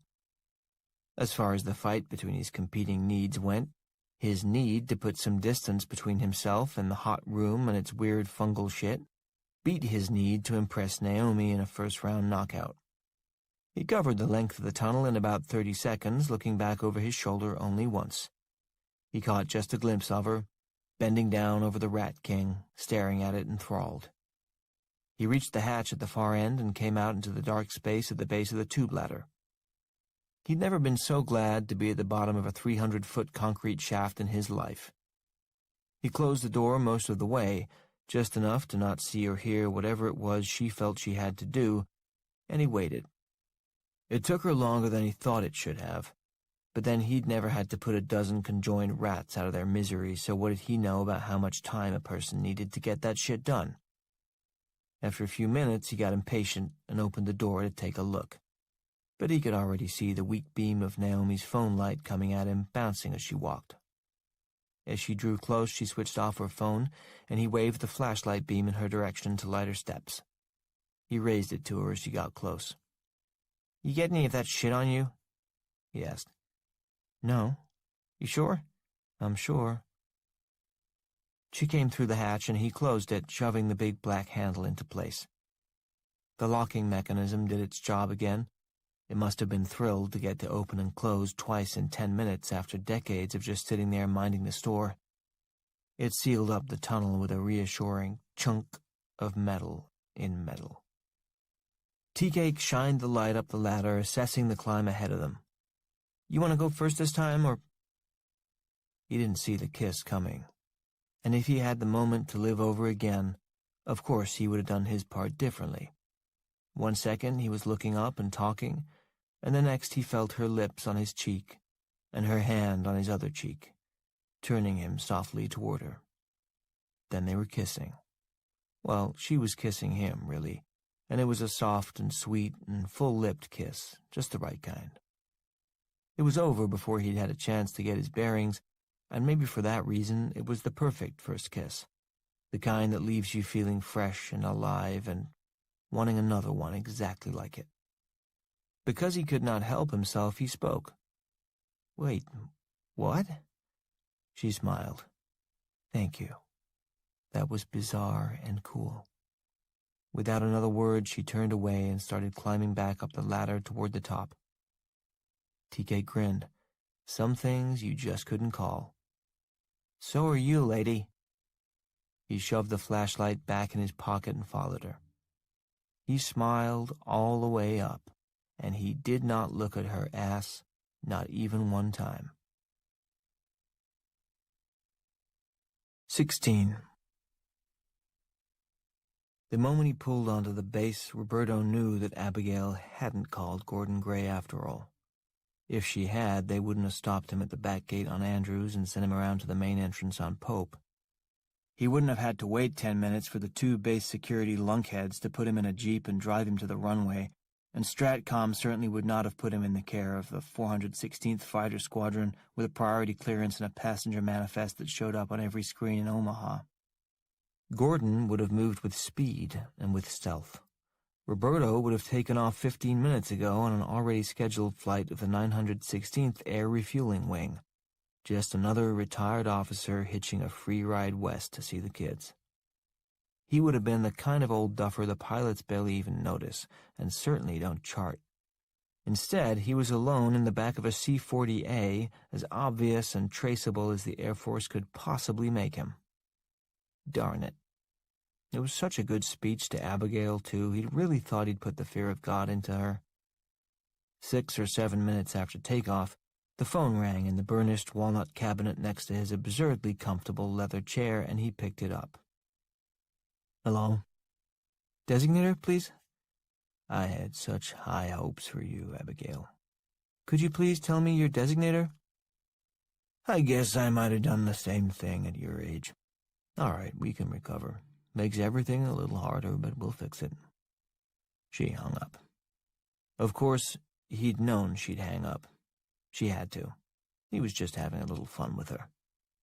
He had to admit, even though he was tired and even though the fate of everybody he could possibly think of was hanging in the balance, it was nice to feel useful again. Retirement had been a little disorienting so far. He'd looked forward to it for years, but he hadn't really prepared. He knew deep down that all the work on the house had been something of a dodge, and now even that was done. You can't just go from 40 years of movement and activity and forced but enjoyable camaraderie with an unbelievably varied cast of characters from all over the world to, well, sitting in a chair. Not overnight, and not without motion-induced nerve damage from the sudden stop, no matter how nice the chair is. He adored his wife. Any day spent in conversation with her was a good day by him, but a person's got his habits, and Roberto Diaz was used to being in motion. The phone rang again. He was still holding it, so he tapped the button with his thumb and answered midway through the first ring. He spared her the fucking around this time. 0474 Blue Indigo.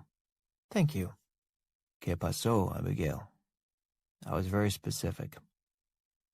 Is there a problem with the transport? My screen has you over Fayetteville already. You didn't call Gordon Gray, he said. He was unavailable. Of course he's unavailable. It's 2 a.m. Everybody's unavailable until they aren't. You found me. I'm sure you could have. Mr. Gray passed away in January. His brain processed that statement in 3 distinct steps.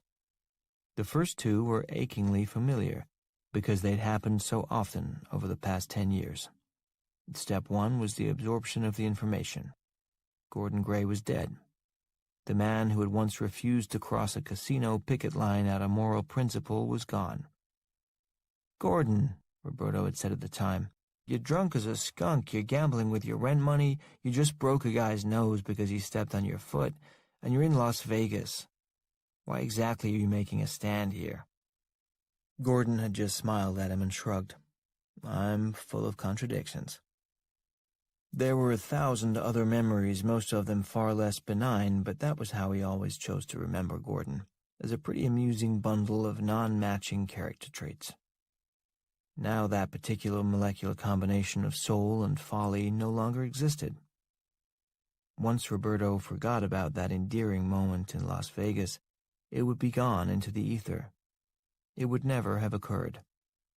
That was step 1, the sudden and vertiginous emptiness of death. Step 2 came close on the heels of that feeling, and it was compassion. He was sad about the hole that Gordon's death must have left behind with his family, his friends, his brothers and sisters in arms. Roberto now had some people to belatedly console, a few phone calls to make.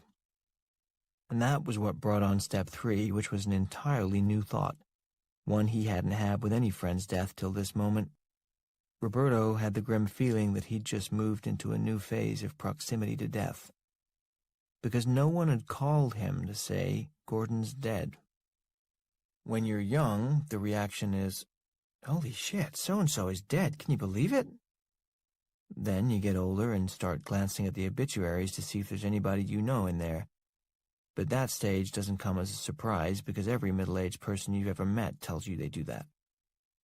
Then, when you're older still, starts the sad litany of phone calls coming in as nature's sniper starts picking off your friends and family one by one. You buy a funeral suit, and then a couple of different ties for it so you don't have to wear the same thing every time. You get used to all that. But this was brand new. At 68, Roberto had reached the age where somebody died and nobody called, not because they didn't care, but because it's too fucking depressing. That was a new one. He didn't say any of this to Abigail. To her, he said, I see. In January, she repeated. Who did you call instead? A man's voice answered for her. Thank you, Belvoir. You can clear the line. Roberto kicked himself for imagining they'd been alone on the line. Only a few years out and his edges had been dulled already. There was a faint click as Abigail disconnected, and Roberto could hear the colonel breathing on the other end. Hello, Roberto. Hey, Jarabek. How's that rash? Your wife said put some cream on it. It's fine now. Why did men talk like this to each other? Why not just agree to meet up and punch each other in the face until they felt better about things? Jarabek went on, enjoying the role reversal. When Roberto had retired, the colonel had moved up, and that was the spot from which he looked down at this time. I thought you put this one to bed 30 years ago. Apparently it woke up, Roberto said. Sounds like a broken thermistor to me. That would be nice to think. I'll be frank with you, Roberto. You're on that airplane as a gesture of respect to Gordon Gray. No other reason. Again, why the fuck had no one called to tell him Gordon was dead? People sucked. Threat assessment and sober report. That's what I want, and that's all I want. Clear? Gotcha, Roberto said. Hey, you got a cell number for Leffler? See, you're saying that to irritate me, Roberto, and I understand. I would do the same thing. This is the sort of jocular back and forth I so enjoy with you. But I'm not kidding around. This is going to go quietly and quickly. Assess and report, no off-the-book stuff. Phil, I'm fucking with you. It's probably nothing. I'll check it out and go home. And by the way, you're welcome. I'm not exactly on the clock anymore. Jarabek took a moment, deciding whether or not to trust him, and opted for some of both. I know that. Thank you for making yourself available. You should probably take me off the file. I will do that. Keep in touch. The phone went dead. Roberto held it for a moment, thinking. He looked out the window at the lights of Charlotte down below off to his right. Broken thermistor, my ass. Fuck that guy. Off the books was exactly where he was going. He'd be on the ground in Kansas in less than 2 hours. That would make it tight. But if Trini answered, he had an outside shot at it. The trick would be coding the call, and he certainly couldn't do it on the plane's phone. He reached into his flight bag, took out the MacBook Air his son Alexander had given him for Christmas. Too much. Makes everybody uncomfortable. Tone it down, Alexander. And turned it on. The plane's Wi-Fi signal was half decent, and he called up Tor2Web without hitting a DoD net nanny. First stroke of luck. John Dunim and the other 2 or 3 other .onion rerouters he knew were already dead. The dark net had pretty fast-moving currents, and he wasn't surprised to see he was already out of date. He was trying to think of next steps when something in his jacket pocket buzzed. It was the satellite phone, the one he'd taken out of the safe back in his kitchen. He looked at the screen, didn't recognize the number. He made an educated guess. "Abigail, I can talk for 2 minutes." It was her. Roberto was genuinely delighted. "I think you have the wrong number," he replied, and hung up the satellite phone, which was most certainly monitored. He tapped a few keys on the laptop, accessed a deep beep site he trusted, thank God that one was still there, and leached into the first number with at least 10 nodes of encryption that scrolled by. He called her back, and she picked up on the first ring. "I'm on my personal cell in the ladies' room." He could hear the echo of her voice off the tile. "I take it you read my white paper." "I did," she said. "And you believed it. What do you need me to—" She stopped, and he could hear that the door to the bathroom had just opened. Someone had come in. Roberto took over. "Okay, I'll talk, you listen. Even with encryption, airplane Wi-Fi won't be secure enough for the conversations I need to have, so you'll need to make the calls for me. Find a reason to get yourself out of there on the double. Go buy a burner and call a former agent named Trini Romano. I'll repeat that name before I hang up. When she answers, tell her Margot is under the weather." "Margot is under the weather? I'm sorry to hear that." Still with a stilted voice. She wasn't alone in the bathroom. "That's it. Then tell her what you know. She'll help you with the list, even number 7, especially number 7. We're under 2 hours, so you have to move fast." In the background, he heard a toilet flush. He continued. "Text her burner number to me through a Mixmaster, and I'll call you when I'm rolling." Water ran in the bathroom. Someone was washing her hands. Abigail sighed. "I understand, Mom. I just think it's kind of soon after your knee replacement." Roberto smiled. She was pretty good, all things considered. "I'm dying to know why you decided to believe me, but that can wait. Doesn't matter, I guess." He could hear the bathroom door open and close again. Abigail's tone changed. "Is it as bad as what you wrote in the report?" "Every bit. And none of the people who understand that are in power anymore. If Jarabek is not going to bed, he'll keep an eye on things, and he will not be helpful. But believe it or not, I've done all this before." "Including item 7? He didn't answer that. Trini Romano. He hung up. 17. When Tea-Cake was 14, he fell in love for the first time. Patty Wisniewski was 17, and he never really had much of a shot with her, but he'd started hanging around with seniors when he was a freshman, thanks to his overpowering sex drive. Like any 14-year-old boy, Tea-Cake had powerful erections, and he followed his dick wherever it led him. One day, it dragged him to auditions for the school play, of all places. It was the last thing a frankly thuggish kid like Tea-Cake would have done under normal circumstances, but he had an angle to work. The whole school had to watch the fall musical one afternoon, and he would have been blind not to have noticed that there was an inordinately high percentage of attractive young women up there on stage, almost entirely surrounded by losers. 3 weeks later, he went to auditions for the new play. Because he was a human male and alive on the planet, he was cast immediately.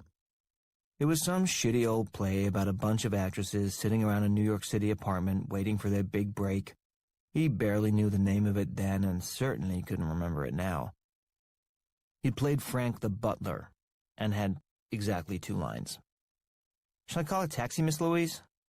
And in the second act, the kicker. "Taxi's waiting, Miss Louise." One night he screwed him up and switched the order around, which should have brought the play to a crashing halt, but nobody really noticed. He never talked loud enough anyway. The other 2 shows he managed to deliver both lines at the right times and without laughing. But his real accomplishment was getting himself accepted into the sex and drug-filled paradise of 17-year-old life. He was kind of cute for his age, smart enough from hanging around his older brother to know what to say and what not to say, and the seniors took him under their wing as a sort of mascot. He wasn't fully developed, so his sexuality wasn't particularly threatening, and that gave him all sorts of access to older women. He worked it as hard as he'd ever worked anything in his life, and at the cast party on opening night, Patty Wisniewski gave him a mercy hand job in the bathroom of Cress Peckham's stepdad's house. The only shame was that he was too drunk to remember it. That was the thing. If asked, Tea-Cake would be hard-pressed to come up with a single sexual encounter or romantic overture in high school that wasn't fueled by booze or drugs. He started smoking weed in 7th grade, like most people he knew. But that was the sort of thing you did with your buddies when you didn't care how stupid you came off. With women, you wanted to be drunk. Coke was nice if you could get it, but there was such an ugly price to pay for it. Some creepy 20-something asshole you'd have to hang around with, or cash that had to be scooped out of the till at work or stolen from somebody's parents. Too much hassle involved. Rock was cheaper, for sure, but you didn't have to be a genius to see that smoking that shit would take you no place good. That kind of high had nothing to do with getting off anyway. You lost interest in sex almost immediately. Things in his romantic life didn't change all that much after high school when he got the job at the asphalt place. By that time, his moms had split, and his dad was enjoying his own intimate relationship with the sauce. He'd always drunk a lot, his old man, but Tea-Cake didn't think much of it because everyone around here drank too much. Atchison was fucking bleak in the winter. Dark side of the moon. There wasn't anything else to do besides get loaded. And then it's not like you're going to give it up for the spring and summer. At best, his dad's drinking became a little more joyful as the weather improved. He could at least hide it under the cover of celebration. Tea-Cake didn't care. If he were his old man, he would have gotten wasted every night, too. The guy was a loser with a series of shit-ass jobs that kept going away. He was a cuckold who couldn't hang on to a wife, and he was stuck raising a son to whom he could find nothing that he wanted to say. The closest they got to bonding was when his dad would stumble across a Three Stooges marathon on TV when he was half in the bag, and shout upstairs to Tea-Cake, "Get down here and watch this shit with me. I love these assholes." They tried to stay out of each other's way as much as possible, and mostly succeeded. Both of them got fucked up. A lot.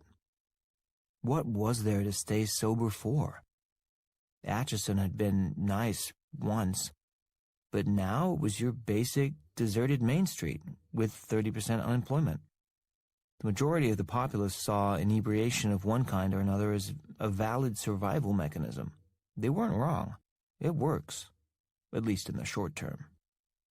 A few months after high school, Tea-Cake got his own place with a buddy, covered his end of the rent okay most of the time with a few different jobs, and got shit-faced. Of dates, there were none. Hookups, a few, but always under the influence. Within a year and a half of graduation, he was in front of the judge for a drunk and disorderly and resisting arrest. And that was when the judge said, "It's the military or jail." Tea-Cake said, "Hello, drill sergeant." Although since he picked a Navy, it was, "Hello, recruit division commander." Then it was 2 years moving from port to port overseas where there were a surprising number of women and opportunities. The lady journalists in particular were always down for it, but they liked to get blitzed even more than he did. Now Tea-Cake was 24. 10 years of romantic history were a cloud, a haze, a rush of dulled sensation only dimly remembered. And then this. March 15th, 2:26 a.m., standing at the bottom of a 300-foot-deep concrete shaft. That was the time and place. That was the moment. It was the first time Travis Meacham had ever kissed a woman sober. There was an awful lot to be said for it. For Naomi, the kiss was a momentary impulse that had been building for several hours. She'd come to work that night in a mood most foul, stuck in the fog of anger and despair in which she'd awakened that afternoon. She'd had a shift the night before, making this a rare and welcome 2 shifts in a row, which meant a better paycheck, but worse sleep. After a night shift, she'd come home, get Sarah ready, and take her to school. And with any luck, she could be in bed by 8:30 a.m. That meant about 5.5 hours of sleep because she had to be back at the school to pick her up at 2:50. That was on a day with no classes for herself. A year ago, she would have been able to put Sarah in the after-school and not have to pick her up until 4:30. Luxury. But the school lost its federal grant for that program at the end of last year. Now the after-school was called Extended Learning Opportunities, and it was run by a for-profit group that charged $40 a day. That was half a day's after-tax wage for Naomi and made no economic sense whatsoever. She might as well not do the extra work. Point is, today she woke up tired at 2 in the afternoon, and the last thing she needed was for one of the dark moods that had haunted her for the past several years to come roaring back. But she knew the moment she opened her eyes that the black dog had returned. That was Naomi's private nickname for the depression that periodically engulfed her, and this thing was no friendly Labrador. It was a mangy, skeletal cur, all bones and teeth, and when it came, she could see it loping at her out of the woods, tongue lolling off to one side, yellow eyes fixed on her. The black dog would stick around, on average, 3 or 4 days.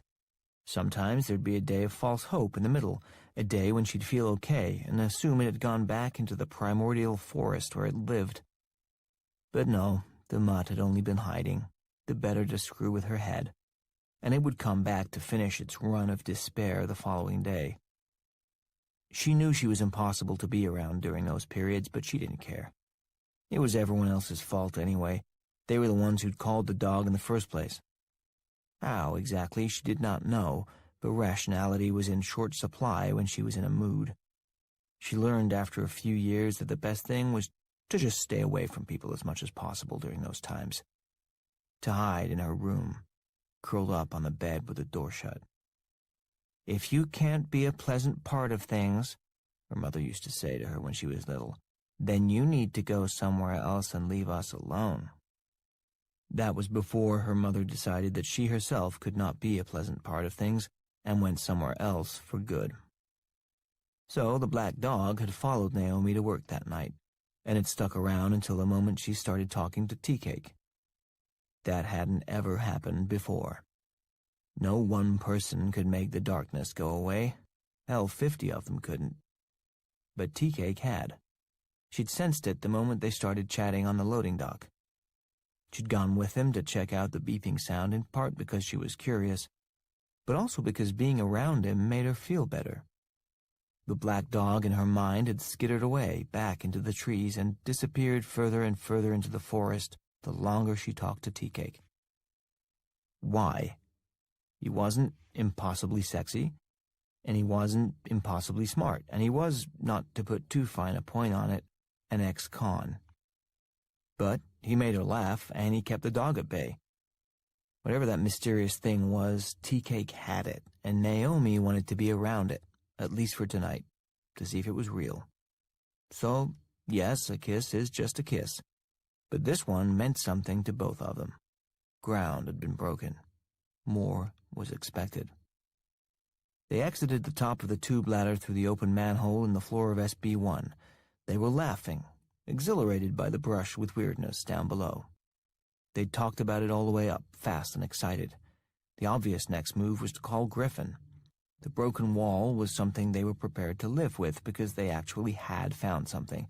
There was a real problem down there, and it would likely involve the police and corporate and God knows who else. They might even be rewarded for having found a gas leak or animal infestation or some other nightmare scenario in the making. Naomi was first out of the manhole. She swung her legs around so they were out of Tea Cake's way and sat cross-legged on the cement floor while she waited for him. She had her phone out of her pocket in a minute and typed in the 4 letters that were stenciled on the door down at the bottom of the tube. DTRA.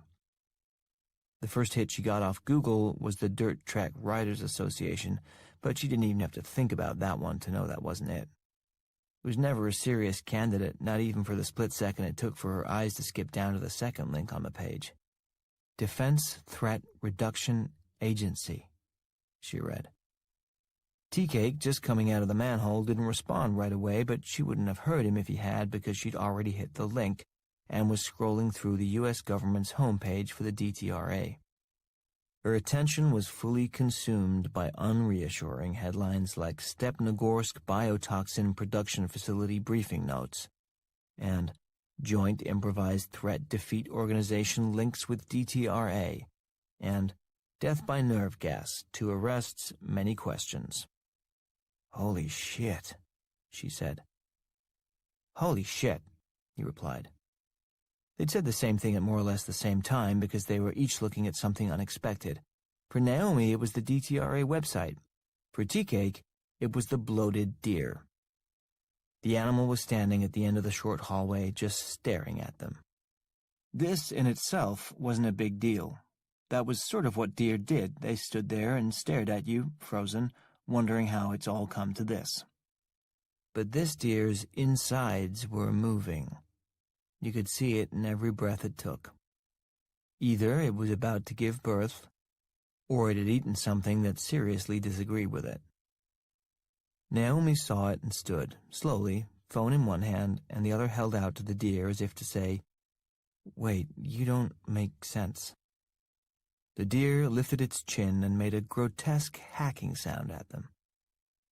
Tea Cake climbed out of the manhole slowly and stood next to Naomi. "What's the matter with it?" he asked. "It's sick, distended belly." The deer took a couple of steps toward them, hacking some more. Tea Cake picked up the pry bar he'd used to open the manhole cover. "Don't," Naomi said. "Tell it not to come any closer." She looked at him. "Like I talk to animals?" "Wait a minute," Tea Cake said. The deer froze again as if obeying him. Tea Cake thought. So, okay, sick deer staring at them. But this sick deer was in an underground storage facility, all the way down in sub-basement 1. There's only one way it could have gotten to SB1. The elevator. How the fuck did it get down here? The deer cocked its head suddenly as if called, then turned around and trotted back toward the mouth of the hallway, throwing a look back over its shoulder to hack at them one more time. It rounded the corner, only a bit unsteady, considering deer hooves were not at all made for concrete, and then clattered off and out of sight, its steps echoing off the walls. Tea Cake and Naomi glanced at each other, but neither one needed any convincing. They followed it. They came around the corner but were falling behind the thing. It had picked up to a trot and was just now turning a second corner at the far end of the hallway. They walked faster. It turned a final corner, and this one came to a dead end at the only elevator. The deer trotted toward it. Tea Cake and Naomi slowed, approaching it warily. What do we do once we catch it?" he asked. "I don't want to catch it," she said. "I want to help it get out of here." The deer reached the elevator doors at the far end and stopped, looking back over its shoulder at them. Tea Cake walked even slower. "I'm not getting in an elevator with that thing." At that moment, the elevator doors binged and slid open. The deer turned, as if fully expecting that, click-clacked its way into the elevator, turned back around to face them, and swear to God it glanced up at the floor numbers as the doors slid shut. Tea Cake and Naomi stared. Tea Cake spoke first. "The fucking deer just took the fucking elevator." Naomi looked around as if seeing the walls on either side of her for the first time. What the hell is this place? 18. Consider the night the deer was having. After the animal's execution by Mike's handgun at the side of Highway 16, it had gone through a period of blackness, from which it abruptly awakened in the trunk of a car with a lunatic, half-faced cat standing on top of it. Cordyceps novus, having pulled off the seemingly impossible migration into the trunk of the car, had spent more than 8 hours marinating inside the helpless creature's brain. The fungus had gone to work to repair damage from the bullets, in the process rewiring neural connections to alter the animal's behavior. The amygdala was expanded. The frontal cortex was inhibited. All the animal's basic instincts, eat, reproduce, run away, had been subordinated to the primary goal of helping the fungus sporulate and disperse. The deer didn't have much in the sense of wonder, so it had no interest in trying to puzzle out how a pathogenic mutating fungus that had been stored in a sealed subterranean environment ended up above ground in the trunk of a '96 Chevy Caprice in the first place. Still, it's a question worth asking. By the early 1990s, the Cordyceps novus sample that had been recovered in Australia and stored at Atchison was brutally unhappy. When you have one biological imperative and that imperative is thwarted, it gets pretty depressing. But even though the temperature inside the biosealed tank was 14 degrees below zero and the fungus was nearly inert, 14 below zero is still a lot warmer than absolute zero. And nearly inert is not at all the same thing as completely inert. Deep underground, sealed in a tank that was shut in a box that was locked in a crate, the fungus continued its pattern of consumptive evolution, albeit slowly, given the temperature and the inhospitable chemical composition of the stainless steel tube itself. Manganese and aluminum were abundant in its makeup, but they were of almost no use, given their non-reactive nature. A full 16% of the tube was chromium, which was actually a growth inhibitor for Cordyceps novus, so that was a downer, and carbon, which was what the fungus truly craved, made up a scant 0.15% of its chemical surroundings. The fungus did grow, but barely. Still, time marched on. By 2005, after almost 20 years of ceaseless effort, the fungus had managed to transform and occupy an area of the tube a few microns square. Through that tiny opening, the fungus trickled out into the larger storage container in which the tube rested. It picked up a little nourishment from the polyurethane foam in which the tube was nestled. At least poly had more than 2 reactive hydroxyl groups per molecule. A fungus could work with that. But it wasn't until it made its way through the portable sample kit's outer shell in late 2014 that Cordyceps novus hit its digestive stride. Because the outer box, the big one, the crate Roberto and Trini had watched so carefully in the back of the truck 27 years before, was made of carbon fiber, superfood.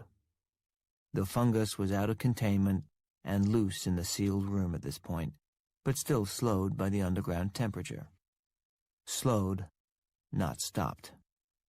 The powerful cold spring, fed by the deeper undercurrents of the Missouri River, had spent most of the 21st century warming up along with the rest of the planet. The river surface got hotter, the spring got hotter. The ambient temperature inside sublevel 4 had risen 7 degrees since the fungus had first been incarcerated, and the temperature only went up as the fungus produced its own chemical reactions. Its conquest of the sealed room was completed by midsummer of 2018. The fungus oozed through the wiring in the wall in the autumn of that year and spread into the main corridor of SB4 in November. An unusually cold winter delayed its growth briefly, but when a record-breaking heat wave hit in early March of this year, Cordyceps novus got the few extra degrees it needed to crank up its metabolic machinery. It had infected organic matter again for the first time since its birth in Australia. That was when it found the roach. The American cockroach has several impressive evolutionary characteristics, besides its ability to survive a nuclear winter. One is that it can live without its head for up to a week. Respiration occurs through small holes in each of its body segments, so even after the first Cordyceps novus/cockroach hybrid was decapitated in a snarl of mayhem with a dozen other infected roaches who attacked and tried to consume each other, CN Roach 1 was able to continue on its purposeful way. And it did have a purpose. From the moment of its hijacking, CN Roach 1 became imbued with a biological purpose greater than any roach in history. That's saying something for a 280-million-year-old genus. Cordyceps novus was driven. Over 32 years of isolation, it had changed very little, except to note that its growth environment was for shit.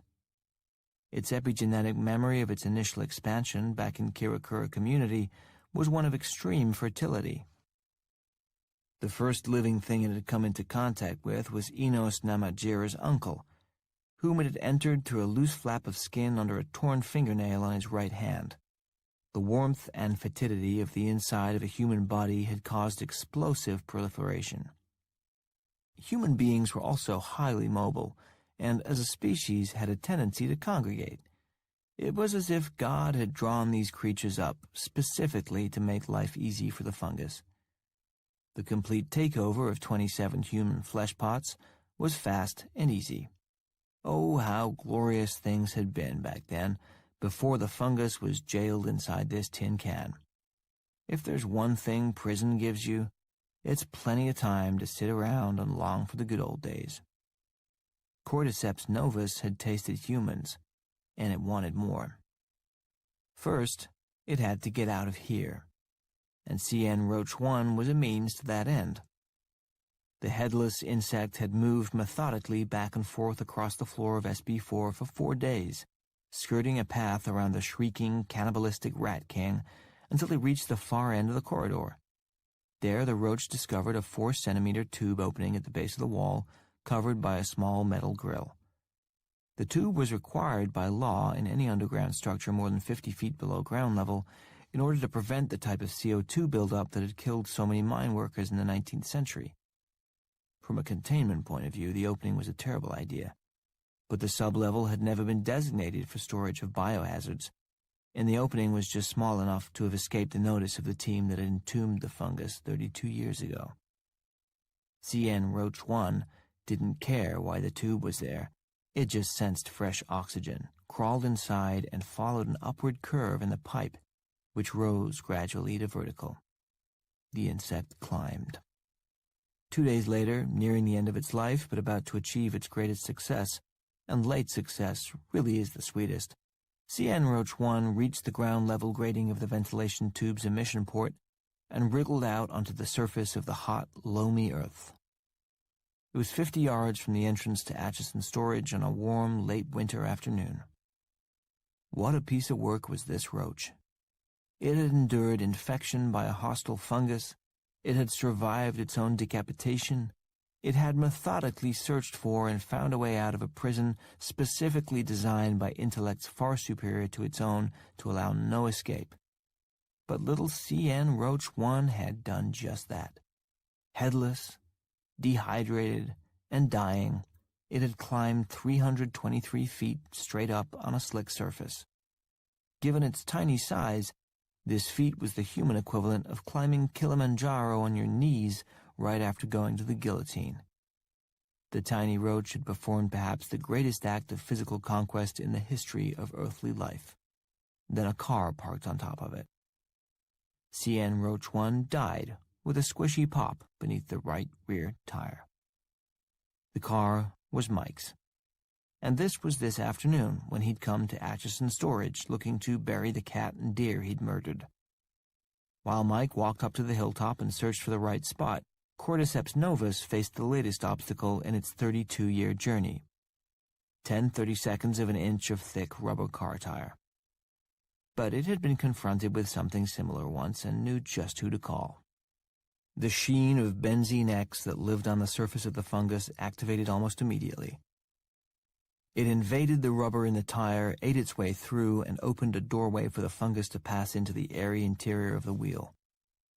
Cordyceps novus floated upward, and the fungus and its endosymbiont repeated the penetrative process through the tread at the top of the wheel.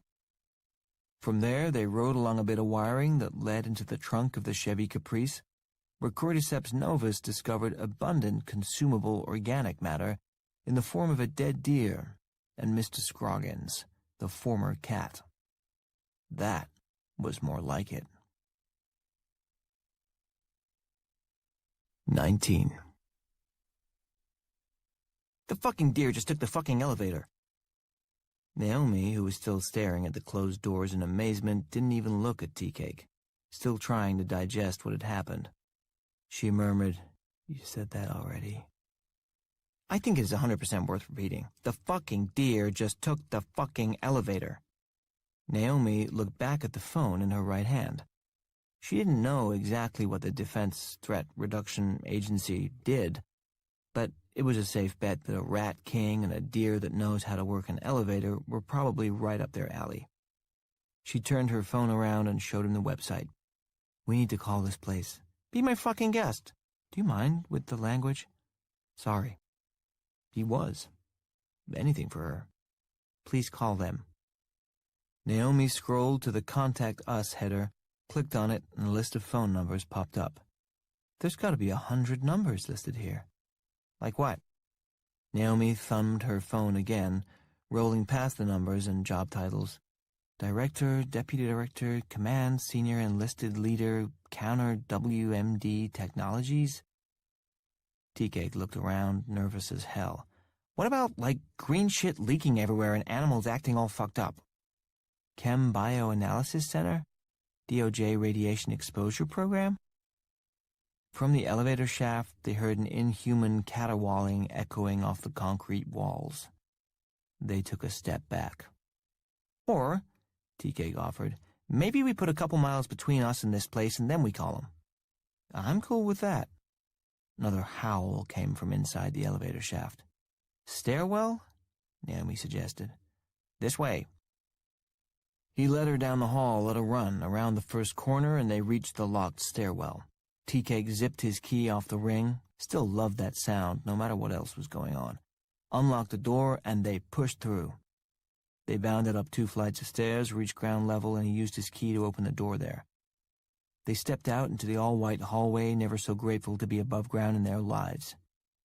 He took her by the hand. Damn, she's got some soft skin. Soft but strong hands. You can feel it. I wonder if that's from carrying her kid around. Nah, that'd make your arms strong, but not necessarily your hands. How come she's got such strong hands? Wait, focus, man, we gotta get out of here. And led her down the hallway, headed for the lobby. Not far away, the deer stood in the elevator, awaiting further instruction. It's not that the deer was sentient. It had no sense of selfhood. What it had was a clearly articulated purpose. As long as it was moving toward fulfillment of that purpose, the pain in its belly was not as intense. The deer didn't have the faintest idea why any of this should be the case, but then it didn't understand much of what had happened to it in the last 48 hours. The elevator doors opened at the far end of the ground floor level of Atchison's storage, and Tea-Cake and Naomi both screamed. They had taken the stairs specifically to avoid the disfigured, resourceful deer that seemed to know how to operate an elevator, and now that deer was standing right in front of them. "How the fuck?" Tea-Cake shouted at the deer, which took 3 shaky steps toward them, making a phlegmy, hacking sound at the back of its throat. Tea-Cake and Naomi stared in horrified fascination. From this closer perspective, they could see the deer had numerous gunshot wounds to its head, and one hindquarter appeared to have been completely crushed, and then reinflated somewhat off-shape. The deer's belly seemed to expand as they watched, and its once spindly limbs had taken on the shape of piano legs. Naomi held her hands out, one toward the deer and one toward Tea-Cake. Just, Tea-Cake looked at her, his voice an octave higher than usual. Yeah?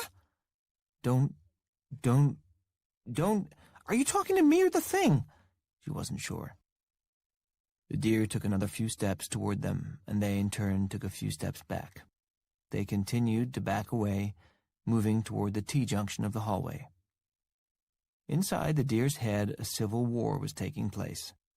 Every one of the animal's natural instincts was screaming at it to turn and run away from these scary 2-legged creatures, but an even stronger instinct, a new one that had taken hold only recently, insisted on just the opposite. And this new voice was loud and firm. "Move forward," the new voice said. "Get as close as you can. Go to them, walk, and then the pain will stop." Cordyceps novus knew what it wanted, and it wasn't a cockroach, cat, or deer. It was the intelligent, highly ambulatory, communal creatures that were 10 yards away at the end of the hall. The deer kept moving toward them, and Tea-Cake and Naomi continued to back up until they reached the cinder-block wall at the end of the corridor. They could have turned and run in either direction, but that would have meant tearing their eyes away from the unnatural spectacle that was unfolding in front of them, and that they could not do.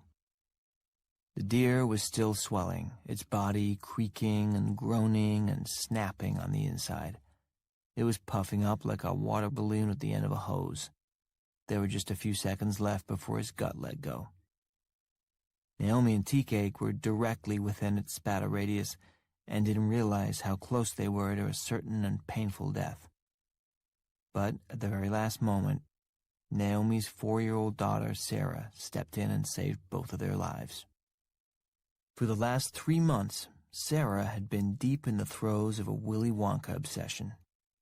Sarah, and therefore her mother, had watched the 1971 version of that movie, in whole or in part, more times than Naomi cared to count. Sometimes Naomi was awake, actually watching it with her daughter. Sometimes she was asleep, dreaming it, or folding laundry in the other room, the audio bouncing off the walls and into her head. Naomi knew every line, every lyric, every part of it by heart, and the parts she knew best were the parts that scared Sarah, the parts where she needed her mama to come over and sit down and pull her onto her lap and stroke her hair and tell her it was all just pretend. Naomi didn't mind.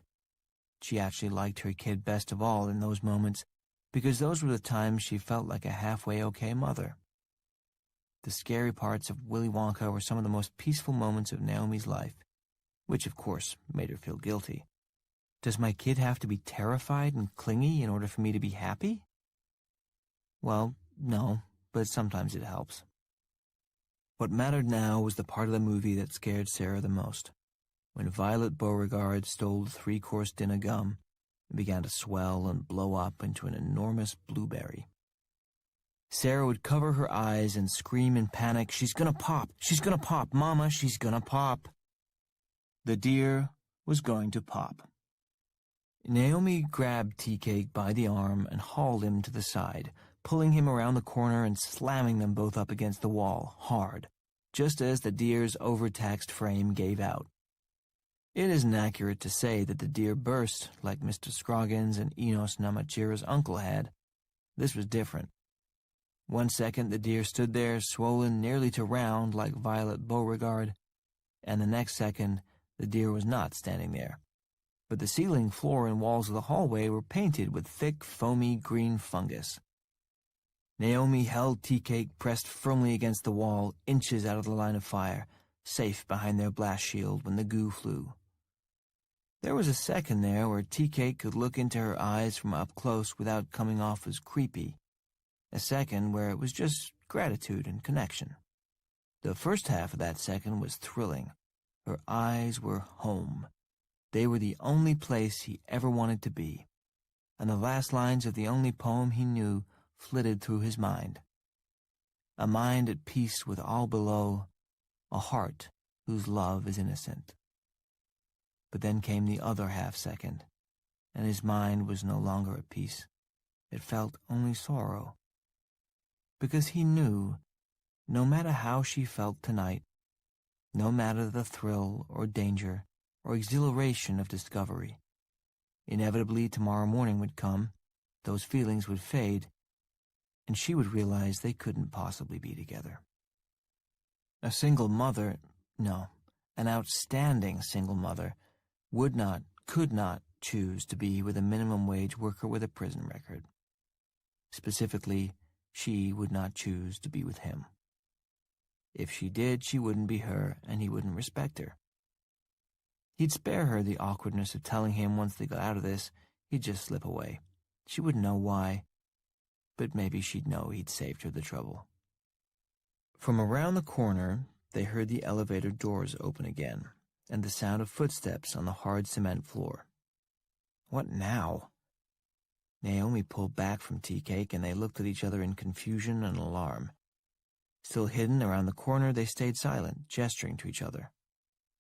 Her furrowed brow and cocked head asked, "Who the hell is that?" And his upturned palms and quick shake of his head answered, "Like I know?" The footsteps drew closer and louder. They were definitely human, but there were no other workers in the place at this hour, and neither one of them had buzzed anyone in. Tea-Cake called out from around the corner. "Hello?" He tried to sound authoritative, but stayed where he was, hidden from view. The footsteps paused, then started walking again. They heard a soft gush as the feet must have hit the edge of the wet carpet of fungus in the middle of the hall and kept coming toward them. Naomi's turn, louder. "Who is that?" The footsteps stopped again, but only for a second before they resumed, faster, splatting through the fungus. They were just around the corner now. Tea-Cake and Naomi backed up a few feet into the middle of the hallway, a safe enough distance away to still turn and run if they had to. A man came around the corner and stopped, staring at them. It took Naomi a moment to comprehend the weirdness of what she was seeing. Mike? Mike pulled back his lips and showed his teeth, which was not at all the same thing as a smile, but it was the best he could do. "Hi, honey." Tea-Cake looked back and forth between them, 3 legitimate questions in his mind. He elected to skip 2 of the more mundane ones, "You guys know each other?" and "Honey?" and move immediately to the more mysterious issue. "You were in the elevator with that thing?" he said to Mike. Mike turned his head as if noticing Tea-Cake for the first time. "I was in the elevator with that thing." Tea-Cake looked at Mike, then at Naomi. "He's your weirdo." But he pressed on, turning back to Mike. "So, you pushed the buttons." Mike blinked. "I pushed the buttons. A deer can't push buttons." Tea-Cake squinted. He had an odd conversational style, this guy, and he ended every sentence with that weird half-open mouth, like he was trying to smile, but his lips kept getting stuck to his teeth. "What are you doing here, Mike?" Naomi jumped in. "What the hell happened to that thing?" She pointed to the massive goo that Mike had just walked through, then looked back at him, noticing the sleeves of his shirt were soaked red with blood that oozed out of a series of long, jagged cuts running up the length of both arms. "And what the hell happened to your arms?" That was way more interrogation than whatever was left of Mike's brain could handle. He'd been feeling pretty good outside, especially when he saw Naomi's car and realized there was another human being in the immediate vicinity. Not just any human, but one whom he knew and could get close to. "That's something I should do, right?" he asked the feeling in his head. "That's something I should do right away, isn't it?" "Oh, yes," the feeling told him. Cordyceps novus, after the failure in Australia and the limited success with Mr. Scroggins, had lost interest in height as a prerequisite for contagion and had now seen the wisdom of lateral mobility. "Yes, get as close to them as you can as soon as you can. Yes, please." So, Mike had moved. He was confident he had a purpose, which was more than he'd been able to say for a long time. The locked front door of the storage facility hadn't deterred him. He'd found a side door with a glass panel in it, smashed it with a rock, and wriggled through. The broken glass didn't hurt that much when it sliced up his arms, and when he landed on the other side of the door and stood up, he'd been delighted to see the deer through the broken window, standing at the edge of the woods 10 yards away, staring at him. Mike was thrilled. He'd felt bad about the deer for 2 days, but there it was, alive. And somehow he knew this. It was on his side. He'd opened the door, held it wide, and the deer trotted inside the building. Together, they walked the halls of Atchison's storage for a good 20 minutes, looking for Naomi but not finding her, or anyone else for that matter. They'd moved on, wordlessly, to the basement, taking the elevator down a level to continue their search. She had to be here somewhere. Mike and the deer had the same imperative. "Find a human and infect it. Repeat as many times as possible until you're dead." And goddammit, they were going to carry it out. He was going to be good at something. It was when they'd reached SB1 and the elevator doors opened that Mike had frozen up, because there he'd heard her voice, coming from around the corner, talking to Tea-Cake, and the 49% of his brain that still contained useful human feelings like guilt and remorse kicked into overdrive. He remembered what he'd done, and that he'd fled, and that he had a child, somewhere, whom he had failed to father. As Naomi's voice drew closer, Mike had pressed his body back against the wall of the elevator, out of sight next to the control panel, and prayed to be anywhere but here. Prayer is a powerful psychic force, more powerful even than Cordyceps novus, or at least it was for those 60 seconds or so. Mike cowered in the elevator, out of sight, able to temporarily fight back the urge to go get them. When the deer walked back into the elevator and Mike was able to push door close, a wave of relief washed over him. He wouldn't have to see her again. He wouldn't have to face the weight of his sins. They'd reached ground level, and the deer, "God bless you, you beautiful, intrepid creature," had strode out of the elevator toward the pair of humans, swelled up, and done its level best to coat them in fungus. But it failed. And the religious rebellion in Mike's brain was quashed under the boot heel of Cordyceps novus, which simply said, "Next man up," and pushed Mike forward to do his biological duty. Now Naomi waited for him to answer her questions. Any of them, really. He blinked, just looking at her. Tea-Cake tried like hell to figure this out. "You okay, man?" he asked Mike, but Mike just opened his mouth and then closed it again. Tea-Cake turned to Naomi. "You know this guy?" "Yes." She hesitated because she hated saying it. "Yeah?" Tea-Cake was waiting. "He's my kid's dad." Mike opened and closed his mouth 3 times, clicking his teeth. Tea-Cake took that in, then turned back to Naomi. For real?" Mike moved toward Naomi. "Open your mouth." She took a step back. "What?" Tea-Cake stepped in front of her, holding a hand out to Mike, palm out. "Whoa, dude, what kind of shit are you talking? What's the matter with you?" Mike opened his own mouth wide, as if stretching out his jaw muscles, then clicked his teeth at Naomi again. "Open your mouth." Of all the unpleasant things Naomi had seen and heard tonight, this was perhaps the unpleasantest. What the hell was wrong with her that she had ever given this jerk the time of day, much less conceived a child with him? Why was he now heaving his stomach in and out like a cat trying to bring up a hairball? And why was he reaching around behind his back? Tea-Cake had been around guns in the military and spent his fair share of time on the rifle range, but mostly he saw a lot of movies, and he knew there was only one reason to make that gesture, ever. It wasn't because you had a sudden itch at the top of your butt crack. While Mike sucked his gut in and out and closed his right hand around the handle of the .22 he'd shoved into the waistband in the back of his pants, Tea-Cake studied the geography. Mike was between them and the exit, but just behind them was the open hallway that led to units 201 through 249, and at the end of that was the jog to the right. Maybe that would buy them enough time. Some units had deadbolts on the inside, and they both had phones, so maybe... Mike wedged words in between the heaves. "Open, heave. Your, heave. Mouth, heave." The gun came out, but Tea-Cake had already turned and taken off, pulling Naomi along with him. The vomit that Mike finally succeeded in dredging up from his gut spewed a good 8 or 9 feet, but fell short, splatting on the cement in the spot they'd just vacated. Tea-Cake and Naomi turned the corner as Mike raised the gun, fired a shot at them, and took a chunk out of the cement block near their heads. Neither one of them had ever been shot at before. It was not enjoyable. They raced down the corridor, no words, just flight, and could hear the anguished, angry cry of Mike as he chased after them. The only way out of the building was back the way they'd come, back where the guy with the gun and the barf and the exploding deer were, so that wasn't happening. Tea-Cake's mind did the mental math and didn't like the numbers, not one bit. These hallways were long, and wasn't nobody could outrun a bullet. He'd be willing to take his chances if it were just him. What were the odds that pukey weirdo could actually land a shot on a moving target while running?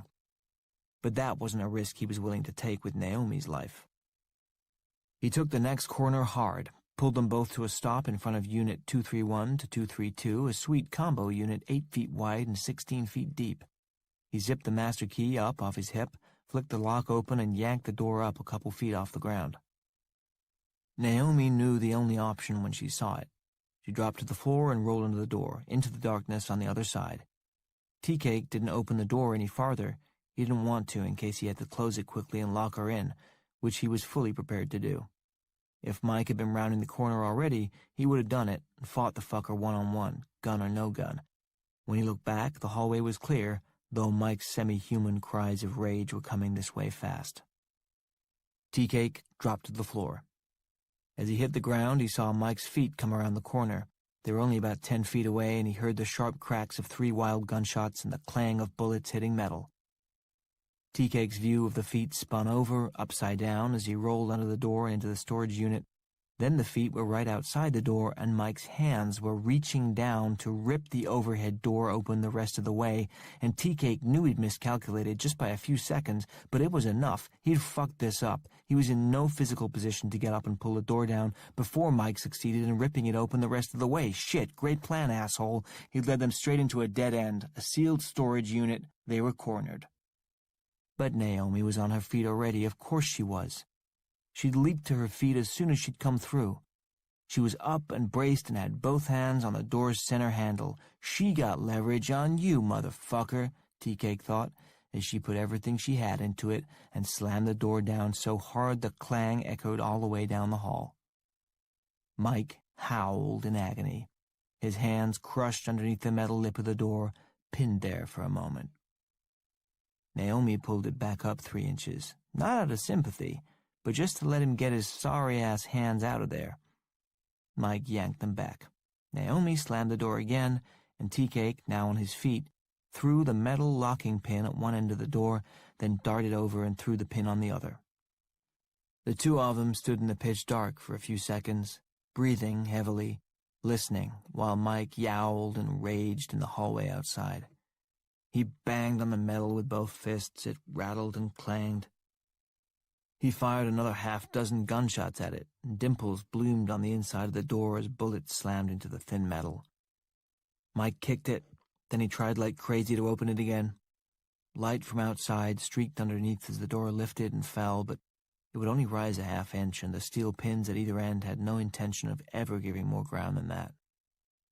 Tea-Cake spoke first, still out of breath. "So that's Dad, huh?" "I know, right?" Outside the door it went quiet. They waited. After almost a minute, they heard footsteps as Mike walked away. They waited another 30 seconds, then they both pulled out their phones and the screens lit up their faces. Tea-Cake looked at his first. "Griffin called me 11 times. "Do you really give a shit right now?" she asked. "Yeah, I need to keep this job." "You've mentioned." She squinted at her phone, which was still showing the DTRA website. "There's a number for a place called Fort Belvoir." "Fort Belvoir? That's an army base. Should I call it, or the cops?" Outside the door, they heard the faint patter of footsteps approaching again, fast. Someone was running straight toward them. The footsteps abruptly stopped as the someone launched himself into the air. There was a split second of silence as he sailed toward the door, and then the corrugated metal shuddered with a tremendous vibration as he slammed into the middle of it, denting it inward ever so slightly. But the door held fast. They could hear Mike's body crunch to the cement floor outside, and he let loose an animal cry of frustration, a shriek that sounded unlike anything produced by human vocal cords. Tea-Cake looked at Naomi. "Yeah, call the fucking army." 20. The runway rushed up at him, and Roberto stretched one last time. He'd moved around as much as he could on the flight, but at 68 his body stiffened up a lot quicker than it used to, and in surprising areas. "Wait a minute, I pulled a muscle in my ass?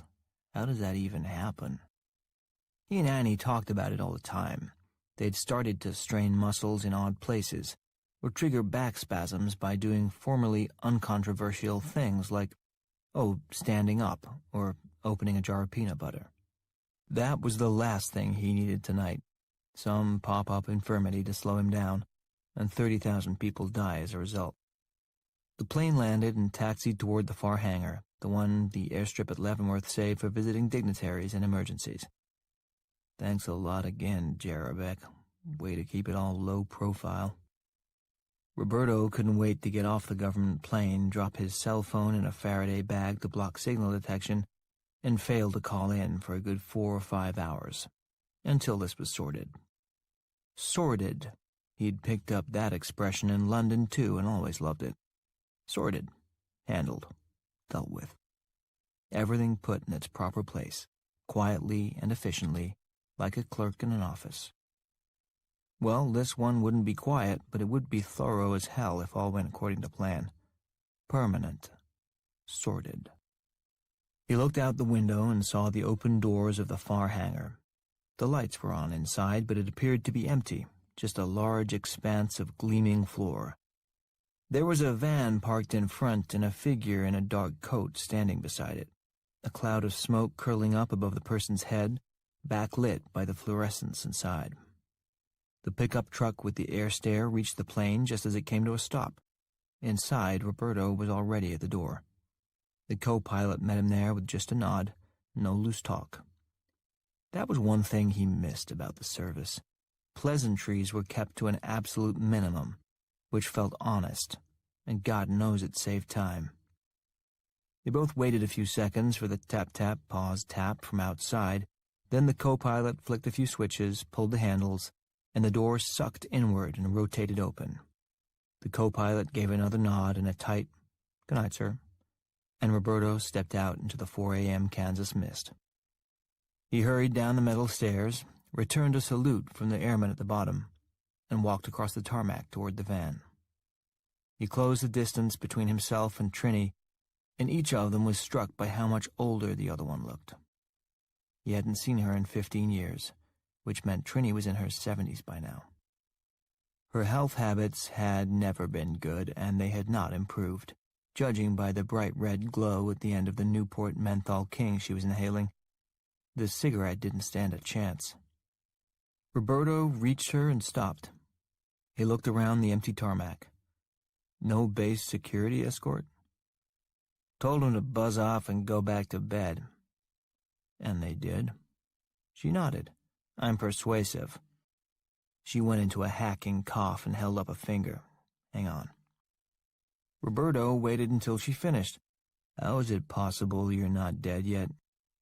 She shrugged. Too mean. She turned, opened the driver's door, got in, and slammed it shut. Roberto walked around, eyeing the boxy white Mazda minivan with disdain, and got in the passenger side. He settled into the white, fake leather passenger seat. Cool wheels. This is your personal ride, right? You don't expect me to drive it. Trini shook her head and put it in gear. Oh, you're a real beauty. She hit the gas, cut the wheel, drove right through the open airplane hangar, and came out the far side. She took a left and headed for the Pope Avenue exit from the base.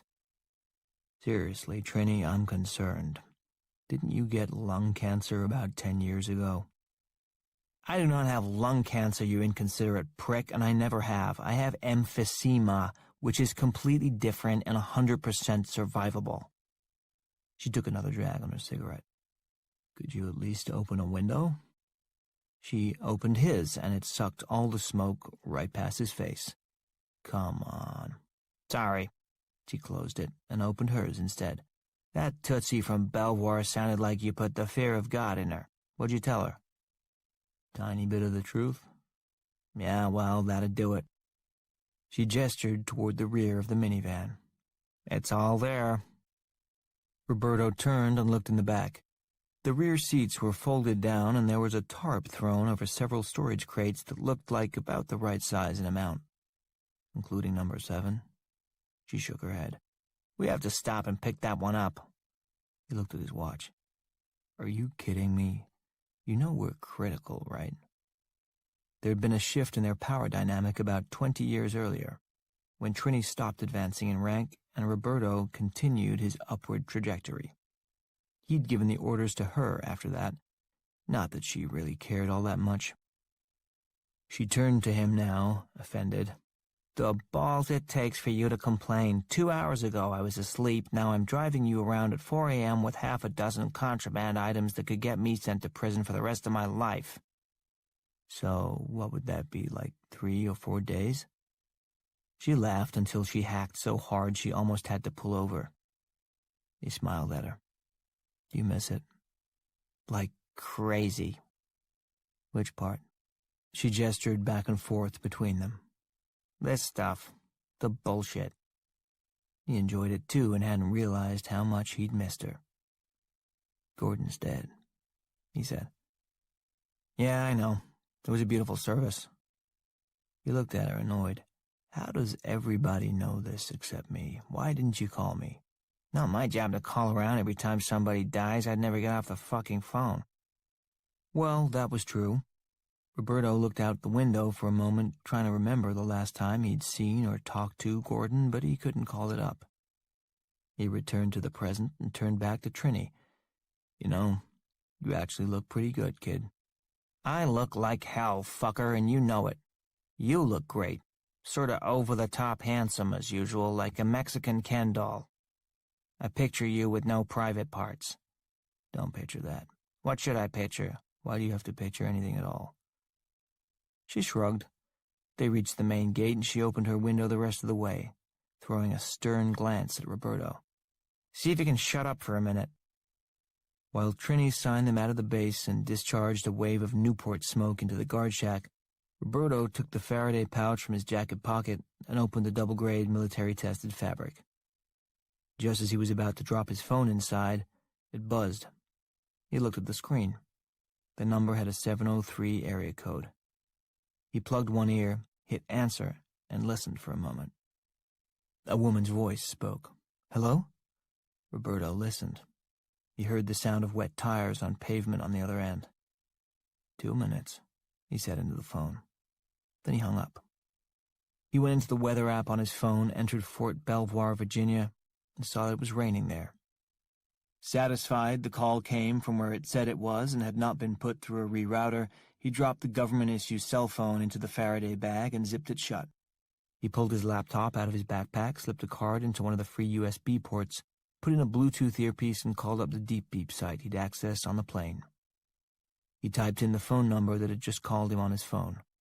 It was answered on the first ring, but Roberto spoke first. You're outside now? Abigail's voice replied, Yes, in the rain. Trini was here when I landed and heavy. Well done. I don't need anything else. He was about to hang up, but Abigail spoke again. There's been a development. Roberto tensed. What kind of development?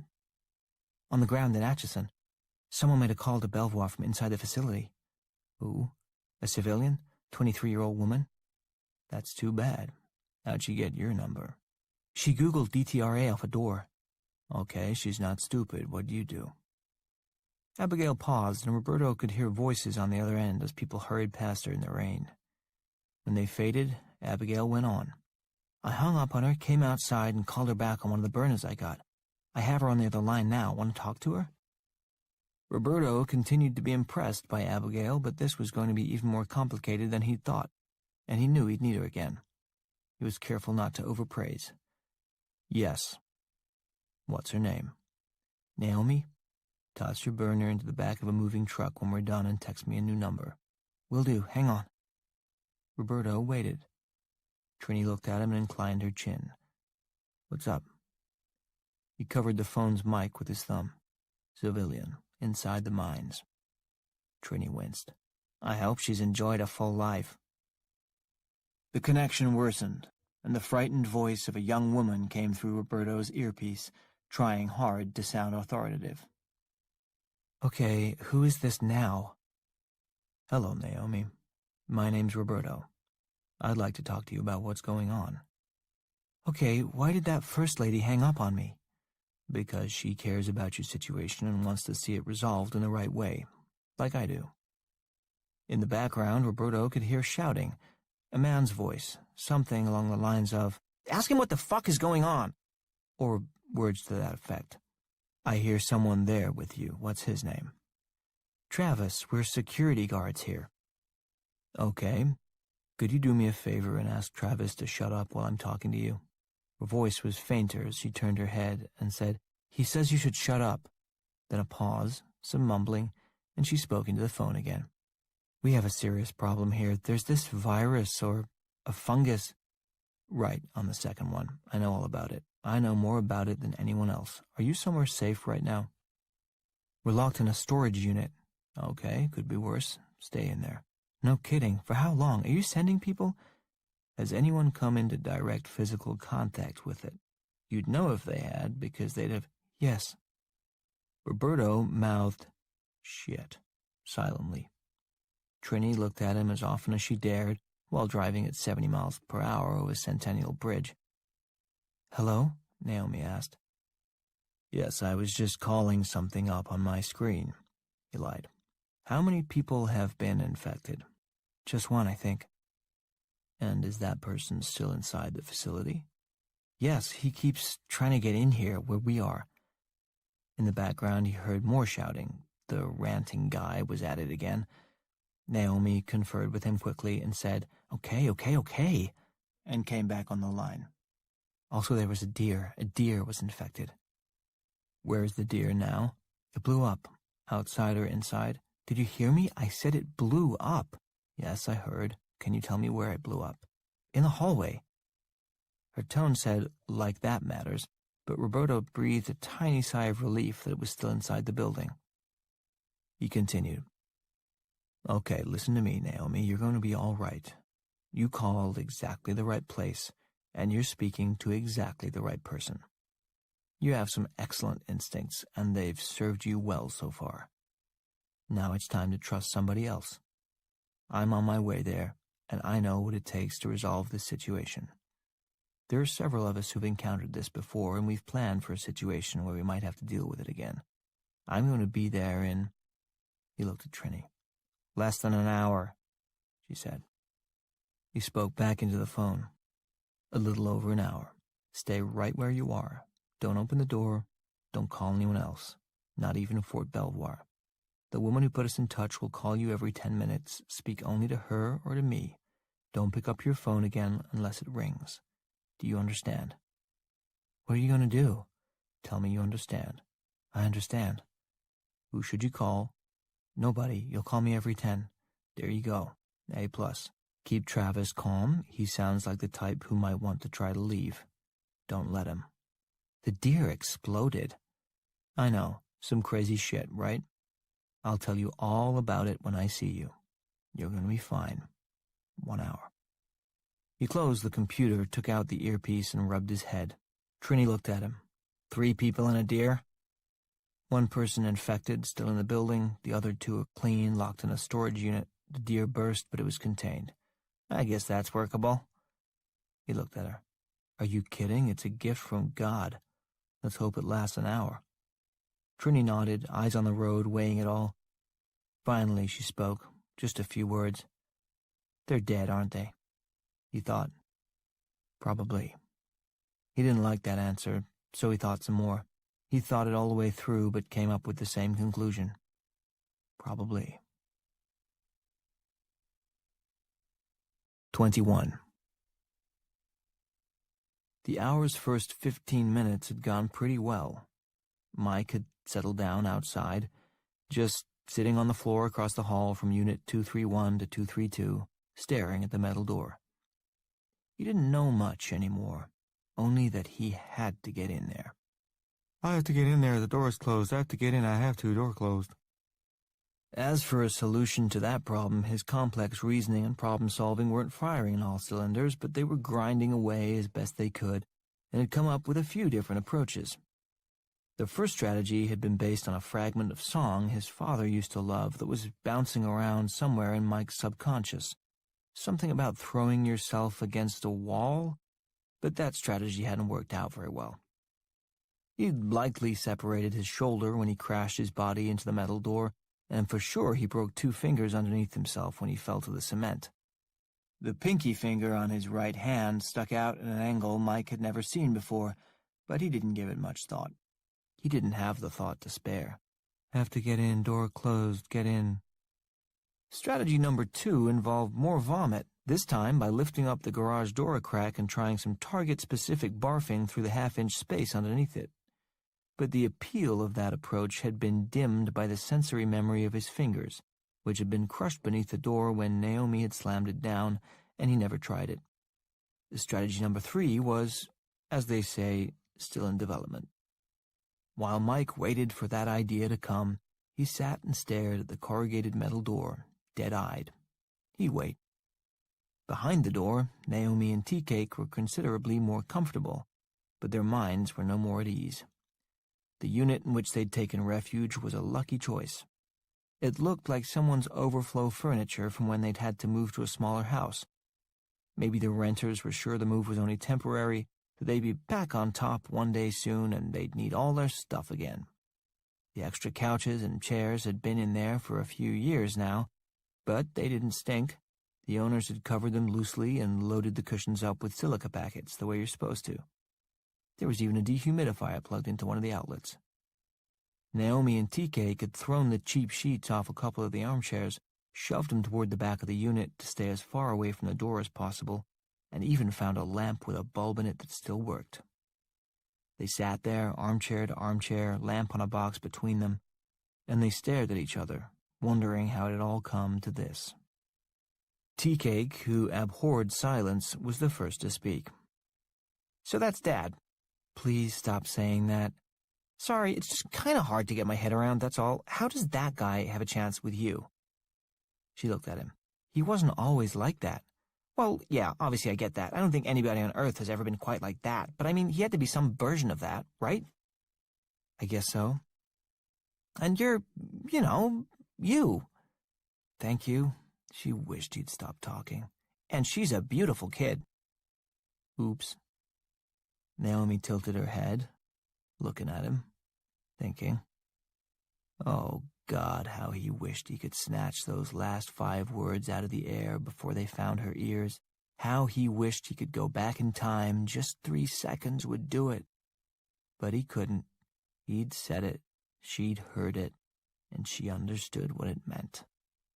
His mind sorted through options. His ordinary instinct would have been to keep talking, to paper over it with more and more fulminations, to bury the slip of the tongue so deeply in blather that she might not notice, or would forget that he'd just announced he not only knew she had a child prior to tonight, but had actually seen that child, a clandestine event she had most certainly been unaware of till now. He was about to turn on the fire hose of lies, but something stopped him. This had been a long and bizarre night, and Naomi was different. And it occurred to him that maybe his instincts all these years had been the wrong ones. Maybe those instincts were the reason he had a shit job and no girlfriend. Maybe, Tea-Cake thought, he should go with the truth for once. Maybe he should admit an unpleasant reality before it became impossible to do so. Maybe he should speak frankly and self-deprecatingly and forthrightly as soon as it was necessary. He could actually show a little fucking class for once, he thought. Maybe he could speak with such charm and grace, such wit and style, that this moment, this admission, this candor, might actually win her over, rather than drive her away. "I followed your ass home one morning. It was fucked up, sorry." Or, he could do it that way. Naomi's phone buzzed. She picked it up immediately, glanced at the number and answered. "Hello?" She paused, listening, staring at Tea-Cake. She continued the perfunctory conversation, her eyes pinning him to his chair the whole time. Yes. Same as 10 minutes ago." "No, he hasn't tried." "I assume he is. We haven't heard him walk away." "Yes? Okay." She hung up. Tea-Cake tipped his chin for information. "She say anything new?" "No." "So, are they getting here soon or what?" He made an exaggerated show of checking the time on his phone, profoundly grateful for the change in subject. She'd forget. Maybe she forgot already. He kept talking. 45 minutes from now? "So, okay, it was around 4 when you talked to the guy, so..." "You're a flip phone guy." She hadn't forgotten. He sighed. "I apologize, Naomi. I do dumb stuff sometimes. I didn't... Ah, shit." "In the parking lot of my building, right? About a week ago? Staring at your flip phone. You saw me?" "Yeah, I saw you. I knew you looked familiar tonight, but I couldn't figure out where I saw you before. I should have got it when you pulled your phone out. Nobody has those anymore." "I'm sorry, Are you a stalker, Travis?" "No, I swear, because that's creepy. I know. I apologize. I never did that before. I would hope not." I just wanted to talk to you, and then I got in a jam, and I didn't know how to get out. I am sorry." She looked at him for a long moment, analytically, as if evaluating every piece of him, dissecting his entire character based on the look on his face in that one moment. Finally, "Okay, don't do it again." And it was done. He was stunned. This was not how he'd expected this to go. She was letting him off the hook. She was really, truly, for serious letting him take a pass. She wasn't repulsed or any shit like that. He'd told the truth, and it worked. He smiled, and for nearly a full minute, the two of them had forgotten where they were and what was happening. Then they heard it. It was faint and far away, but it was so deep and down low that it vibrated through the entire cement and metal building. The overhead door rattled in its tracks ever so slightly. They both looked at it and then at each other at the same time. "Is this what it sounds like when the cavalry arrives?" Tea-Cake stood, almost involuntarily. "They're here!" Naomi checked the time on her phone. This didn't feel right. "I don't think so." On the other side of the metal door, Mike had heard it too. It'd be impossible not to. It was louder out here, the brrrrap echoing off the cinder block. The dull roar was getting louder fast and coming from outside. There were vehicles approaching. Mike knew that much, and vehicles meant there were people in them, and people meant grouping and spread and migration. That was all good and much easier to deal with than the metal door that made his whole body hurt just from looking at it. "I don't have to get in there after all. Don't have to. Other people." He turned and walked away down the corridor, toward the sound. Outside the entrance of the building, headlights swept down the driveway and splashed across the front facade. There were 9 lights in all, a pair from the black half-ton pickup and one each from the 7 Harleys, which were the ones making all the noise. Griffin's Fat Boy, outfitted with the straight-pipe exhaust, was the loudest of them all, so loud that even his fellow riders would have told you that it was a little over the top. You know, dude, there are other people in the world. Griffin banked the bike around in a semicircle by the front door, got off, tossed his goggles over the handlebars, and spit in the gravel. He'd been drunk for nearly 10 hours at this point, which wasn't that big a deal for him, but along with the weed he'd smoked and the half-pound beef burrito he'd wolfed down around 2 a.m., things were starting to repeat on him a little bit. Even a fat gut has its limits. The other Harleys rolled to a stop around him, and the drivers got off one by one. Cedric, Ironhead, Wino, Cuba, Garbage, and Dr. Stephen Friedman. Dr. Friedman, like Griffin, was the sort of person who was impossible to nickname. Nothing seemed to stick, ever. There was just something about him that screamed Dr. Stephen Friedman, and so Dr. Stephen Friedman he remained, a reasonably nice dentist who liked to ride and wear leathers. Shorty and the Rev got out of the truck. Most of them were in various stages and types of inebriation, with the exception of Dr. Friedman, who had his 18-month chip, and Shorty, who was straight edge.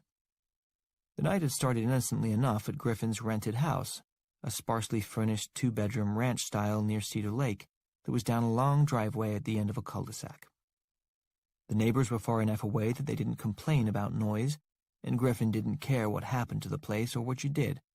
You could get wasted, pass out, score just about anything you wanted, and Griffin had 55-inch curved Samsung Premium Ultra 4K TVs in the living room and both bedrooms, all 3 hooked up to bootleg cable, which meant nobody ever had to fight over what to watch.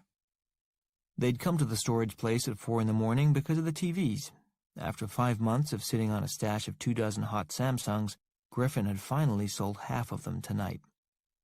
It hadn't been easy. He'd been working on this group since midnight, and it wasn't until he brought out the last of his meager supply of Coke and passed it around that they all agreed to give him $100 each and take a TV home tonight in the Rev's truck. That was 1 TV for everybody and 5 for Garbage, who thought he could unload them to his buddy in the electronics department at Walmart for sale out back. That would be pretty hilarious, as Griffin was pretty sure the Walmart resupply depot in Topeka was where the TVs had come from in the first place. But he knew better than to ask questions. Griffin had agreed to store and sell the stolen TVs back in October and had grown to hate the things. They retailed for $799 and were supposed to be this big deal when they came out, but then nobody gave a shit that the screen was curved, or that it was 4K or LED or Ultra any of that shit, because you could get almost the same TV anywhere for half the price and the picture looked exactly the same. The deal Griffin and the guy made was that they would split any sales Griffin could make 50-50, which meant that tonight, for his troubles, he would clear all of $600. It was barely more than the cost of the storage unit for the 5 months he'd had it, but at least he wouldn't be underwater anymore, and he'd be halfway out of this problem. He'd arrived at the storage place angry. He must have called that little turd tea cake a dozen times in the past hour to tell him he was on his way with some serious people, and if tea cake knew what was good for him, he'd piss off to the other side of the complex and not see things he'd wish he hadn't. But the kid never answered his phone. The shithead had apparently gotten the message, though, because as Griffin stomped to the door, he could see the front desk was unoccupied. But then he froze, passkey in midair, when he saw the wall. His already bulging eyes bulged out even farther. There was a hole in the wall behind the desk. 2 holes, as a matter of fact. Big ones. Messy, 4-foot-wide gashes in the drywall. Griffin's entire bald head flushed crimson, hot blood rushing into it. "What the fuck, that little shit? What the fuck? What the fuck?" he wondered. He swiped his card through the reader, the door buzzed, and he stormed inside. He hunched like a boxer getting ready to throw a punch, and stalked over to the desk, staring at the holes, aghast. Ironhead stepped up beside him. "Oh, Griffin, your shit's fucked up. What kind of place you on here?" "I'm gonna fucking rip him a new one. What the fuck did that little fucker do to my fucking place of business?" Cedric and Garbage seemed to think it was kind of funny. Ironhead hopped over the desk, drawn by the blinking lights behind the wall. "There's a whole bunch of electronics and shit back here. What is this?" Dr. Stephen Friedman stepped up next to Griffin, sober and sympathetic. "Looks like you have some personnel problems, Daryl." Griffin hated Dr. Friedman, even though he was the only one who used Griffin's Christian name. Griffin pulled out his phone and stabbed a thick finger at Tea-Cake's number again, but the Rev's voice boomed through the lobby, impatient. "We doing this or what?" Griffin hung up. He would kill Tea-Cake later. "Yeah, this way." He walked to the gate that led to the storage units and swiped his card again. The gate buzzed and they pushed through, headed into the back. As they made their noisy way down the corridor and into the depths of the storage facility, Cuba heard a sound to her left and turned to look. They were passing the open mouth of another hallway. She got a glimpse of a person, not a security guard, but a slightly puffy guy in too tight jeans and a work shirt that was green-spattered and strained at the buttons, as if he'd put on a lot of weight recently and refused to buy new clothes. The guy was looking their way as he walked through another intersection 100 feet away. They made eye contact, and she found his look disconcerting, his face as swollen as the rest of him, and his stare a bit too intense. She saw him only for a second or two, and then he passed out of sight, moving parallel to them in the same direction, as if following them from one corridor away. Cuba, who had not 1 ounce of Latina blood in her but did enjoy ropa vieja, wondered what kind of weirdo would hang out in a self-storage place at 4 o'clock in the morning. She hurried to catch up with the others. 22. Trini turned off the lights when they were half a block away and rolled to a quiet stop on the suburban street. Roberto, who'd known enough not to ask questions of Trini until they were immediately relevant, asked the obvious one now. "Where are we going?" Trini killed the engine, unzipped her purse, and rummaged around until she found a small, rolled leather pouch. "Where item 7 is." She got out of the car, looked up and down the deserted street, and headed off, staying just beyond the throw of the infrequent streetlights. Roberto got out, closed his door softly, and caught up. He didn't say anything, just kept pace with her as she counted off the houses. The lights were out in all of them, no respectable person up at this hour.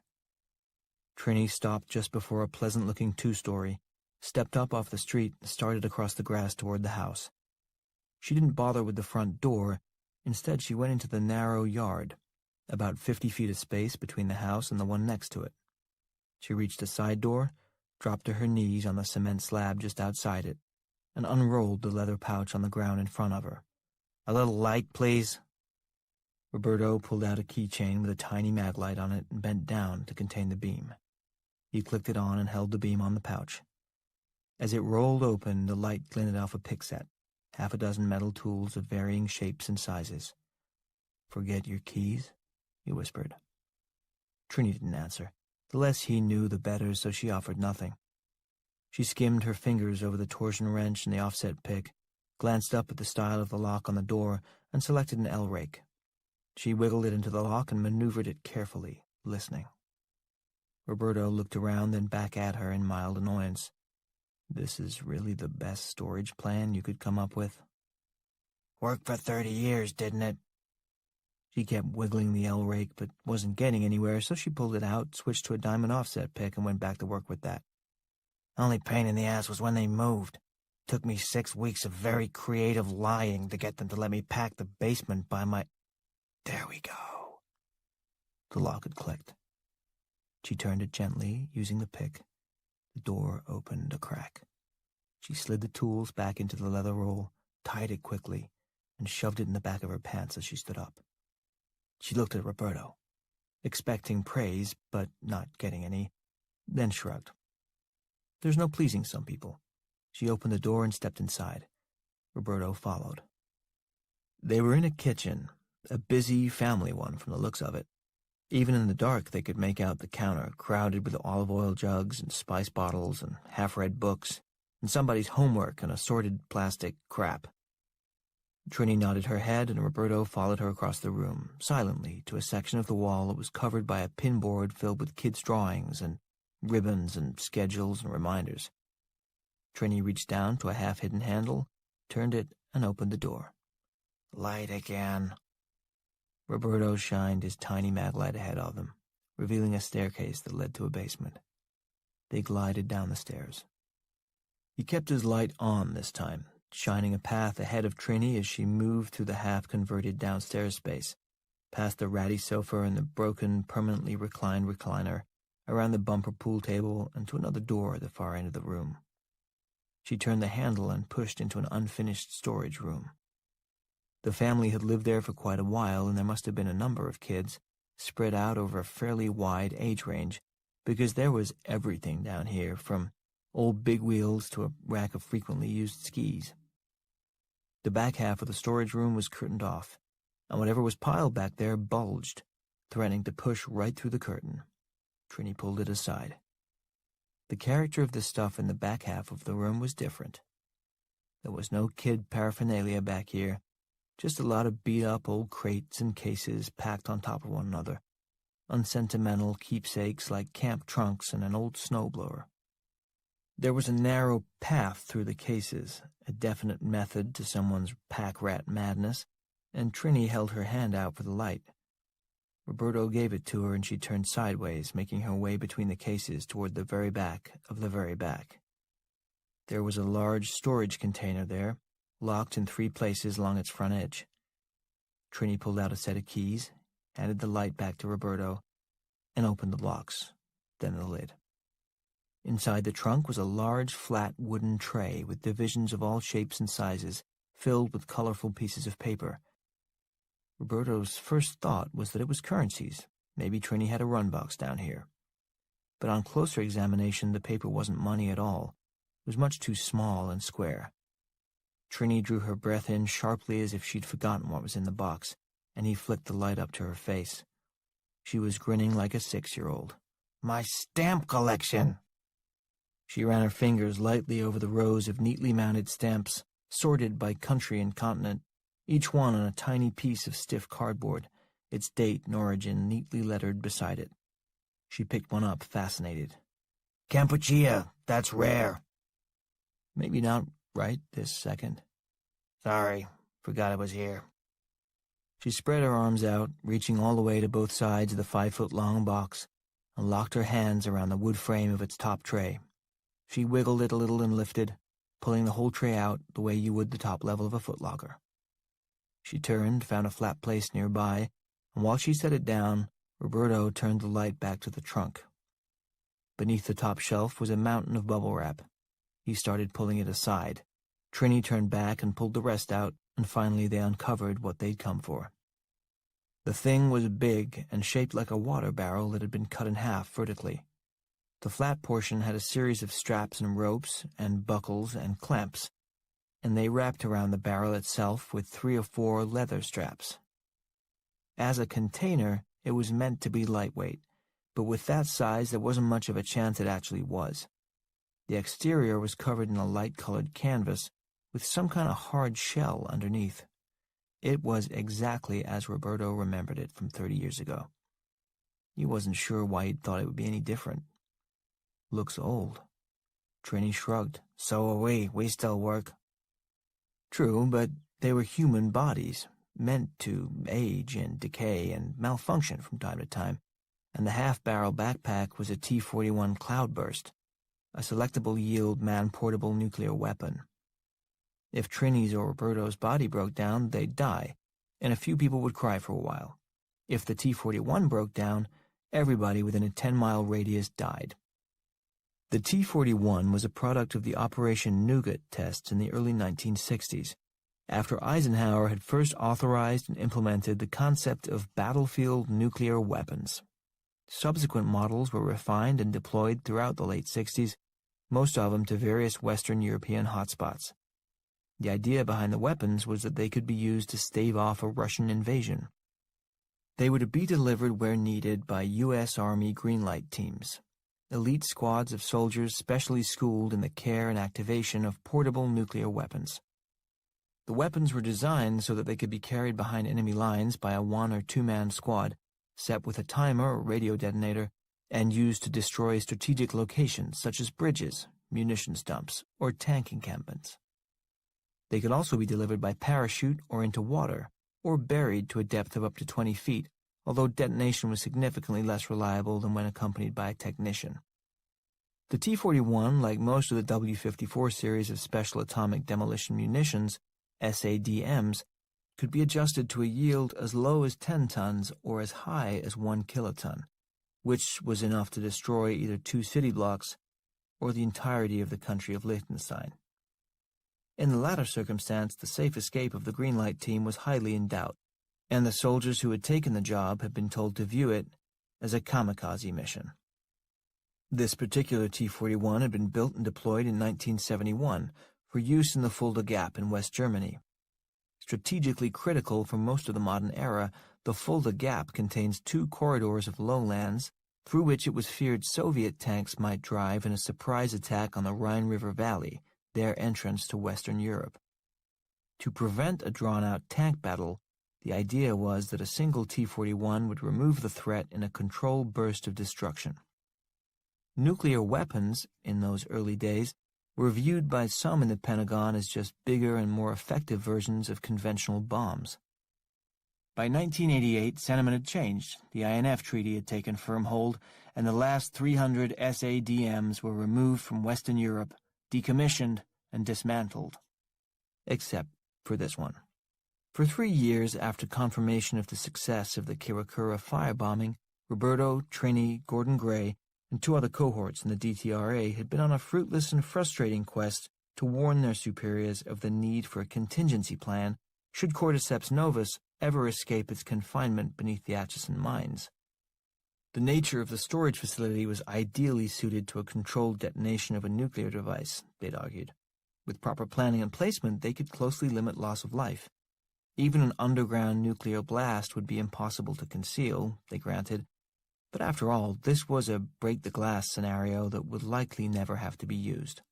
Still, shouldn't they be ready for it?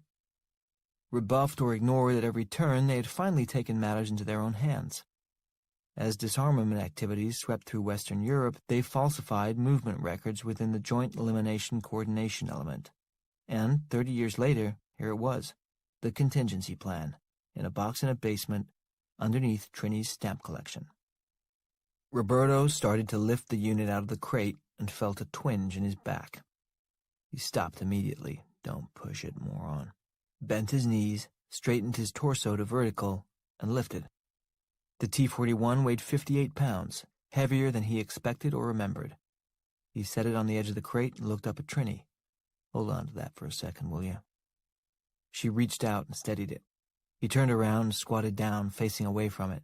He looped his arms through the straps, tightened them as much as he could, exhaled, and stood up again.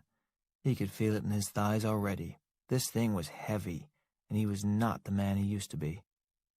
Okay to go. She turned, shined the light on him, and laughed. What? He asked. The shit we get ourselves into. Keeps retirement interesting, he said. After you. They headed off back to the other side of the curtain in the unfinished storage area, around the bumper pool table, past the broken recliner, and to the stairs that led to the kitchen. She was on the 4th step up, and Roberto had his foot on the very first one when the basement fluorescents all switched on. They froze, momentarily blinded. They looked up, wincing at the light, and could make out the silhouette of a man at the top of the stairs, a guy in boxer shorts and a Kansas City Chiefs t-shirt, pointing a shotgun at them. Roberto's mind flicked through options and found none. Not with this refrigerator strapped to his back, and not in this position, second up at the base of a flight of stairs, facing a guy who already had the drop on him with a 12-gauge. For the first time in a long while, he searched his mind, instincts, and experiences, and came up with exactly nothing. He said. The guy at the top of the stairs sighed. He pulled the gun back, looking at Trini. Mom, really? Trini smiled. Hi, sweetie. She looked him up and down. You look heavy. It was true, Roberto noticed. That t-shirt was a little clingy in the paunch.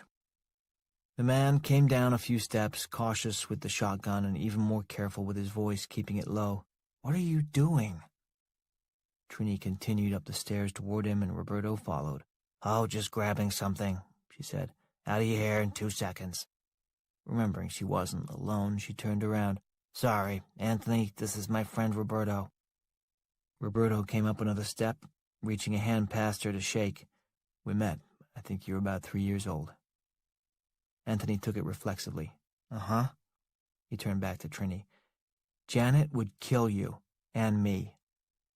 Trini made a zipping motion across her lips, gestured up the stairs, and Anthony turned. He trudged back upstairs, reached the kitchen, and stepped out of the way, letting them pass. He couldn't help but see the enormous, military-looking thing Roberto had strapped to his back, but he just rolled his eyes and looked the other way. He went to the kitchen door and opened it, showing them out wordlessly. Trini turned back to him when they got outside. Maybe Thanksgiving? Maybe. I'll work on it. Love you, sweetie. Love you too, Mom. The door closed softly. As they made their way back across the darkened lawn to the minivan, Roberto couldn't take the silence. It seemed like he turned out nice. Yeah, good kid. Roberto looked at her as they approached the van. I'm just wondering. Yeah? Well, the, location that you chose to store this. What about it? The children? Trini rolled her eyes. Oh, come on, it's not like they know how to activate it. Jesus, you're overcautious. Roberto dropped it. Trini was Trini, and that's what he liked about her. 10 minutes later, they were parked outside Trini's house, her work done. Roberto was behind the wheel now, item number 7 in the back. He'd been on the ground in Kansas for 32 minutes. Trini gestured, pointing down the street. Turn right here, second left after that. You hit the on-ramp in about half a mile. It's a straight shot up to 73. How long to Atchison? 25 minutes. You sure you don't want me to... She cut off, going into a hacking cough that sounded painful. Roberto looked at her. The night had drained her almost completely, and they both knew there was no way she could or should go with him. I'll be okay, he said. You still got it, you know. She shook another cigarette out of the box and lit it. You will try to get those 2 out, won't you? He thought for a moment. I don't know if I can. Try. Okay? He looked at her. You're getting soft in your sunset years. Trini smiled. Sun's already down, Guapo. The fireflies are out. She took a deep drag off the cigarette and blew out a big, billowy cloud. It swirled and wrapped around her head in the still night air. Roberto reached a hand out the window and rested it on her shoulder. She tilted her head toward it, grateful for the human touch. You call me up any time you want, he said. I'll sling all the bullshit you can handle. She smiled. That'd be nice. 23. Mary Rooney had fallen asleep on the daybed in her storage unit hours ago, and might well have slept there all night if it weren't for Mike's gunshots. It wouldn't have been the first time she'd spent the night in good old SB 211. In fact, she'd found that lately it was the only place she slept well at all anymore. She'd started with short naps every once in a while, just taking a few extra minutes to spend with her lifetime of memories.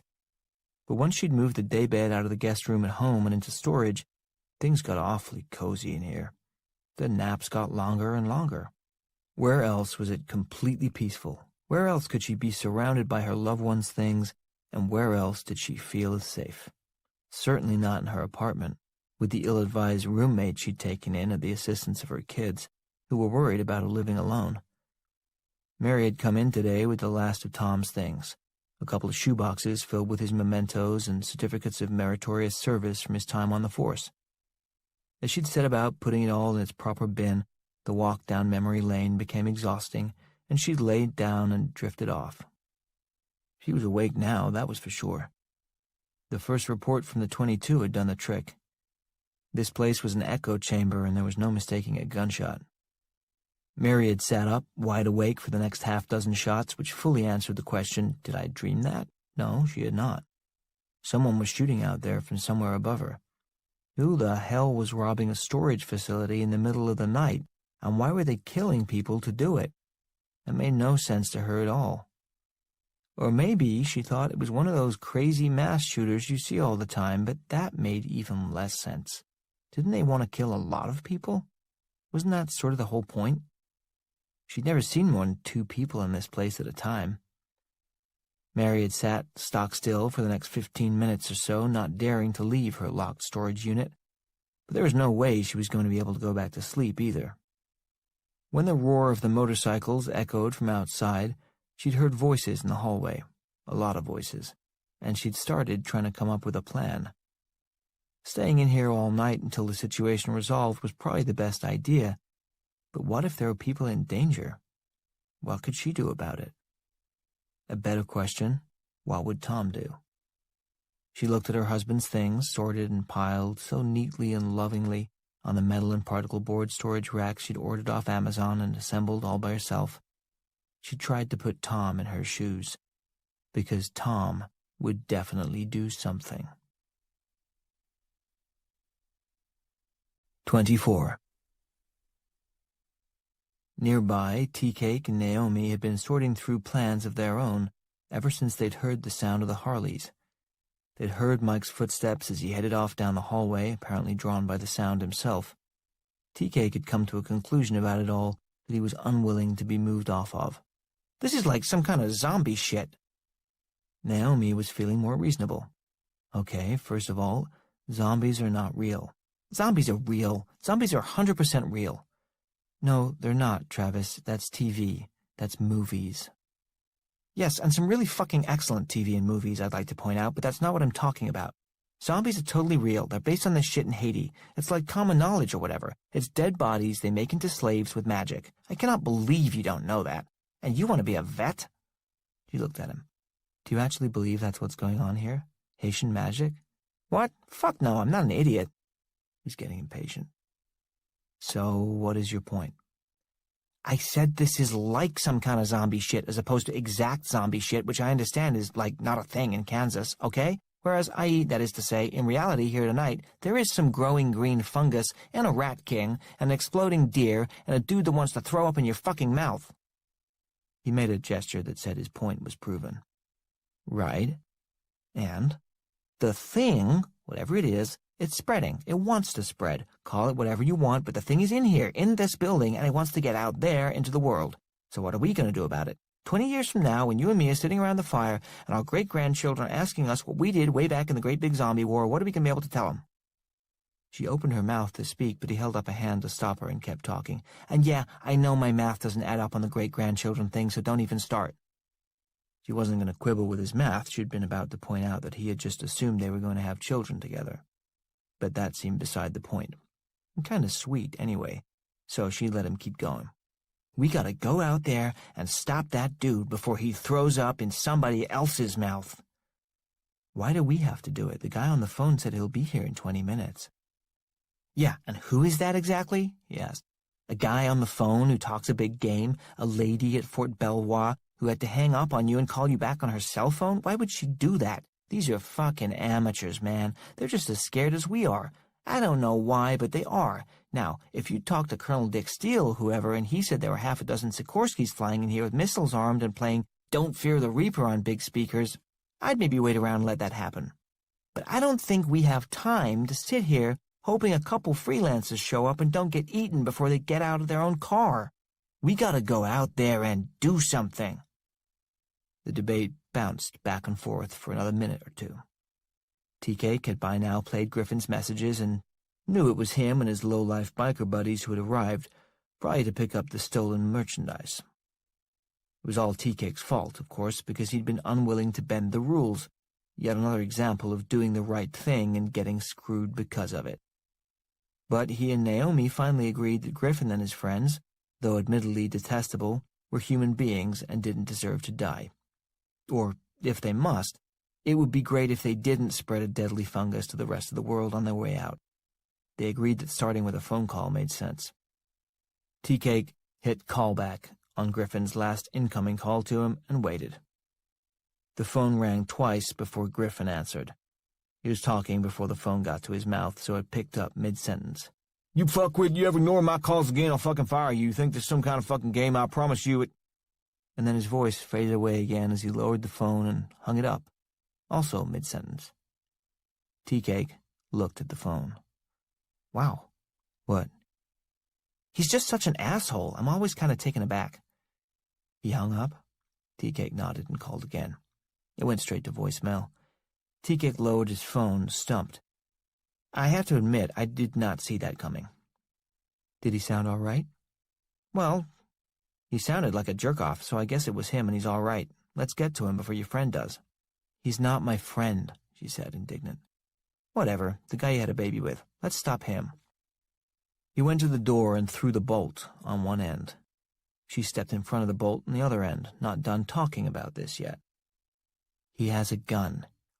He has a .22. Yes, a .22 can fuck you up, but the magazine only holds 10 rounds, and I think he used them all. How do you know? She asked. Because while we sat here for the last 15 minutes, I counted them in my head. 1 in the hallway when we were running away from him, 3 outside the door when I was rolling under it, and 6 that he shot at the door after we had it locked. Look, you can see where every one of them hit. She looked up, and indeed there were 6 little dimples, spread out over a 3-foot area in the metal door where the slugs had dented the outside. She was impressed. Tea-Cake continued. So, he can't shoot us, right? He can only barf at us or blow up on us, but if we stay far enough away, that's not going to matter. We get Griffin and whatever shitheads he showed up with to clear out, keep your baby daddy inside this place, please stop that, and wait for the cavalry to come. If they know what they're doing, then boom, we save the world, or at least eastern Kansas. He paused. When a good salesman knew he had a kicker, he always saved it till last, and used as few words to express it as possible. Tea-Cake knew he had it, so he took a suitable pause and then deployed it. And your kid, too. Naomi looked at him, touched. Tea-Cake went on, and this was the part that meant more to him than all the rest. It was the part he hadn't realized until he got almost all the way through his speech and understood why he was selling so hard, why he was campaigning for the right to open the door and go risk his life when he didn't absolutely have to. This bit came from the heart. Look, I know they pay us for shit here, but this place hired me straight out of jail and nobody else would do that. I'm supposed to take care of it, and for once in my life, it would be nice to not fuck something up. This is my one job, and yes, it's a shitty one, but it's the only one I've got or that I'm gonna get. You don't have to come with. I'll leave. You lock the door. I'll come back and get you when it's clear." Naomi looked at him and she thought, it's funny, some things improve with closer inspection. He sure did. She threw the bolt on the other side of the door, and together they pulled it up over their heads and stepped out into the hallway. Immediately, Tea-Cake was proven right about one thing. The gun must have been empty because Mike had left it behind, on the floor where he'd sat. They started down the corridor. They'd taken only 3 or 4 steps when Naomi's phone buzzed. She signaled to Tea-Cake, stopped, and answered it, whispering, "Still here." It was Abigail, 10 minutes on the dot since she had last called. "Good. Just checking. Is your situation unchanged?" Naomi hesitated. "Not exactly." "What does that mean?" "We left the locker?" Abigail paused, thinking. "I am at a loss as to why you would do that. There are more people here now. We gotta tell them." "How many people?" "I don't know. Call me back." She hung up and looked at Tea-Cake. She was not happy. Tea-Cake shrugged. "Who is?" The last 34 minutes. 25. The loading of the Samsung boxes had gone pretty well so far, but was taking longer than Griffin wanted. The renegotiation had slowed everything down. After all the work of finally selling these bozos on the TVs, that prick Ironhead had tried to lower the price to $75 at the last minute. And it wasn't like he did it quietly either. Everybody heard, and everybody wanted the same. Ironhead was good at this. They didn't call him Ironhead just because of the bike he rode. He worked in sales at IRT, and negotiating was second nature to him, so he waited till they were standing in the unit, took one look around at the overstock, and knew he had Griffin over a barrel. They haggled for a couple minutes, but Griffin's head was throbbing by this point, and the idea of everybody walking out of here and leaving these things was unthinkable. So $75 it was. The grand total take-home for the night was going to be $450 instead of $600. Whatever, Griffin took it. The TVs were heavy and awkwardly shaped, so it took 2 people to carry them out, one at a time. Cedric and Wino had taken the first one out, Cuba and Garbage the second, Shorty and the Rev the third, and Griffin and Dr. Stephen Friedman had made 2 trips already. Ironhead had somehow managed to cast himself in more of a supervisory capacity and was leaning against the inside wall of the unit, grabbing a quick vape when Mike showed up in the doorway. Mike stood there for a long moment, his breath wheezing in and out. He stared at Ironhead, who looked back at him. "What the fuck do you want?" Mike didn't answer, just stared. Ironhead blew out a cloud of smoke. "I asked you a question, dickhead." Mike still didn't answer. Ironhead took a step forward. "You are about to have a serious problem, man. Privacy of the eyes, motherfucker. Either you take 2 steps back and look away from me right this fucking second, or I will bounce your head off that wall till it goes pop. You understand?" Mike turned away and looked down the hallway, not because Ironhead told him to, but because he heard voices.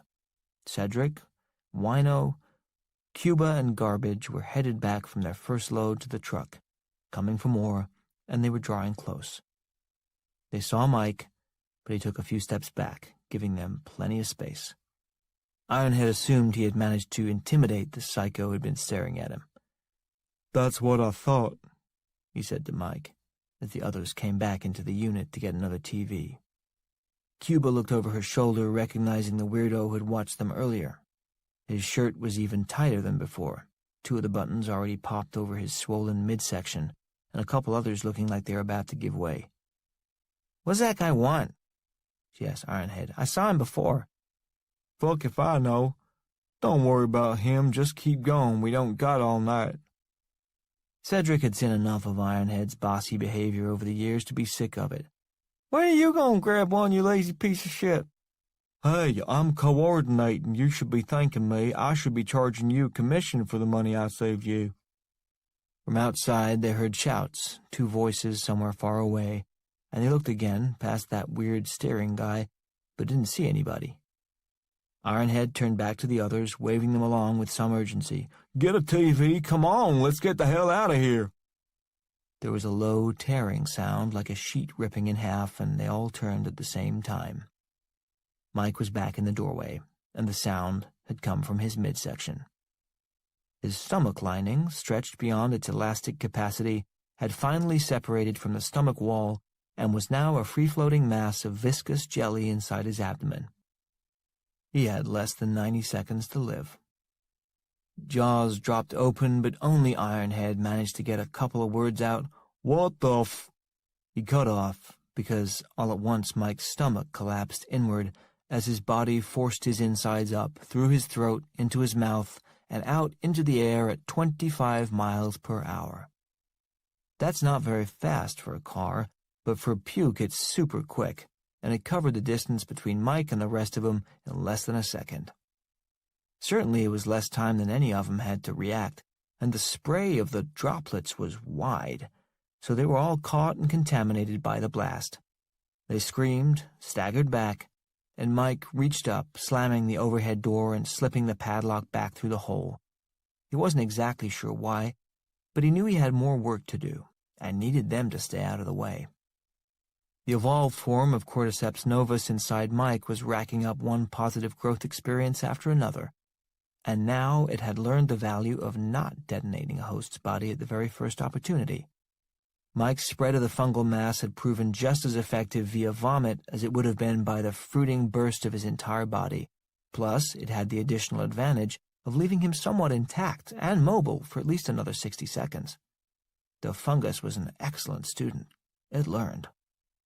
From inside the storage locker, Mike heard shouts and screams, but they were contained. They just needed to stay that way for a minute or two. Mike didn't have much left inside. He was consuming and expelling himself rapidly, and he had to make sure that what little there was left of him went to a good cause. The other humans. He turned toward where the shouts had come from. Less than 2 minutes earlier, Naomi and TK had come out of the storage unit. Naomi had answered Abigail's call, hung up on her, and they'd pressed on, making their way cautiously down the corridor. Naomi's phone buzzed again, but she ignored it this time, hit the button on the side, and sent the call to voicemail. From up ahead, they heard voices. Tea-Cake moved to an intersection, leaned around the edge, and looked down the next hallway, where he knew Griffin kept the storage unit with the stolen TVs. The unit was about 50 feet away, and he could see the door to it was wide open. Mike was standing in the open doorway, looking inside, and Tea-Cake could see shapes inside the unit, 4 or 5 people. They were doing something, but they sure as hell weren't paying attention to Mike, which was what they should have been doing. Naomi came around the corner as Mike started to suck his gut in and out.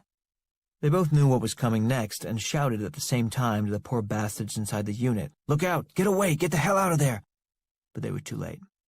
They could only watch as Mike's stomach emptied itself and the fungus sprayed into the storage unit. They watched as he reached up, slammed the door, locked it, and turned to them. He stared at them for a moment, then he ran at them. From the looks of Mike's decomposing body, it didn't seem like he'd be capable of running, but he was, in a rapid, shambling sort of way, coming at them hard and fast. He was already too close for them to turn and run themselves, and Tea-Cake realized with some regret that his grand, heroic plan had consisted of almost 0 real ideas. Leave the unit, tell the others, save the Earth? Honestly, that was a for-shit plan. It didn't deserve the word plan. It didn't deserve to be mentioned in the context of real plans. He'd convinced Naomi, this totally decent woman and awesome mother who actually mattered on this earth, to leave the safety of their hiding place and step out into a dangerous situation with no concrete strategy and nobody but him, the planless wonder, to protect her. Tea-Cake heard his father's voice in his head, telling his idiot son the same thing he'd told him for the last 15 years. If you didn't have shit for brains, you'd have no brains at all. Mike was only a second away from them now, and Tea-Cake squatted low to lunge himself at their attacker, to at least block him long enough so that Naomi would have time to run. He tensed his legs, ready to spring forward. Naomi heard the gunshots first, because they came from 1.5 feet behind her left ear. They were so loud they burst her left eardrum and temporarily deafened her in the right. A Glock 21 SF-45 automatic has been standard issue for the Kansas Highway Patrol since 2009. Nobody really had any idea why they felt they needed quite that much firepower, but the last people who had complained tonight were Tea-Cake and Naomi. 6 slugs from the 45 whistled past Naomi's head, over Tea-Cake's shoulder, and slammed into Mike's chest with such force that they reversed his course of motion. They lifted him off his feet, blew him back 2 yards in the air, and dropped him to the cement floor dead. His fungus-riddled body was in such a state of disrepair and disarray that he nearly disintegrated on impact. Naomi, completely deaf in her left ear and overwhelmed by a loud ringing in her right, turned and saw the woman standing behind her, holding the smoking weapon. Tea-Cake rose, looking at the woman with eyes wide. "Mrs. Rooney?" Mary Rooney lowered her dead husband's service weapon, the one she had reported lost rather than turn in when he died, the one she'd brought to the storage unit in the shoebox that very day. She turned from Mike's scattered remains and looked back at Naomi and Tea-Cake. That boy just wasn't right. The gunshots were still echoing in the lobby when Shorty and the Rev turned on their heels and took off for the pickup truck. The situation wasn't the sort of thing you needed to stick around and try to figure out. 6 gunshots, like cannon shots, these things, coming from what sounded like a semi-automatic weapon somewhere 100 feet ahead of you, while you were in the process of loading stolen merchandise into your truck in the middle of the night? Yeah, you go ahead and get the hell out of there as fast as you can. They jumped in the truck, Shorty threw it in reverse and stomped on the gas, and gravel flew so hard and so far that it left a spatter of cut marks in the glass entry doors. She spun the wheel, the truck skidded around a neat 180, and they took off up the driveway without a look back. Griffin and Dr. Stephen Friedman weren't positionally advantaged in the same way, however. They were already on their way back to the storage locker for another load of TVs, just around the corner from it when they heard the blasts. Dr. Friedman ducked low and threw his hands up to cover his ears, a biologically useless response that left him a sitting duck in the middle of the hallway, but his years in dental school included no training for this sort of predicament. Griffin was different. Griffin had gamed out this kind of scenario 100 times while playing School Shooter North American Tour 2012, a modification for Half-Life 2 that he'd downloaded off the internet. He responded instinctively, joyfully, flattening himself against the wall and pulling the Smith & Wesson M&P 40 caliber from the shoulder holster under his jacket. Before the shots had faded, he'd done a quick recon, left, right, left, and saw the hallway was clear, except for Dr. Friedman, who was still crouched in the middle of it. Griffin took one step forward, grabbed the dentist by the collar with his hammy left hand, and dragged him back against the wall. Dr. Friedman looked up at him, still crouched, terrified. "What the hell is going on?" he asked in a trembling whisper. "Active shooter," Griffin said. He hadn't felt this good in years. 26. Roberto was on Highway 73, just 8 miles outside of Atchison when Abigail's call came.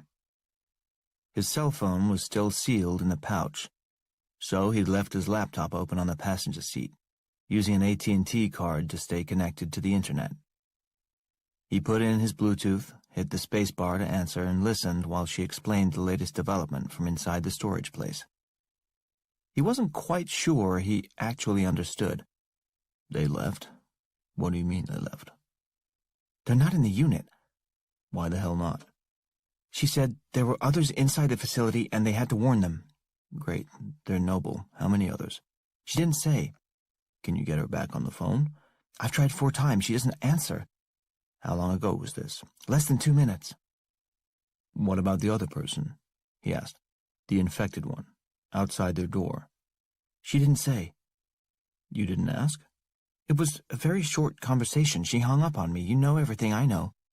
"Okay," he said, thinking. "Okay. He repeated everything she'd just said because that's what he'd been taught 40 years ago. Naomi told you she and the other clean body were leaving the storage unit because they heard others had arrived. She did not say how many. You have not had contact with her since. This was about 2 minutes ago. Do I have that right? Yes, sir. Do you know their names? He asked. Yes. Roberto thought quickly. Damage assessment, diminishing returns, risk versus reward, evaluating the rotten situation and deciding on the least rotten course of action. He had an idea, but it meant widening the circle. Could help, but it would have to be a cloudless night. He put down his window, stuck his head outside, and looked up. The sky directly overhead was clear, a brilliant canopy of stars. Okay, they got lucky on the weather. He put the window back up. I'm going to need some aerial help, he said into the phone. There was a pause on the other end. I don't see how that's possible. Anything's possible, Abigail. Some things are just more possible than others. I don't have those types of resources. I know exactly what kinds of resources you do and do not have, okay? He didn't mean to snap at her, and he softened his tone. He had exactly one ally at the moment and couldn't afford to lose her. You want satellite reconnaissance. She said it the way someone would say, you want $1 billion. I want a global hawk directly overhead at 10,000 feet, but we'd never get one here from Edwards in time. I'll settle for a keyhole. A 10-minute redirect would do it. That would require Attorney General approval. Yeah, if we were going that route, but we're a little more informal on this one. You're crazy. Operationally, I mean. You're almost delusional. No, I'm ambitious, Abigail, and so are you. Come on, who do you know at the NRO? The National Reconnaissance Office handled coordination of surveillance satellites and dissemination of data within and among the NSA, CIA, FBI, and Homeland Security. I don't know anybody there, she said with irritation. Can you please lose the attitude? I'll be on site in 9 minutes. He looked down at his speed and saw he was over 80. He lightened up on the gas. There was another pause on the other end of the line, then Abigail's voice came back, still tentative, but he could almost feel her mind engaging with the problem. My friend Stephanie dates a guy at the ADFE. The Aerospace Data Facility East was located just on the other side of Fort Belvoir and was the operational hub of reconnaissance satellites all over the world. See? Roberto said. You see what you can do? But I'd have to wake her up. He'd have to be on duty. We'll need a few things to break our way, no question. I'll call you back. Wait, he said. Have you ever met this guy? No, I saw a picture of him once. Who's better looking, him or Stephanie? I don't know. Do we really have time for that? Abigail, goddammit. He was getting tired and seriously cranky. Please just answer the question. Who is better looking? Stephanie is gorgeous. She's way out of his league. That's our first break right there. Wake her up. You have the coordinates already. I need eyes overhead in 5 minutes. If any infected people leave that place, I need to know how many there are and where they go. Got it? Got it. And get me some personal information on both of the people inside that place, the clean ones. Work history, favorite ice cream, whatever you can come up with. I might need it. Understood? Understood. Abigail hung up to get to work. Roberto pulled out the earpiece and closed the laptop. He allowed himself a tiny sigh. This was sort of, possibly, maybe, going to work out. He'd forgotten how many people he knew and how good he was at getting the best out of the ones he didn't. Wrinkles appeared and he ironed them out. There's just no substitute for experience. You take a lifetime of acquired skills, season it with the wisdom of age, throw in some good instincts and reflexes. You can't learn those, you have to bring them to the party, and you got yourself a pretty damn effective operative. Hell, maybe he never should have retired in the first place. He'd be there in 8 minutes and have this resolved within the hour. He smiled. Then the cop popped his lights. Roberto looked up into the rearview mirror, a familiar sinking feeling in his stomach. The cop was so close behind him and the flashing red cherries so bright they stung his eyes. He looked down at the speedometer. The needle was pushing 90. Speeding? He was speeding? Yeah, you're a real genius, Roberto. He banged a fist off the steering wheel and drove on for a moment, his mind racing in 18 different directions, every single one of them a dead end.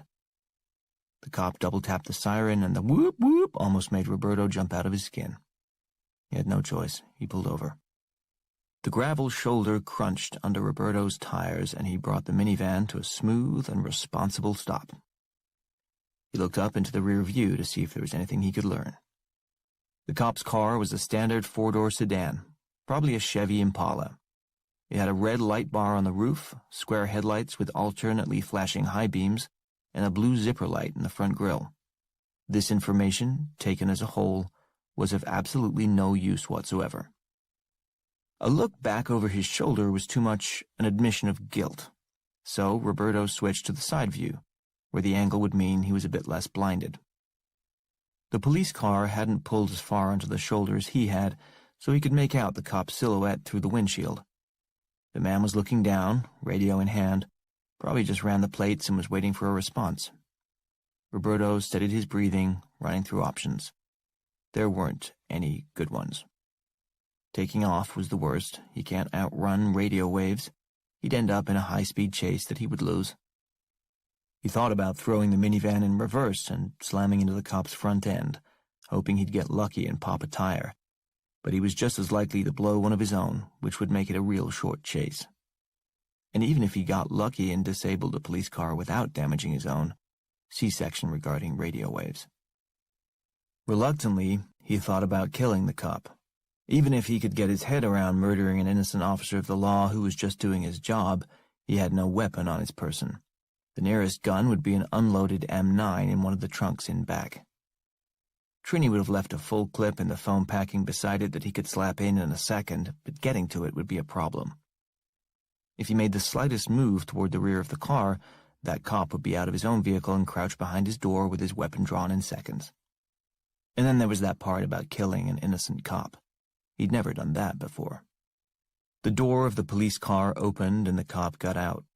He was tall, maybe 6 feet 4 inches, and he had his round-brimmed hat in one hand. He paused, closed his door, and took a good long time putting on his hat and adjusting it just so. Great, he was a dick on top of everything else. He started to walk toward Roberto's car. Roberto watched in the side view, still thinking. A bribe seemed unlikely to have any effect, and he had only a few $100s in his pocket anyway. As the cop reached his window, one last desperate thought popped into Roberto's mind. Maybe try the truth? Never work in a million years.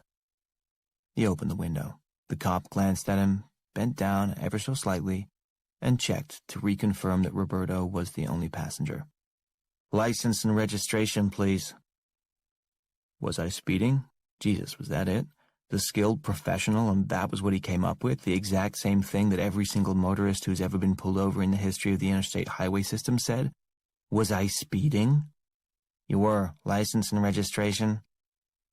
"I'm going to open my glove compartment," Roberto said. "See, I'm a good citizen. I'm a responsible guy like you. You can trust me. See?" "Go ahead," the cop replied. Roberto leaned over and opened the glove compartment, having no idea what he would see inside. It occurred to him as he pushed the button on the front that there very well could be a weapon in there. Trini was thorough, and she would have sent him out into that good night fully prepared for any situation that might arise, including a sudden need to arm himself. He hesitated, his finger on the button of the glove compartment, and thought about how mistakes can cascade on you. He let it hang there for a second while he thought. Revealing a gun in the glove box was going to deteriorate this situation in a big hurry. "Sir?"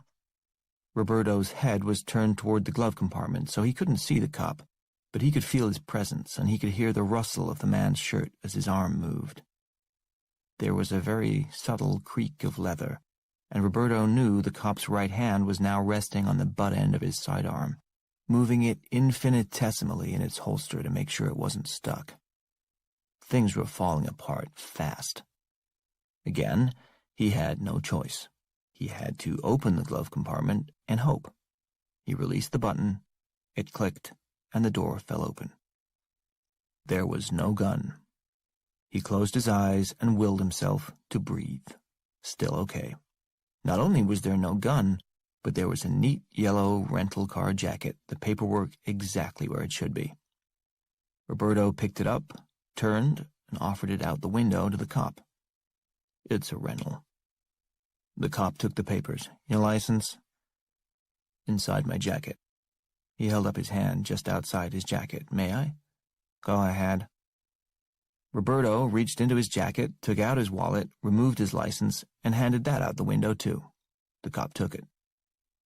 Roberto waited while the cop inspected the documents. If Trini had rented the car in her own name, he would have some explaining to do, but that was the least of his problems at the moment. That one he could talk his way out of.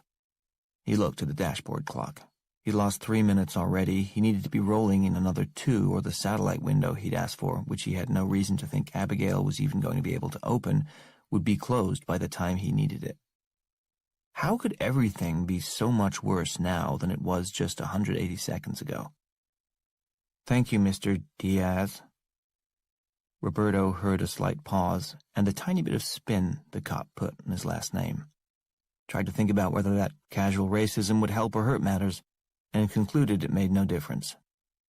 The policeman handed him back his documents, saying nothing about the rental car registration. Damn, Trini was a star. She'd even put the car in his name. Roberto took the papers. As the cop turned his focus from the documents to the inside of the car, his gaze stopped abruptly on the back. The tarp that Trini had thrown over the military crates wasn't big enough to completely conceal them, not with the addition of the half-barrel-shaped T-41. To anyone who had any experience at all, or even watched the right kind of TV shows, the stuff in back looked exactly like what it was. Crated weapons. The cop pulled a flashlight from his belt and clicked it on.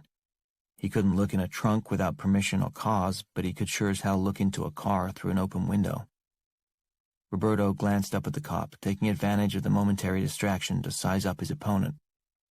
He thought briefly about throwing open the driver's door, slamming it into the cop hard enough to knock him over or wind him or get a lucky door handle in the guy's balls.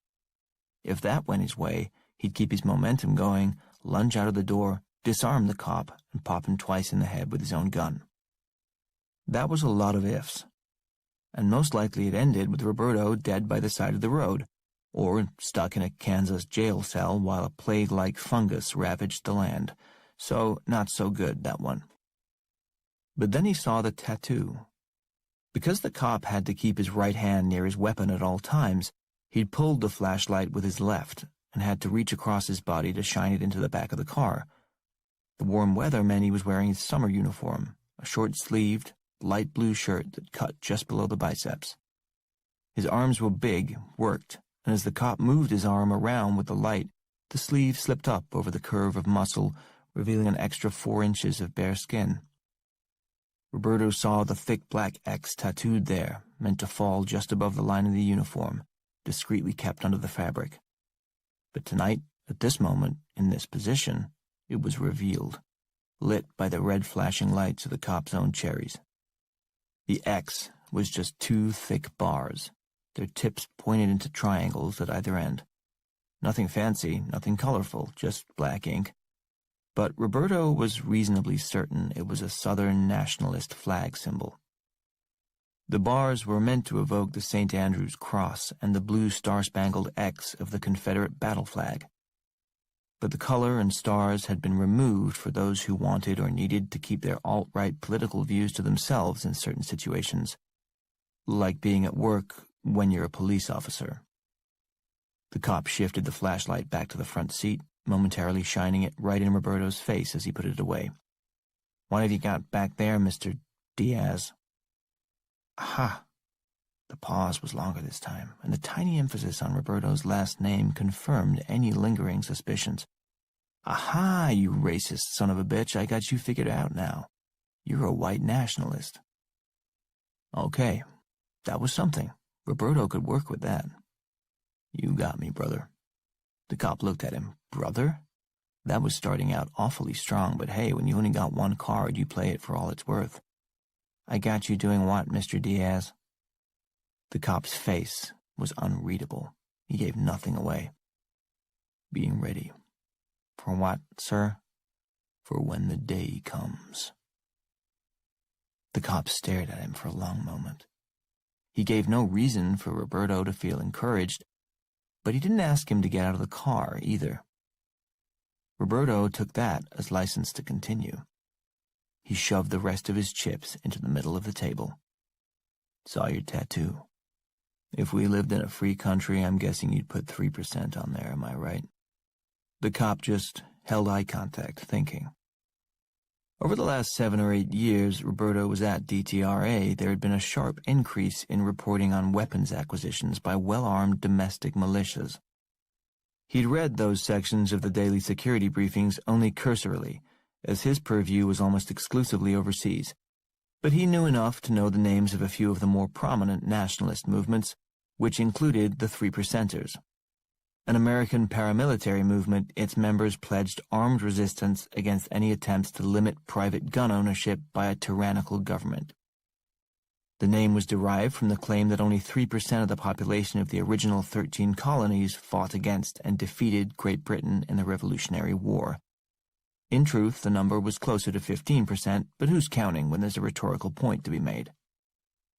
The Three Percenters counted among their numbers a fair amount of law enforcement, and in fact, a group of Jersey City police officers had been suspended in 2013 for wearing patches that read one of the 3%. Since then, members in public roles knew better and kept their beliefs on the down low. The Southern nationalist flag tat was a popular and subtle marking. Roberto had no doubt the cop was in. The only question was how far. The cop held eye contact with him for a good 10 seconds. Roberto looked back steadily. The day's coming, my man. The country we love and honor needs us to be ready. The cop turned the flashlight on again, playing it over the military crates in the back, taking one more look. He turned back to Roberto. The only question was, did Roberto look white enough to this prick to overcome his last name? The cop thought for a long moment. Drive safe, patriot. Apparently he did. The cop clicked off the light, turned and walked back to his car, his shoes crunching on the gravel. Roberto didn't stick around for confirmation. He put the minivan in gear and pulled away, not too fast and not too slow, lifting his hand up into the beam of the cop's lights and giving a little thank you wave as he put distance between them. In his mind, he reverted back to his original position. I am very good at my job. He'd be in Atchison in 7 minutes. 27. Within 30 seconds of when Mary Rooney fired 6 shots into the chest of the weird guy who'd exploded, a thought occurred to her. She'd just killed a man. The unreal fact that he'd burst in a haze of green goo was less relevant to her than the objective reality of her situation. She had committed murder. Okay, possibly manslaughter, depending on how you slice it, and he had been running at them at the time. But he was also clearly unarmed, and she was holding a weapon that, in the law's eyes, had been stolen from the state of Kansas. You didn't have to be a legal scholar to know this would not hold up well in a courtroom. Naomi was doubled over, holding her ears in pain, some blood seeping between her fingers.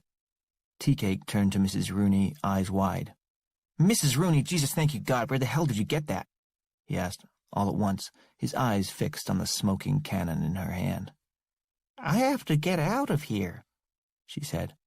No, you're fine, you're cool, you had to. This guy, he's infected with, like, this horrible zombie shit. There was this deer that blew up and weird shit in the basement, and he was trying to barf on us, and... She was just staring at him. He trailed off, hearing how he must sound. "You're right. You gotta get out of here." From around the corner ahead of them, they heard voices, low and muttering. Tea-Cake thought he recognized Griffin's guttural grunting.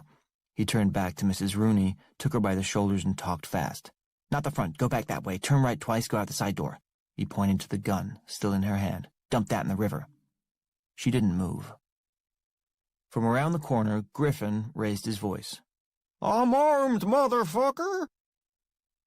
He was full of bravado, but Tea-Cake could hear the quaver in it. He turned back to Mrs. Rooney. "Go!" "Thank you," she said. She took off in the direction he'd indicated. You hear me? Griffin shouted again. I'm all loaded. I'm coming in strapped. Tea-Cake turned and shouted back, Griffin, be cool, man. It's me, Tea-Cake. Griffin yelled, I got a gun, shithead. Tea-Cake bent down next to Naomi and pulled her hands gently from her ears. Naomi looked up at him. Her whole head hurt, but the left side had a strange numbness to it, a total disorienting silence that felt like a weight. The loud, sharp ringing in her right ear more than canceled out any quieting effect the silence might have had, and her whole head throbbed. Her vision was fine. She could see Tea-Cake was just in front of her, his eyes full of concern. His mouth was moving. He was saying something to her. She couldn't hear a word, but she could read his face, every expression heightened and more easily understood with her attention focused on it. Maybe not hearing him was just the right thing for her at the moment. She watched his lips. She looked into his eyes and registered every minute change of his features. She didn't know what he was saying, but better than that, she knew what he meant. That she was going to be okay. That he would not let her down. She saw him turn and shout angrily back over his shoulder at someone around the corner. Maybe the police were coming. She saw the smear on the floor that had been Mike, and it was moving, seething, as if still alive. It was inching toward them. Now Tea-Cake was pulling her to her feet, urging her to do something. To leave? Yes, that was it. He wanted her to leave in the other direction. Whatever the danger or whatever had to be done, he didn't want her to be a part of it. Naomi was moved, maybe because she could only feel him and his feelings were so powerful. He was saying one thing over and over again. She was no lip reader, but could recognize her daughter's name.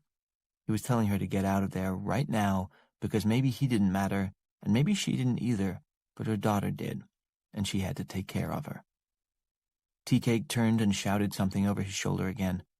Naomi couldn't make it out, but whoever was at the other end of the hall was coming this way, and there was danger. Tea-Cake turned his body and shoved Naomi behind him, pushing her down the corridor in the other direction. She could tell by the strength of the shove that he would not be argued with. She staggered back and moved around the corner, just out of sight of whoever was going to come down the hallway. She lingered there for a moment, hidden, unsure what to do next.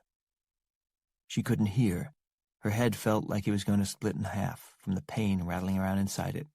She had no idea who was coming, and the only person who could explain it to her had just told her in no uncertain terms to get the hell out of there. Naomi froze. A second later, Griffin came around the corner at the other end of the hall from Tea-Cake, gun in front of him. His body was hunched, coiled in a SWAT team crouch. He swung the gun from side to side, as if expecting someone to lunge from one of the units and go after him. Tea-Cake shouted to him from his end of the hall, "Griffin, you asshole, put the fucking gun away!" Instead, Griffin put both hands on the grip and extended it in front of him, pointing it at Tea-Cake's head as he advanced. "Hands in the air!" Tea-Cake put his hands up. "It's me, okay?" Griffin kept coming, stalking forward on bent legs, both hands on the gun, unconsciously mimicking the movements and posture of his avatar in his copy of School Shooter. "Drop the gun!" Tea-Cake looked up at his own hands, which were both empty. "What gun?" "Drop it!" "Griffin, I don't have a gun, okay?" From behind Griffin, Dr. Friedman peeked out, assessing the situation. "It's true, Daryl. He does not appear to have a gun." Tea-Cake, trying to keep his hands in the air, pointed at the mess on the floor that had been Mike a short while ago. "Don't get any closer to that man." Griffin stopped, staring down at the remains. Revolted, he looked back up at Tea-Cake, pointing the gun at him again. "Down on the floor." "Why?" "Against the wall." Tea-Cake, who had been about to get down on the floor, stopped. "Which?" "Do it." "Seriously, you want me to get down on the floor or up against the wall?" Griffin, hearing something behind him, whirled around with the gun. Dr. Friedman, whose right boot had squeaked on the floor, barely got his head out of the way as the barrel swung toward him, aimed wildly around the empty hallway, and then swiveled back to Tea-Cake. "Where is the shooter?" Griffin shouted, bringing some focus to his ever-changing list of demands. "He's gone," Tea-Cake said, lying only in the sense that he used the wrong pronoun. "Took off as soon as he shot."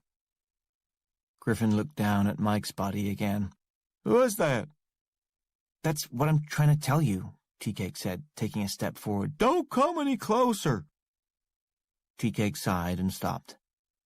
The night had been weird, then exciting, then terrifying, and now, with Griffin in the mix, it was just annoying. I don't know. He got some kind of disease or something. It's contagious. It'll kill you. The fucking army's coming, or at least some guy who knows the army, or... Can I put my hands down, or what? You called the cops? Yeah, sorta. DTRA. What the hell is that? Before Tea-Cake could answer, a sharp banging sound from the right startled Griffin, and he swung the gun around again. Dr. Friedman dove out of the way faster this time, doing a good job of not getting his head shot off, and Griffin pointed the gun at the storage unit right next to them. What's that? Voices from inside the unit, more fists pounded on the door. Griffin recognized them. Ironhead, what the fuck are you doing, man? The voices shouted some more, the door rattled and banged, and Griffin noticed the lock hanging unlocked in the hasp. It was enough to hold the door closed, but it wasn't clicked shut, so if the door rattled long enough, it was bound to be dislodged. Griffin turned the gun back on Tea-Cake. What'd you lock him in there for? I didn't. That guy did. He pointed to Mike's residue. Griffin frowned, his reptilian brain trying to process it all. Keeping the gun on Tea-Cake, he moved toward the locker. Tea-Cake took a step forward. Don't, man. Griffin stopped, swinging the gun back on him. Why not? They're infected. Dr. Friedman stepped out of Griffin's shadow, recognizing he might have some role in this conversation after all. Infected? With what? I don't fucking know, Tea-Cake said, his patience nearing an end. Bad shit. For the last time, will you put that fucking gun down already? Griffin squinted at him. There was a dead guy on the floor, his friends were all locked in a storage unit, and Tea-Cake was the only one in the hallway. No, he would not put the fucking gun down, no goddamn way. He took 2 steps back from the storage unit, gesturing with his gun from Tea-Cake to the door. You open it, he said. Tea-Cake looked at him. There was no reasoning with this lump. He looked over at the door. He saw the lock dangling in the hasp, clicking against the sides of the metal loop as the people inside the storage unit continued to pound on the door, demanding to be let out. No fucking way, he said. No! Griffin shouted, taking a step forward with the gun. As he moved, his sweaty right index finger tensed on the trigger, which he'd adjusted for maximum sensitivity. He inadvertently squeezed off a round, which leaped from the barrel and sliced through the very outer edge of Tea-Cake's left ear, drawing a spurt of blood before it flew the rest of the way down the hallway, ricocheting off 2 metal doors and finally burying itself in a cement wall. Tea-Cake screamed and grabbed his ear in pain. "What the fuck, man?" he shouted. He pulled his hand back in amazement and saw it was now smeared with blood. It wasn't much of a gunshot wound, more like a razor slice, but it was a gunshot wound. Griffin had definitely shot him. The fuckwit had shot him. "You shot me," Tea-Cake pointed out. "You shot him," Dr. Friedman confirmed. Griffin did everything he could to conceal the fact that he had in no way meant to do that. He took a second to erase the stunned look from his face, then stiffened, pointing the gun back at Tea-Cake. "And I'll do it again if you don't open the goddamn door. Those are my friends in there." They were also his customers, but he didn't bother with that detail. In his mind, there was a chance, admittedly an outside one, but at least a tiny chance that the rest of the stolen TVs could still be moved out of here before the cops or the army or whoever showed up. There was still $450 on the table, and Griffin intended to take it home with him. Tea-Cake needed time to think. He wiped the blood from his ear on his pants and walked forward toward the door as slowly as he could. He kept an eye on Griffin, who was following him with the gun, and an increasingly unhinged look on his face. He'd never shot anyone before, and on Dr. Stephen Friedman, who was backing up, putting a bit more distance between himself and Griffin. Tea-Cake looked back at the lock, dangling there, unlocked. The sounds from inside, which had stopped for a few minutes after the gunshot, had resumed, frantic voices calling, hands pounding on the door, people demanding to be let out. Their tone of panic was rising. Tea-Cake got closer. He reached out to the lock. He closed his fingers around it. From the other end of the hallway, a woman's voice cried out. "Hey, Griffin!" Griffin turned, and then everything happened at once. Foam exploded from the spout of the fire extinguisher Naomi was holding from about 30 feet away, and it sprayed Griffin and Dr. Friedman in the face, momentarily blinding them. Griffin swung his gun crazily, and another shot went off again by accident. Tea-Cake reached out to the lock and snapped it shut, and Dr. Friedman, who'd had enough of Griffin's reckless bullshit, grabbed Griffin's gun hand and tried to wrestle the thing away from him before he actually killed somebody. That was all the opening Tea-Cake needed. He turned and took off, racing down the hallway toward Naomi. She was turning as he got to her, dropped the fire extinguisher with a noisy clang, grabbed his hand, and they took off into the other hallway. They headed for the side door through which Mary Rooney had just escaped. At the storage locker, Griffin wrestled his gun hand free and gave Dr. Friedman a ferocious shove, knocking him on his ass. "The fuck is the matter with you?" he shouted at the dentist, wiping foam from his eyes. He turned back to the locker door and pawed at the lock. There was more pounding from inside the locker, frantic now, and the voices were changing, rising in pitch and intensity.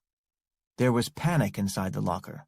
The situation in there was changing, something was happening, and it wasn't good. Griffin shouted at the door. "Ironhead, you got my key? You got my key, shithead?" From inside the locker there were sounds of a struggle, and a body slammed up against the door hard. Griffin stumbled back. Something else hit the door, something heavy, maybe another body, and the door dented outward. The struggle seemed to intensify, the shouting and screaming accompanied by unfamiliar sounds now. A low gurgle, a wet slap. The sound of a Samsung Premium Ultra 4K smashing into a million tiny pieces. And then it went quiet. Griffin and Dr. Friedman just stared at the door for a long moment. "Ironhead?" Griffin asked, sotto voce. There was no answer. "Cedric?" Nothing. But then the door lifted an inch. A shadow moved inside, and with the soft scrape of metal on cement, a key slid out from inside. Ironhead's voice came from the other side, calm now. "Griffin?" Griffin didn't answer.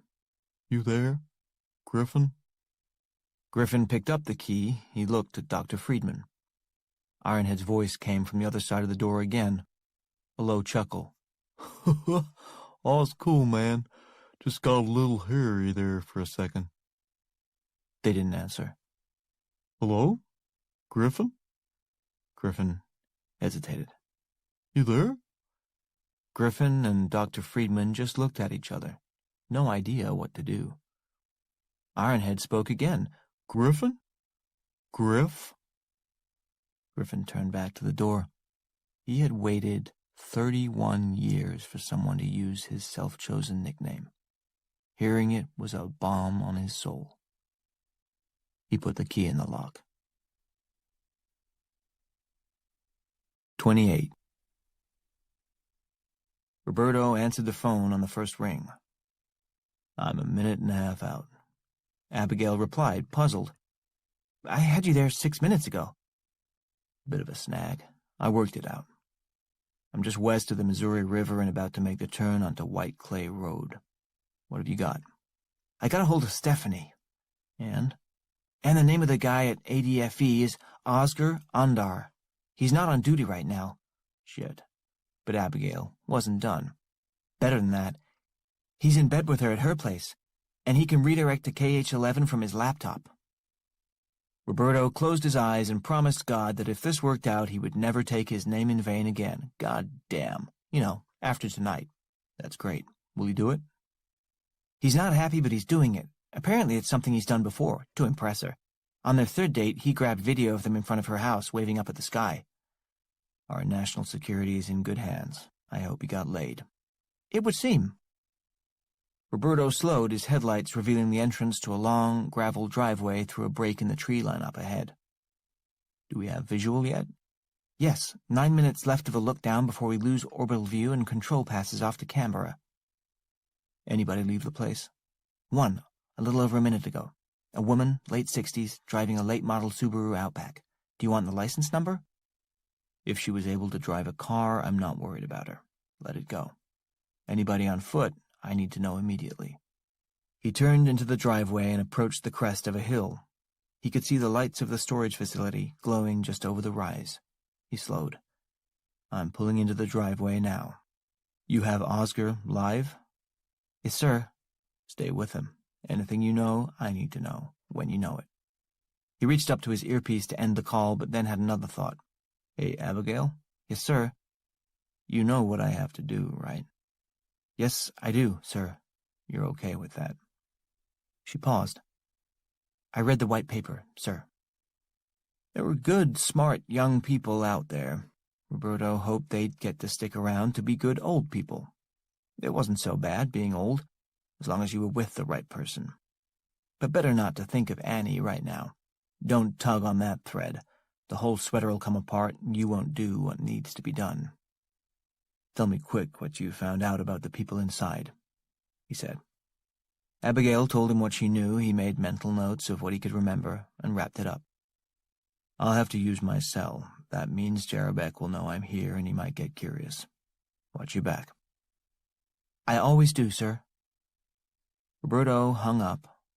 Over the crest of the rise now, he saw the front entrance of the storage place, sticking out from the hillside like a fat lip. Up at the top of the hill, just to his right, he saw a car pulled over at the side of the drive, its trunk hanging open. Not a good sign. In its trunk, he thought he detected a slight phosphorescent glow, and traces of more of it scattered out on the hillside behind it. It was faint, damn faint, and he could have easily been wrong about it, but he had a feeling he wasn't. Down at the bottom of the drive, a Honda Civic and half a dozen Harleys were parked in front of the main entrance. He turned off his headlights and pulled to a stop 100 feet short of them. He was halfway between the entrance and the car with the open trunk. He took a breath, let it out slowly, and got out of the van. 29. Tea-Cake and Naomi banged through the broken side door of the building, took a sharp right turn, and ran toward the parking lot. My car's right here, Tea-Cake shouted. Naomi could hear his voice just barely over the ringing sound in her right ear, but her left ear was still dead. They raced along the side of the building, triggering the motion detector lights all along the upper part of the wall as they ran. They came around the front, past the Harleys, and were just reaching Tea-Cake's Honda when a halogen beam flicked on and a commanding voice shouted from 50 feet away. Stop. The order was clear, and the voice was the kind you don't argue with, so without even thinking about it, they stopped. They turned toward it, raising their hands in the air. The flashlight beam was brilliant, piercing, and they both winced, blind to whoever was behind it. There was another light coming from the same spot, and this one was a sharp red beam. Tea-Cake looked down and saw the laser dot right over his heart. As he watched, it flicked over to Naomi and centered up on her chest.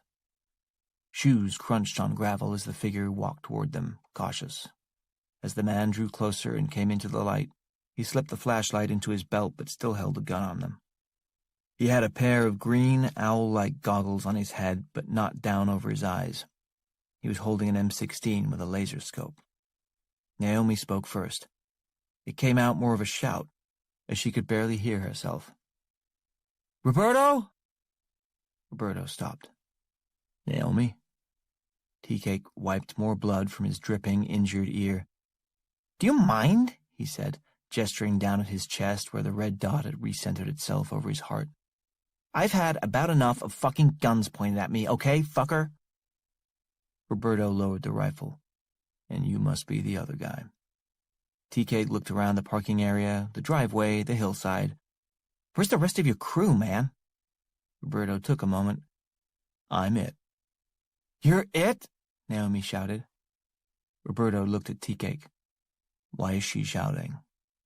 Gunshots. A .45 next to her ear. I think she can hear a little bit in the right.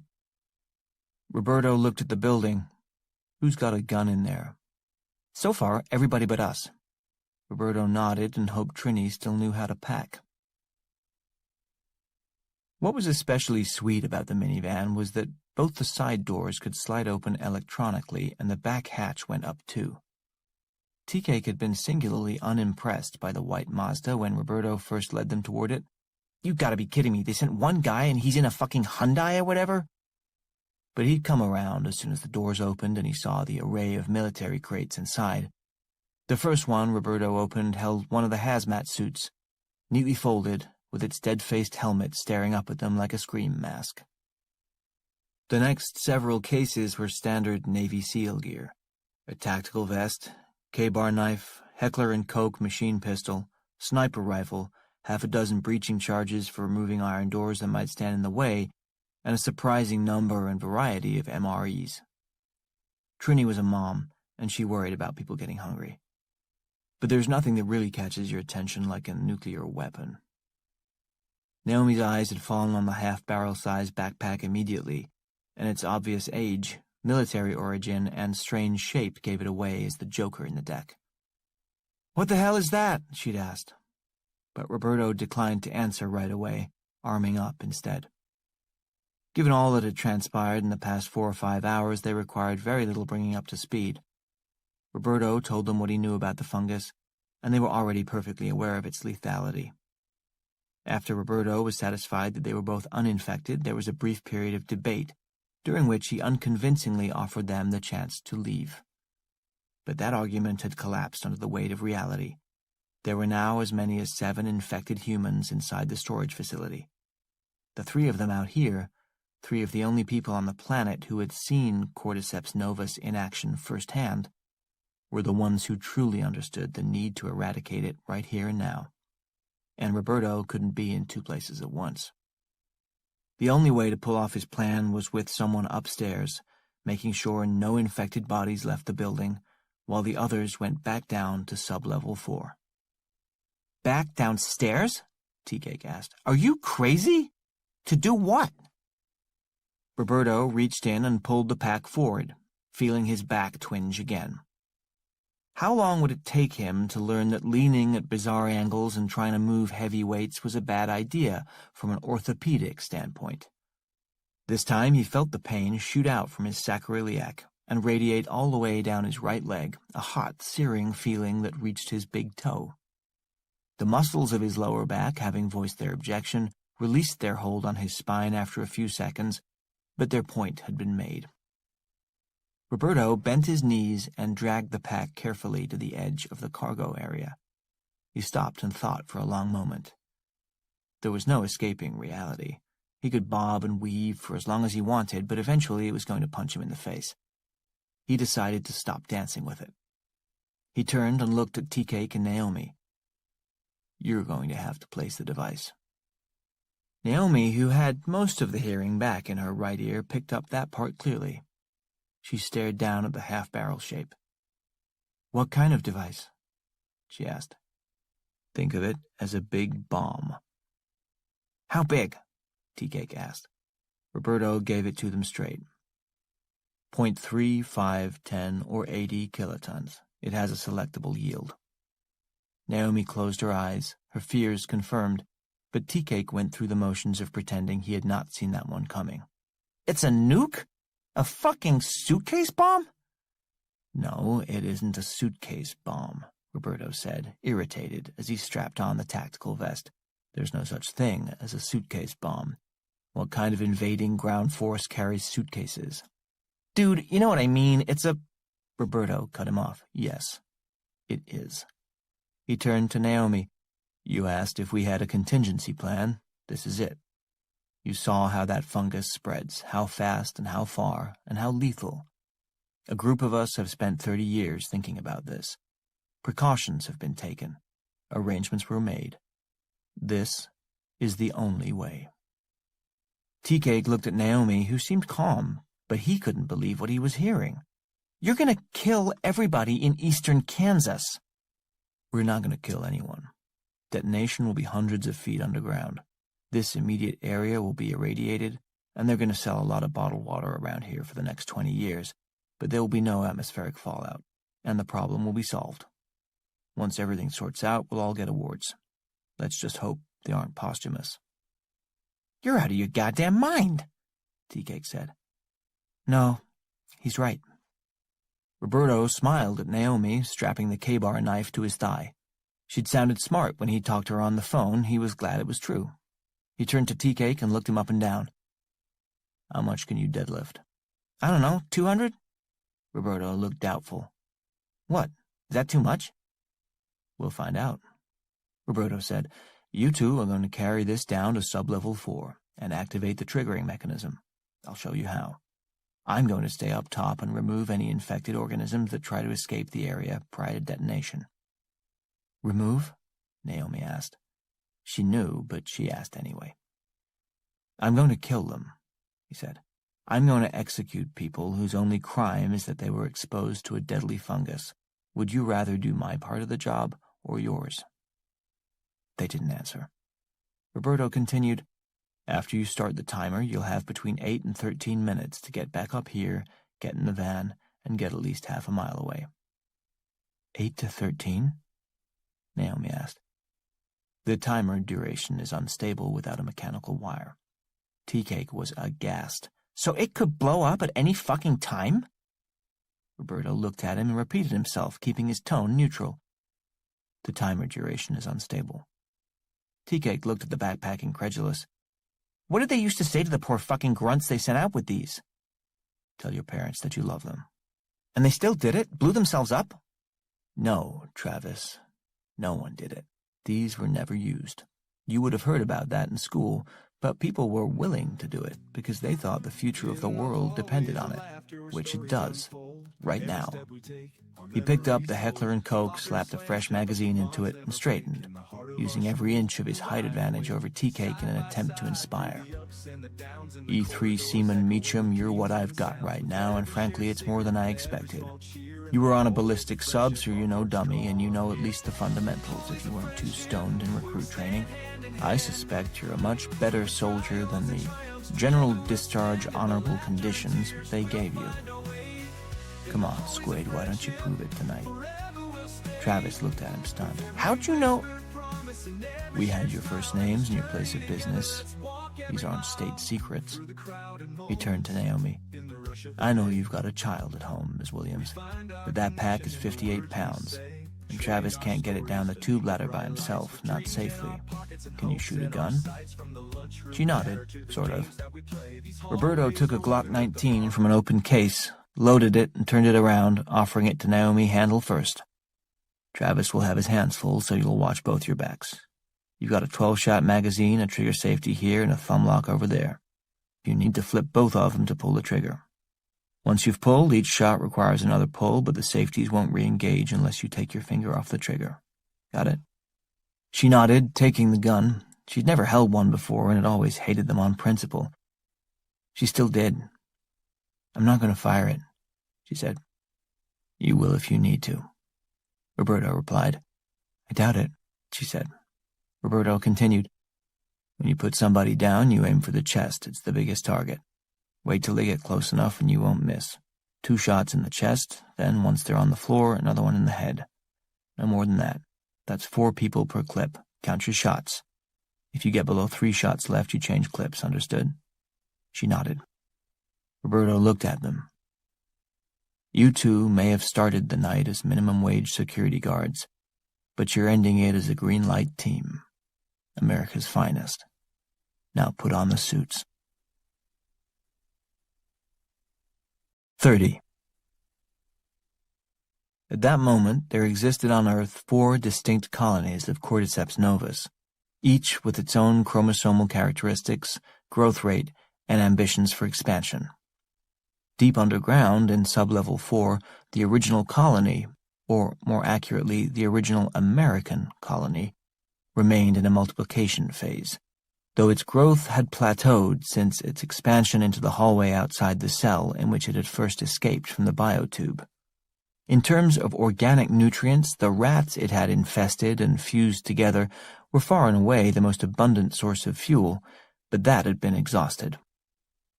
The Rat King mass was already in stasis, the precursor to decay and disintegration. A tributary of growth was making its way across the dry cement floor toward a puddle of water beneath one of the sweaty overhead water pipes that made up the cooling system, but it hadn't reached it yet. Once it did, it was hard to predict the fungus's reaction, since it had never encountered water in its pure form before, only as a component of a human body. Safe to say it was going to like it, but it wasn't there yet. This colony of Cordyceps novus was a bit like Reno, Nevada, popular once, but limited by location and climate, and not anywhere a serious person would want to go. Above ground, on the hillside behind Roberto's van, was the second colony, the one CN Roach 1 had founded a little over 15 hours ago. This colony had begun in the trunk of Mike's car, where it still maintained a strong presence. But after the deer and Mr. Scroggins had taken off, the fungus had to content itself with feeding on old towels, steel, rubber, and other unsexy fuels. More successful was the outpost begun by Mr. Scroggins when he had exploded at the top of the tree. It had spattered in all directions and fallen to earth as far as 75 feet from the tree itself. It currently thrived on the moist, humid forest floor, spreading at a rate of 3 to 4 feet per hour. It was a nearly ideal environment for the fungus, but its expansion was held tenuously in check by the lack of carriers with rapid and independent locomotion. The whole area was just one stray coyote or ill-fated squirrel away from boomtown status. But for the moment, the fungus had to be content to continue its leisurely but steady growth here. Still, given enough time, there was no telling how far its sprawl would spread.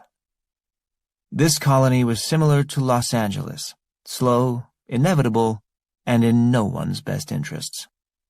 On the main floor of the storage facility, the third colony was enjoying the least success. Spread out over the cement walls and floor, the Jackson Pollock painting that was once Mike Snyder was now largely inert, at least by human time standards. It wasn't dead or even dormant, but its growth had slowed to a barely perceptible rate. The floor and walls were made of Portland cement, the industry standard, composed primarily of lime, silica, and alumina, about as nutritious for a growing fungus as a sand sandwich. Still, Cordyceps novus was no stranger to adverse conditions. It had grown its way out of a biotube. It could certainly handle a hallway. It festered and burrowed and shifted as best it could, but the kind of booming growth that it experienced when it first entered Mike's living body was long over. Maybe it would get lucky, hit a vein of ironstone somewhere in the cement floor in 10 years or so, and enjoy a comeback. But until that happened, it was going nowhere fast. In urban terms, this third colony was Atlantic City. Used to be a big deal, dead on its feet now. As for the fourth colony, that was another story. In 1950, Shenzhen, China was a fishing village with 3,000 inhabitants. By 2025, 12 million people will live there. In terms of rampant, unchecked, dangerous growth, there's no place on Earth like it, except for what was going on inside Unit G413 at Atchison Storage. From the moment Mike's wide-pattern projectile vomit had launched from the open doorway, the fungus had found abundant organic nutrients. The spray had landed on all 5 of the occupants of the locker, but Cedric, Wino, and Garbage had been caught open-mouthed. Infection was immediate in their cases, and the fungus penetrated the complex substrate of their biological systems with zeal and aptitude. It produced immediate and exponential growth. Ironhead and Cuba, who had no cuts, crevices, or orifices through which the molecules could enter them without effort, were a few minutes behind. Cordyceps novus had to deploy benzene X to first burn a pathway through their pores, which took a bit longer. But within minutes there was a fungal party raging inside all 5 of their systems that could not be stopped or curfewed. The fungus entered the most productive phase in its history, joyfully increasing its biomass through the perfectly balanced human carbon-nitrogen ratio of 12:1. It started with a familiar, if accelerated, growth-expansion-expulsion pattern inside Wino, whose blood alcohol content provided additional glucose. While Griffin was outside the locker door ordering Tea-Cake to remove the lock, Wino was bulging, screaming, and bursting inside the locker, to the extreme consternation of the others. Cedric and Garbage went in the next 30 seconds, swelling and rupturing in quick succession. Ironhead and Cuba, their systems lagging behind, were left to scream in horror. But then something extraordinary happened. The growth in the last two human hosts slowed down, intentionally. Perhaps the fungus recognized the limited supply of human tissue and the confined space of the storage locker. Or maybe it registered that the walls of the locker, to which it was now largely affixed, were of limited food value. Or maybe it even bore some sort of cellular memory of the successful result of the slowed-down fruiting and bursting process it had gone through with Mike. Whatever the reason, it tamped down its formerly unbridled surge of growth. The processes consuming the bodies and minds of Cuba and Ironhead, the last remaining humans inside the locker, actually decelerated. This implied, if not volition, then at least airborne endocrine signaling, a cell's ability to transmit information and instructions beyond its own walls. Cordyceps novus had, for the first time since its initial human contacts in the Australian outback, modified its mechanism of control. The fungus racing through the brains of Ironhead and Cuba got the message and curtailed its development. Their brains were allowed to retain a measure of autonomous control, but the fungus wiped out massive portions of their amygdalas, home to their fear and panic centers. As a result, they thought everything was okay. They thought they were still in charge. "All's cool, man," Ironhead said through the door to Griffin. "Just got a little hairy there for a second." Griffin turned the key in the lock and unlocked the door. 31. A full hazmat suit weighs about 10 pounds, the oxygen tank and breathing apparatus another 21, and the T-41 unit Tea-Cake had strapped to his back was nearly 60. That meant every step he took, he was moving an additional 90 pounds over his own body weight, give or take. His shoulders ached almost right away as the straps bit into them through the suit. His thighs started to burn after the first dozen steps, and by the time they reached the front door of the building, the sweat was running down his neck and into the suit. Naomi had less weight on her back, but the burden of being the sole lookout and guard, coupled with the amount of effort it took to keep turning from side to side in the bulky suit, meant she was expending as much effort as he was. The gun in her hand felt like a stone. They'd gotten into the suits quickly enough with Roberto's help. The idea of climbing back down the ladder in the bulky things was harder to imagine, but they tried not to think too far ahead. Roberto secured the suits around their wrists, ankles, faces, necks, and waists, and showed them how to use the two-way radios in their headsets. He flirted briefly with the notion that he could somehow Bluetooth his cell phone into their headsets, but gave up on the idea. There wasn't much he could have done to help them from this point anyway.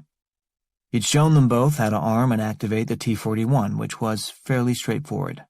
It had been designed for soldiers in the field to operate under pressure, and simplicity was at its core. That and fissile fuel that could sustain a nuclear chain reaction. There was no third suit for Roberto. Tea-Cake had asked why he'd brought two in the first place, and Roberto had just looked at him blankly. For the same reason I brought two of everything else. What if one breaks? Roberto would never understand some people. With that, he wished them luck, told them to hurry, and sent them on their way into the building. He watched them walk toward the front doors the way a parent watches his kid walk into a freshman dorm for the first time, thinking of 1,000 things he should have said, 1,000,000 pieces of advice he could have given, and knowing it was too late for all of that. Roberto knew he should be the one wearing the pack. He knew it should be him carrying it down to sub-level 4 himself, and, if necessary, waiting there with it to ensure successful detonation, the way he and Trini and Gordon had planned and discussed 30 years ago. And he also knew with complete certainty that he couldn't. Accepting that reality and trusting two 20-somethings he'd met 15 minutes ago was the most difficult decision he'd ever made in his life. But he had no choice. Of course, he'd left himself a failsafe, a contingency for the contingency. He hadn't shared that part with Tea-Cake and Naomi. They had plenty of information already, more than they could probably handle, and the rest would be revealed at the exact moment they needed to know it. He watched them open the doors and walk into the building, then turned his attention to the parking area in front. Next order of business, make sure nobody goes anywhere. He pulled the K-bar from the sleeve on his thigh and started with Tea-Cake's Honda Civic, parked on the far right side. He drove the blade deep into the edge of the back right tire and jerked it forward 6 inches. A puncture would take too long to drain the air, and was no guarantee the car couldn't limp out of the parking lot, but a slash did the job immediately. The tire deflated, and he moved on to the other rear wheel and did the same thing. The car's chassis dropped a few inches. Anybody who tried to drive it now would be on the rims by the time they turned around, and the axle would snap before they got up the driveway. The Harleys were easier. He only had to stab and slash one tire on each bike. They maybe could have limped out of the lot with a flat rear, but a flat front would break the fork. Nobody was driving out of this place unless they took his Mazda, and you can have my minivan keys when you pry them from my cold, dead hand. He'd slashed 4 of the bikes and had 3 to go when his cell phone rang. He touched the Bluetooth in his ear to answer. "You have incoming," Abigail said. Roberto straightened sharply and turned around. "Where?" "Around the corner of the building. 10 seconds. Mail. Moving fast. Major heat signature." Roberto turned, taking a few quick steps to his left, toward the front door, far enough to clear the sight line between him and the eastern edge of the building. He pulled the machine pistol from a holster on his hip and flipped the safety off with his right thumb. With his left hand, he reached up and pulled down his thermal imaging goggles, which activated with a hum and a whir, showing the landscape in vivid purple and orange-tinted images. He didn't need the goggles for light. There was plenty to see by, and more streamed around the corner of the building as the motion sensor lights went on, triggered by whoever was running toward him. What Roberto needed was heat detection. When he'd first put on the goggles and looked at the hillside, the bits of fungus scattered there had glowed a warm red, and traces of that same red were visible in the open trunk of Mike's abandoned car. There was live growth in those areas, and the chemical reactions of the growing fungus gave off heat. If he could see the heat, he could avoid contact with the fungus and could get a quick read on whether a human being was infected. It would be pleasant to avoid killing innocent people, if possible. Roberto's eyes stung at a sudden blast of harsh yellow inside the goggles, every last cone in his retinas getting a wake-up call at the exact same moment. He hadn't fully adjusted when the figure came barreling around the corner of the building, looking less like a human being through the goggles than a blazing, burning, white-hot chunk of melted iron. That answered the infection question. "Get this shit off of me!" the figure screamed. Roberto didn't pause to wonder how the man in motorcycle leathers had come to be completely covered front and back in mutating fungus, yet still remain in possession of his faculties. He just aimed the machine pistol, pulled the trigger, and put 5 rounds in the center of Dr. Stephen Friedman's chest. A Heckler & Koch machine pistol has a short recoil action, meaning the barrel moves back sharply, rotates the link, and causes the rear of the tube to tip down and disengage from the slide. It's a hard, jerking motion, and its effect on the shooter is usually mitigated by putting a stabilizing hand on the front handle. Because he'd had so little reaction time and he needed his left hand to pull down and activate the goggles, Roberto had been forced to fire the gun with one hand. That in itself was no big deal. All it meant was that his right elbow needed to be snugged up against his right hip to reduce uncontrolled movement. He'd made that firing maneuver dozens of times in the field and at the range. But he'd never done it at the age of 68.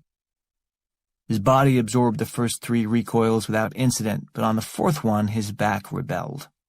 The spasm was sudden and fierce, the low back tissues seizing up and sending a red alert throughout his nervous system. The recoil from the 5th shot, which Roberto's brain had already ordered before he could countermand it and remove his finger from the trigger, finished the job. A blinding pain lit itself on fire in his back and lower extremities, and Roberto's legs went out from under him. He collapsed, hitting the ground just a second after Dr. Friedman did, the difference being that the dentist's problems were over for good, and Roberto's were just beginning. He landed on his side and rolled helplessly onto his back, staring up at the stars overhead. He knew immediately, the way you know, that he hadn't just pulled something, he'd torn it in half. Could be ligaments, could be tendons, or maybe he'd ruptured a disc. Whatever it was, it didn't matter. What mattered was that he couldn't move. 32.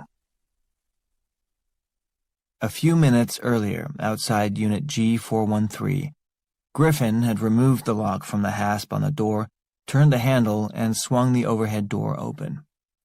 He and Dr. Friedman both recoiled, involuntarily falling back a few steps. The visual was bad enough. There were 3 dead bodies in there, or at least their barely recognizable remains, but what had overcome them was the stench. Intense chemical reactions give off intense odors, densely packed clouds of fetid molecules that invade the nasal passages and cling to the olfactory sensors. The rancid waves of smell that rolled out of the storage unit were dense and alive. They overwhelmed all other senses for a moment. The now highly mobile Cordyceps novus, hitchhiking aboard the bodies of the people once known as Ironhead and Cuba, stepped calmly out of the unit and smiled. "What up, Griff?" Ironhead asked. Cuba winked at Dr. Friedman. The uninfected stared at the infected with horror. Though Cuba's and Ironhead's outward expressions were calm, friendly even, there was no mistaking their sickness. A strange color had seeped into their faces, and the telltale swelling of their abdomens had begun, albeit more slowly and smaller, since the fungus had modified its takeover approach. Still, there were vast and rapid changes occurring in the victims' body chemistry, and beneath the skin of their faces, necks, and hands there was movement, a seethe, a roiling of their bloodstreams that was visible to the naked eye. Dr. Friedman, who had seen a lot of rotted gums and decayed molars in his day, had never seen this. He staggered back, screaming. Afraid to turn his back on Ironhead and Cuba, he failed to notice he was moving directly toward Mike Snyder's remains, which were now a viscous, slippery coating on the floor and wall of the hallway behind him. Dr. Friedman hit the edge of the slick, and his feet went out from under him. He fell, spinning, and landed face down in the murk of green. He screamed again, lifted his hands, and stared in terror at the excited fungal residue there. He whipped his hands around in the air, trying to shake the clinging substance off, but it held fast. He slapped his hands back down, right in the middle of it, to push off the floor and stand up. His right hand slipped out from under him. He fell back down, onto his side, rolled over onto his back, and thrust himself back up on his feet. Now covered front and back in fungus, Dr. Friedman looked up at Griffin and the others, eyes wide, mouth agape, struck mute. Griffin, who still had his gun in his right hand, swung it around and pointed it at Dr. Friedman, then panicked as he realized he was leaving Ironhead and Cuba uncovered and swung it back to them. "What the fuck's going on? What the fuck? What the fuck?" was all he could spit out. Blind with panic, Dr. Friedman turned and ran. The others stood between him and the main exit, but he'd seen both Tea-Cake and Naomi run in the other direction, which meant there was probably a side entrance to be found someplace. He barreled down the hallway around the corner and saw a red exit sign lit up at the far end. He ran toward it as fast as he could. Raising his right hand, he looked at the fungus while he ran. It was on the move, too, wrapping around his fingers and penetrating his pores, pushing the openings in his skin wider and wider, clawing its way into his system. Through bobbing vision, he saw a door up ahead, the one with the hole in the glass that Mike had smashed earlier. He ran toward it, knowing only that if he could get to his Harley, he could go someplace safe, somewhere he could wash this stuff off him and figure out what the hell was happening. Maybe he would drive straight to the hospital. He banged through the door, hit the night air, and felt a tiny bit better. Still moving as fast as he could, he cut right and ran along the outer edge of the building. Motion sensor lights flicked on as he passed them. There was a strange warmth spreading in his chest. Maybe it was just the exertion, he thought, but then he got the distinct and unsettling feeling that his scalp was crawling. It was as if he wore a toupee and it had come to life, moving around his head at will. "Yes, for sure, the hospital," he told himself as he neared the corner of the building. "I am definitely going to the hospital. Where am I again? Which one is closest? Oh yeah, Waukesha Memorial on Highway 18. That's it. I'll go straight there, but shit, I wonder if I can still ride," he thought, as a dizzy fog started to descend on his brain. He rounded a corner of the building, now certain that he couldn't handle a Harley in this condition. Hell, he could barely ride one when he was in full possession of his faculties. So when he saw the guy standing there, the guy with the funny goggles on and something in his right hand, he was relieved. "This guy can help me. This guy can do something." "Get this shit off me," he shouted to the man in the goggles. Then the something in the guy's right hand spat fire a few times. Something heavy and hot slammed into the dentist's chest, and he started to fall. "That's weird," he thought as the ground came up at him. "I get that I've just been shot, but why is the guy with the gun falling, too?" Dr. Friedman hit the ground, still alive for a few more seconds, and saw his right hand erupt in what looked like green mushrooms. He knew he was dying. Probably just as well, he thought. 33. Tea-Cake and Naomi were halfway down the tube ladder when Tea-Cake realized he was going to have to get the rest of the way there, mostly blind. It was too bad because their entrance into the building and move to the elevator had gone more smoothly than they'd anticipated.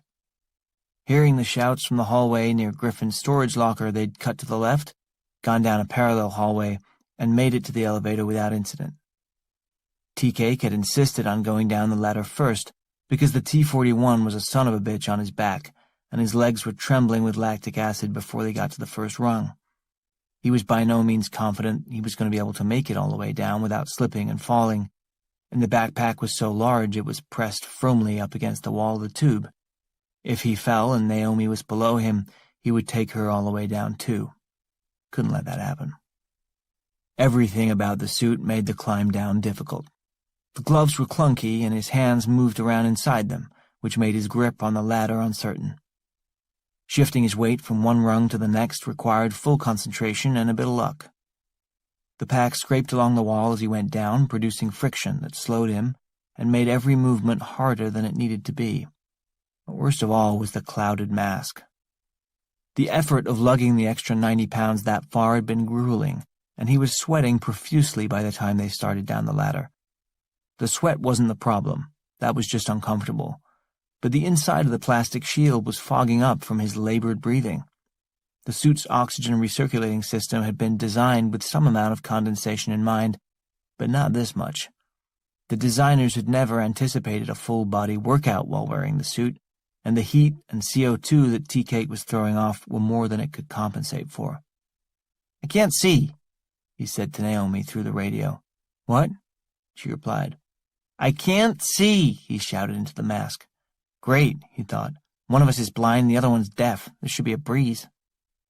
Naomi, indeed, had problems of her own. Climbing down with two hands had been difficult enough with no suit, but now she faced all the same obstacles as Tea-Cake, plus she was clutching a fully loaded Glock 19. She'd had to climb every rung with her left hand while her right held the gun free.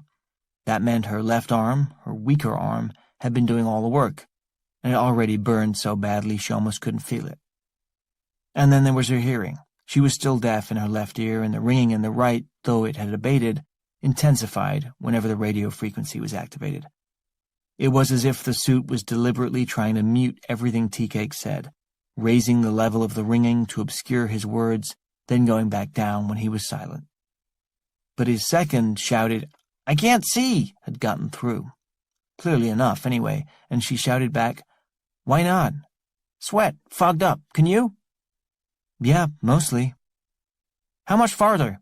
he asked. She paused, wrapping her left arm through the rungs of the ladder, bending her torso back and to the right as much as she possibly could, and strained her eyes all the way to the edge of her mask. "About 50 rungs, maybe less." "Okay." He kept climbing down. Naomi's left arm shook violently, and she knew she'd have to take a chance and switch gun hands. She pulled her right arm up and reached behind the rungs to pass the gun to her left. It clanked against the rungs, and she lost her grip on it.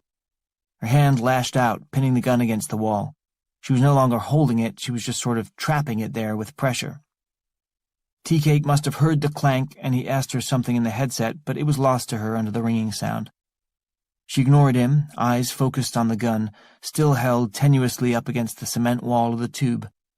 She stretched out the fingers of her left hand, got one of them through the trigger housing, and pulled her right arm free. The gun spun over, upside down, held up only by her left index finger. She readjusted her grip on the ladder, now with her freed right arm, and slowly withdrew her left from behind the ladder. She closed her left hand around the handle of the gun and moved that arm free of the ladder. Blood flowed through her left biceps again, washing away enough of the built-up acid to give her some amount of relief. She closed her eyes, grateful. She looked down. Tea-Cake was about 10 rungs below her. She continued her descent. 34. Flat on his back, Roberto stared up at the sky. This is why, he thought. This is why I didn't take the backpack, in case this happened. God, I hate being right all the time. There weren't as many stars out as before. Heavy clouds had blown in and obscured them, making the night darker. He looked up at the heavens and wondered if the satellite look-down window was still open, if the thing was somewhere overhead right now. Were Oscar Ondar and his girlfriend, Stephanie, watching him at this very moment on Oscar's laptop, sitting up in bed, wondering why the hell the guy who fired the gun was just lying there on his back not doing anything? Being right was little comfort to Roberto, given his current position. Initially, he'd thought he was paralyzed from the waist down, but after a minute or two, some of the tingling had eased, replaced by intense, paralyzing pain in the lower half of his body. Getting up was out of the question, as were crawling, rolling, and any other form of locomotion he could think of. He was on his back with his head near the front door of the building, and if he turned it to the left, which was only possible with its own unique hell of shooting pain, he could see Dr. Friedman's dead body on the ground 5 or 6 feet away from him. Okay, Roberto thought. Okay. He counted breaths to steady himself. I'm here now. I'm here now. He was still wearing the thermal imaging goggles, and he could see that the dense amount of thick fungus on the dead man's body was very much alive and quite industrious. The churning ooze was already moving off the corpse to explore its environment, but it seemed to have slowed as soon as it hit the gravel on the ground beneath them. Slowed, but not stopped. Roberto heard a chirping sound from nearby, and his eyes searched the area around him. His Bluetooth had been knocked out when he hit the ground, and lay about 5 feet from him, lighting up with a soft blue glow as it rang. It would be Abigail calling in to say, "What are you doing, man? Why don't you get up?" But getting himself 5 feet across the gravel to answer a phone call was beyond his capabilities. Roberto turned his head again, this time craning it backward, digging the back of his skull into the gravel as hard as he could and rolling his eyes up, to get a look at the entrance to the building. It was upside down, but he could see it. The lights were on inside, and he could hear screaming and shouting. No one appeared to be coming out, at least not yet, and he wasn't sure what he would do if they did. He looked down at the ground and saw the machine pistol just a foot away from his right hand. A foot, 12 inches. That was maybe possible. He dug his fingers into the gravel, summoned himself, and clawed toward it. His upper body moved 1.5 inches, and he screamed in agony. His vision blurred and doubled, and he felt himself nearly pass out. But then it cleared, and he was 1.5 inches closer. He raised his eyes, looking at the 3 still operative Harleys leaning on their kickstands, awaiting their riders. Nobody leaves. Roberto dug his fingers into the gravel again, repeated the motion, screamed again, and felt the darkness nearly descend. Nearly, but not quite. 9 inches to go. He would get to the gun or pass out trying. Back in the hallway outside G413, Griffin had pivoted from Dr. Friedman as soon as the dentist had disappeared around the corner. He pointed the gun at Ironhead and Cuba, swinging it wildly from one to the other. Stay the fuck away from me! The fuck away from me! Stay the fuck— he'd managed to spit out, though they were making no attempt to advance on him. Cuba raised her hands and spoke first. Easy, man. Yeah, come on, Griff. Ironhead chimed in soothingly. We're all in the same boat here. Griffin looked at the locker behind them, its walls, ceiling, floor, and TV boxes covered with pulsating globs of fungus. What boat? What the fuck kind of boat? What fucking boat are you fucking talking about? What the fuck is going on? Ironhead took a step forward, his hands up, palms out, and his tone calm. Definitely some strange what-have-you taking place here, my friend. I know. You weren't even in there, man. That was horrible, Cuba added, and she meant it. It's okay, her brain told her. Everything's fine. Better if you all just get out of here. What do you say we all get out of here? She suggested. Yeah, no shit, we're leaving. You first, Griffin said, gesturing with the gun.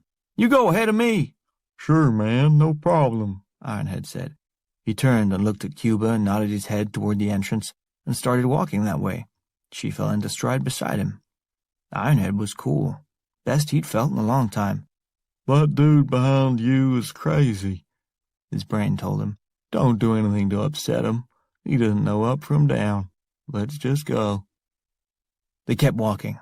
As they reached the corner, Griffin looked back over his shoulder at the mess in the hallway and the greater mess oozing out of the storage locker. Forget figuring out what was going on. None of it made any sense. He just wanted to get gone.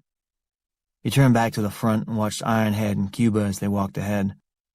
There was something on the backs of their necks, or in the backs of their necks, maybe. The skin was mottled and moving, pulsating from underneath. He didn't care what they did once they got outside, but for himself, he was getting on his fat boy and putting as many miles between him and this place as he possibly could. If anybody got in his way, they were going down. Ahead of him, Ironhead and Cuba were calm. They weren't thinking much. The thoughts they had were clean and focused. Cordyceps novus was a quick study and had modulated its technique with enormous success in the last 24 hours. The singular urge to climb that had been effective as a means of escape from sub-level 4 had proven less useful in the case of Mr. Scroggins, who blew his guts at the top of a tree for relatively little payoff. Mike Snyder, on the other hand, had proven the vastly superior dispersal possibilities available in lateral movement, and the mini-colonies of the fungus that had sprung up in human beings needed only to find others like themselves to ensure maximum spread and reproduction. Though it can't think in those terms, or think at all, per se, a fungus knows what works and what doesn't, and it pursues the former as vigorously and completely as it disregards the latter. Climbing houses and trees was out. Spreading further into the human population was in. Ironhead and Cuba were completely at peace, focused on one goal: leave. Go to town, their brains told them. Right out of here and into town, where more people are. They rounded another corner. Up ahead, the fluorescent lights of the lobby were visible. They headed toward them. 35. The floor of the sub-basement thunked into the bottom of Tea-Cake's boot. Didn't see that last step coming this time either. He stepped off the ladder and wedged himself back against the wall of the tube as far as he could get, but it wasn't far enough to clear any room for Naomi to join him. "Hang on," he said into his helmet. Naomi winced at the screech and crackle in her ear and couldn't make out the words, but she caught the meaning. She stopped and turned, looking down. She could see Tea-Cake at the bottom, but the half-barrel-shaped pack was so big he could barely turn around, much less move enough to make room for her. Opening the pack and activating the device in that tiny space was out of the question. "You're going to have to open the door," she shouted into her microphone. An enraged, inarticulate screech came back from Tea-Cake, but she understood perfectly well what it meant. Under no circumstances would he open that door.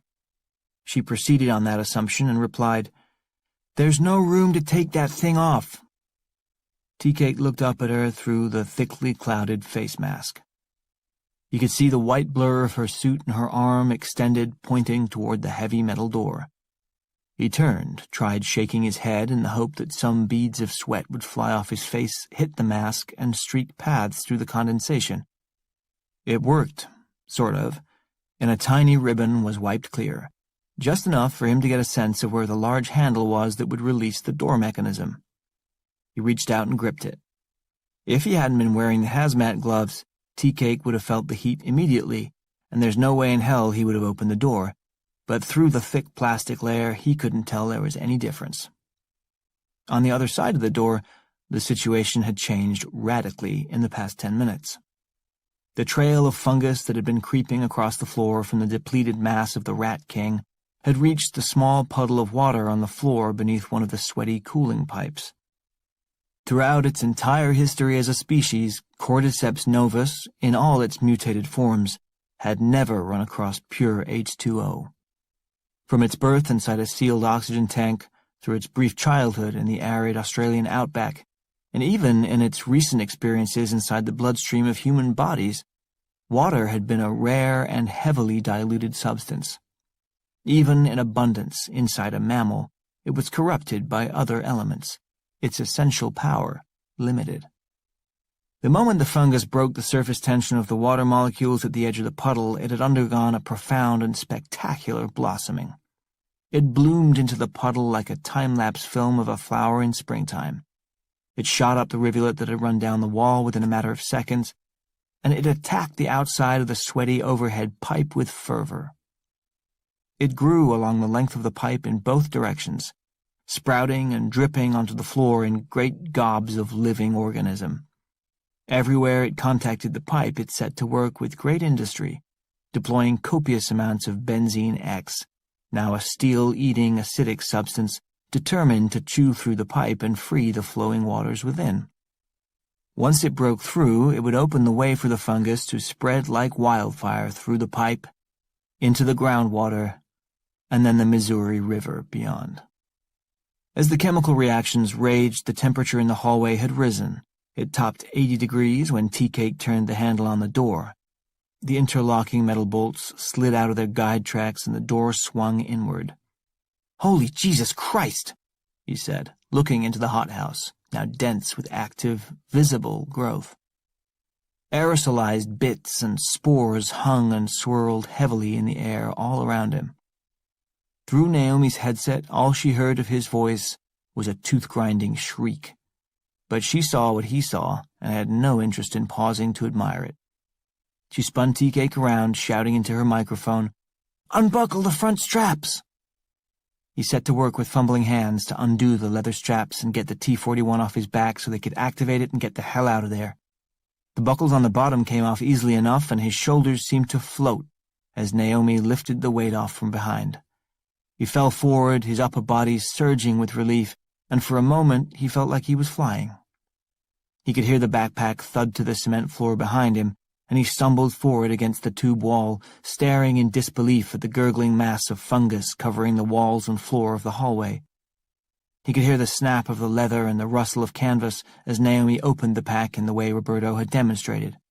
"Son of a bitch," she said. Tea-Cake pushed himself against the wall and turned around. Naomi was on her knees, bent over the backpack. Its top was opened, a tangle of belts, ropes, and buckles dripping off its sides. There were enough warning stickers plastered to the inside of the lid to scare off all but the most dedicated kamikaze soldier. Nestled on the padded bottom of the pack was an impossibly antiquated-looking pair of metal tubes lying side by side. There was a small square box beside each of them, a neutron generator, and a red fitted cap at one end of each, the bullet that would fire into the tube's fissile core. There was a snarl of wires that led from the explosive caps to a thing that looked suspiciously like an on-off switch, set in its downward position. It seemed like it could be maneuvered manually if necessary, but it was also connected by a web of wires to a small, square, digital timer. The timer was the problem. It was set at 4 minutes and 47 seconds. And it was already counting down. Naomi looked up at Tea-Cake. The son of a bitch started it. 36. Upstairs, the son of a bitch sincerely hoped they'd reached the bottom, opened the pack, and seen the timer by now. He'd hated to do it to them, but there really was no other choice. They'd looked strong and fit, and if they'd made it this far through the night without dying, he figured, it was reasonable to think they'd be resourceful enough to get themselves out in time. He truly believed that. Or maybe he just decided to believe it. As for himself, things didn't look promising. He finally had his fingers on the butt end of the machine pistol, but the darkness kept creeping in around the corners of his consciousness every time he moved. The kind of pain he'd experienced in moving his body 12 inches across the gravel had been entirely new to him, an intensity of discomfort he hadn't dreamed possible. Still, he'd managed to get his hand on the gun, and with one last superhuman effort he brought it up, off the ground, aiming it unsteadily at the last 3 motorcycles and squeezing the trigger. The Heckler and Koepp could hold magazines of either 15, 30, or 40 rounds, but Roberto didn't know which was in at the moment. There's no way Trini would have left him with just 15, but the 40 had an extra couple of inches that made the gun harder to maneuver, so he was betting on 30. The first 2-shot burst collapsed the front end of the first bike, which toppled over into the second. As the second bike fell away from him, he closed one eye and aimed for its rear tire, but on its side it now offered a more slender angle. It took 3 shots for him to be certain that bike was disabled, and when it fell it left a clear path to the third bike. That one was farthest away, and the thermal imaging goggles weren't helpful with no heat coming off the thing, so he sprayed 4 shots along the length of the Harley to be sure it was left unusable. If his count was true, he had used 14 shots, which left him with 16 for anybody who came out the door. Behind him he heard voices. He arched his head back again, digging the back of his skull into the gravel, and looking at the door to the lobby, upside down through the heat vision goggles.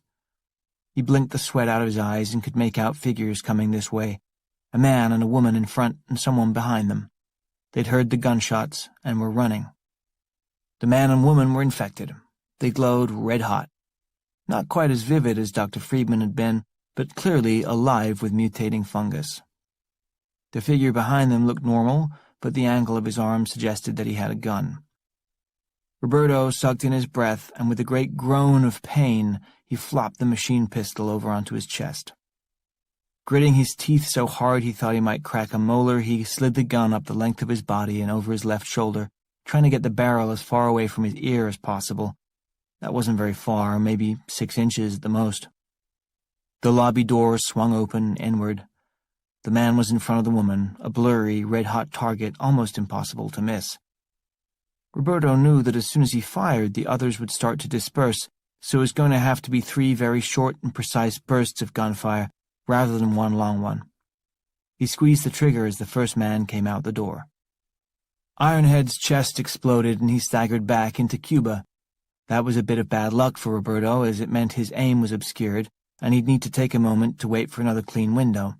He found it quickly as Cuba moved to the side, against the doorframe, burdened by Ironhead's weight as he fell, dead, into her. 3 shots had been spent on Ironhead, and 4 more ought to take out Cuba quickly enough. 2 of them hit her, but the gun's recoil triggered a spasm of hideous pain in Roberto's back. His hand twitched, and the gun jumped to the side. The other 2 shots hit the door jamb, shattering the lower hinge and sparking off its metal surface. One of the slugs ricocheted back at Roberto, slamming into the dirt just a few inches from his face. Ironhead and Cuba fell backward out of his line of fire, but the few seconds he'd used to adjust his aim had given the third guy time to flee. Griffin was on the move, heading for the front desk, and was nearly there already. Roberto sucked his breath in, held it, and fired unsteadily at Griffin as he vaulted over the counter. Roberto counted 7 shots, all of which went wide of their mark, smashing through the broken drywall behind the counter but missing Griffin. Somehow the lucky bastard had threaded the needle. He'd made it over the counter unhurt and landed on the other side, out of harm's way. Shit. Roberto had just used, to the best of his knowledge, 28 shots, which left just 2 in the clip. There was an armed man who had taken cover behind a wooden counter that completely obscured him, and Roberto still couldn't get off the ground. The situation was less than ideal. Roberto blinked as something pattered onto the lens of the goggles. He looked up at the sky, and a few drops of water appeared in his field of vision, accompanied by a low rumble somewhere in the distance. It was starting to rain. Hearing a sound from his left, Roberto turned and looked over at the body of Dr. Stephen Friedman. The green globules of fungus were swelling outward off his dead flesh, ballooning up as the raindrops hit them as if activated.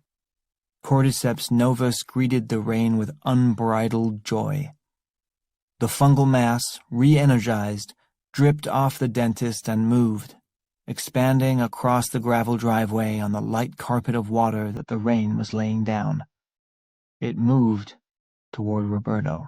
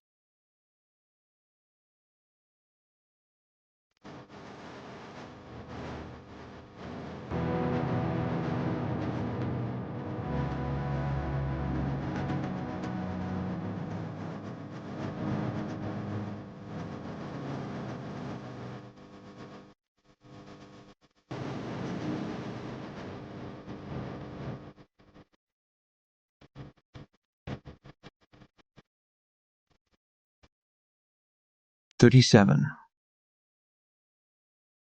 Tikek and Naomi had both stepped in smears of active fungal colonies when they were in the main hallway of Sub-Level 4. It would have been impossible not to, even if they had been aware that Benzene X had the adaptive capability to eat through the thick rubber soles of the boots. The bottoms of all 4 of their boots were alive with that process even now as they made their frantic way back up the tube ladder. They didn't know it, but they had less than a minute to get out of the suits before Benzene X finished its work and the fungus would be able to pass through and make contact with their flesh. That wasn't the only clock they were on. As soon as they'd seen that the timer on the T-41 was already activated, the only thing left for them to do was to get the hell back upstairs and get out. Tea-Cake was livid, cursing Roberto with every step, but Naomi saw the logic behind what he'd done. They'd had limited time to do the job. He couldn't take the chance that they'd fail to activate the device correctly, and so he'd made a judgment call. All he really needed them for was transportation and placement of the device anyway, and he'd gambled they had a better chance of getting it down there quickly than he did. And, more important, that they could get back up even faster. Tactically speaking, it made sense. Tea-Cake fairly flew up the ladder, 58 pounds lighter than when he'd climbed down. Naomi, who still had to hold the gun in one hand, was a bit slower, but only a dozen rungs behind him.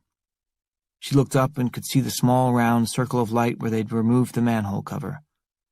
They climbed fast, both running mental timers that told them they had at best 3 minutes to get in a car and get a survivable distance away from the underground blast. Whatever the hell that was going to be like. TK got to the top and pulled himself up through the manhole cover with all the grace of a dog climbing out of a swimming pool. He got the bulk of his body up onto the floor, rolled over on his back, and unzipped the neck area of his hazmat suit, ripping the helmet off his head. The burst of fresh air was great, but having clear vision again was even better. He slid his body over, clearing the way for Naomi to come up through the manhole, and he started wriggling out of the suit, rolling it down over his torso and hips. Naomi came out of the hole a few seconds later, and the first thing she saw was the moving green ooze on the bottoms of Tea-Cake's boots. She gasped and shouted, but he could only hear her muted voice from inside her mask. He got the gist, though. There was something on his boots, and he didn't bother to look, just moved even faster, wriggling desperately to get the suit and the contaminated boots off him.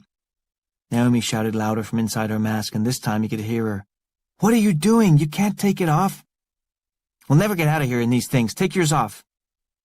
She saw his point. They were hard enough to walk in, forget running. She rolled herself the rest of the way out of the hole, pulling off her helmet. Tea-Cake, freed from his suit, got the hell away from it and its contamination and moved over to her. Avoiding her boots, he ripped the suit off her as fast as their combined efforts would allow.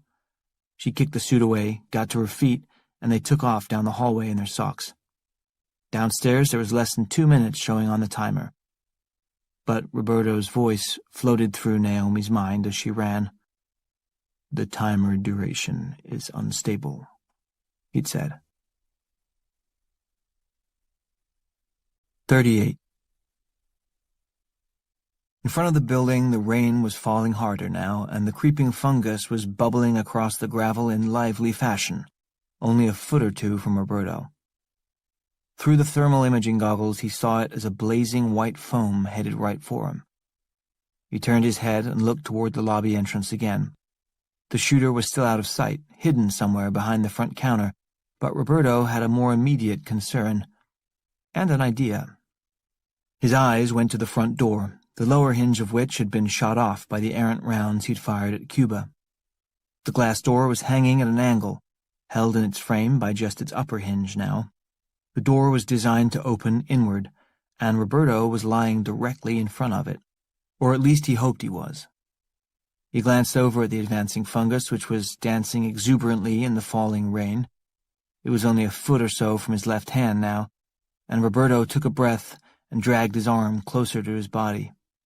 The movement produced a stabbing pain that radiated all the way down his left leg and caused his foot to spasm, which in turn produced a fresh round of torment. But that gave him a few more seconds. He looked back up at the top door hinge, tilted the barrel of the gun upward, steadied his aim on it as best he could, and prayed he'd counted the shots correctly. He had. The 2 remaining rounds tore into the metal of the top hinge, blasting it off the door frame, and the glass door fell over like a domino straight toward him. Roberto closed his eyes as the heavy door whooshed downward, slamming into his body hard. He screamed underneath the heavy glass as his body torqued unnaturally, but he made use of the moment of agony, dragging himself to his right as far as he could, so that the door settled on top of him at an angle. Its left edge bit into the gravel. It sloped upward over his left arm, hip, and leg, and angled out at its top edge like a lean-to. It now lay like a shield between him and the advancing fungus. And just in time. The fungus oozed up onto the doorframe, slithering and spreading over the glass just above Roberto. Benzine X got down to business immediately, trying to decipher this new silicon-based barrier and how it might burrow its way through it. Roberto hadn't bought much time, but a little was better than nothing. Inside the lobby, Griffin poked his head up over the counter. Whoever was out there shooting at him, he'd heard their gun go dry with a series of soft clicks. Griffin didn't so much care if the guy lived or died. He just wanted to get out of there before he ended up dead like everybody else. He'd seen the pile of trashed Harleys, so he knew that was a no-go. But whoever that was lying out there, they had to have gotten here somehow, which meant they had car keys. Griffin straightened, holding his gun in front of him, and headed for the space where the front door had been. He stepped over the bodies of Ironhead and Cuba, trying not to look at them, instead keeping the gun trained on the figure beneath the glass door. Somehow the dumb shit had managed to miss him with an automatic weapon, and in his last desperate act the guy had shot a door off its hinges and pinned himself beneath it. "Joke's on you, motherfucker." Griffin stepped through the door and looked left and right to make sure there was no one else outside. He saw Dr. Friedman's dead body, covered with the same bizarre foam that had been spattered all over the inside of the storage locker. Griffin shuddered. TK had been right. There was some zombie shit going on here, all right, and he needed out. Fast. He double-checked the bikes, confirmed they were all down and unusable, and then spotted the minivan parked a little way up the hill. It must belong to the shooter trapped under the door. "Hey, fucker!" Griffin said, and Roberto squirmed, turning his head slightly to look up at him. Griffin edged closer, the gun shaking in front of him. He'd kill this guy if he had to. He'd kill anybody who got in his way now. Griffin came around to the side, staring warily at the green ooze that was moving over the glass, just a few inches above the guy's face. Roberto looked up at him. His eyes asked for help, but he wasn't saying so. "Wouldn't matter if you did," Griffin thought. "Fuck you, I'm going to help you. This is some every man for himself kind of shit going on here." He squatted down and shoved his hand inside the guy's right pants pocket, feeling around for his car keys. Roberto screamed in pain at the movement. Griffin didn't care. The others were all dead, and he didn't plan on joining them. He felt the fob of the car keys and yanked them out. Still squatting, he turned and pointed his gun at Roberto's head. The last thing he needed was this guy surviving the night by some miracle and pointing a finger at him in a courtroom and saying, "That's him, Your Honor, that's the guy who left me to die." Griffin wasn't sure what crime that would be exactly, but why take chances? "Don't look at me!" he shouted, and stiffened his arm, aiming the gun at the center of Roberto's forehead. "Griffin!" the voice called from behind him, a woman's voice, and Griffin turned. It was her, the hottie. Somehow she'd come back. She had a gun too, but she wasn't bothering to point it at him. It was dangling at her side. "We have to get out of here." Griffin looked at her, cold. Well, you know what? She was going to have to go too, and that little shit tea cake along with her, because he wasn't taking any chances with any more semi-infected motherfuckers. Once a life-or-death situation starts, you gotta play it out, all the way down the line. And was she or was she not coming at him with a gun? Those two had to go. If that made him an asshole, so be it. Griffin started to stand, springing out of his crouch. The barrel of his gun, which had been just underneath the lip of the glass, caught there, just by an inch or so, and only for a second, but combined with the force of his rapid rise, it was enough to tip its aim downward, pointing it straight at the ground. The sudden, unpredictable movement in his hand caused Griffin to tense up his grip, and he blasted off a shot as he stood up, straight into his foot. Griffin screamed as an angry fire erupted in his foot, and he hopped up to take the weight off. He lost balance, windmilled his arms, and toppled over onto his right side. His gun hand pinned beneath him, the barrel pressed against his chest. The thick, fleshy weight of his torso crushed his fingers, and the gun fired again. This time, the bullet went into his heart. In this way, Darrell Griffin became the latest in a long line of Homo sapiens killed not for being an asshole, but by being an asshole. Tea-Cake turned away and saw the green foam on the glass just over Roberto's face. He ran to the fallen door, dug his fingers underneath the edge, and flipped it off, freeing him. Roberto shouted up at them. "Car keys are in his hand." Naomi clawed the keys out of Griffin's exposed left hand and looked back at Roberto. "Get up." "I can't. Drag me." Figuring he'd been shot, but knowing there was no time to dwell on it, they each grabbed him by an arm and dragged him, screaming, up the short driveway to the minivan. The heat vision goggles had fallen off Roberto's head, but he didn't need them to see the fungal growth anymore. As they hauled him up the hillside, he could see the forest floor lit up with its glowing green tendrils, spreading rapidly in the now heavy rain. They reached the minivan and threw him into the back, producing more screams.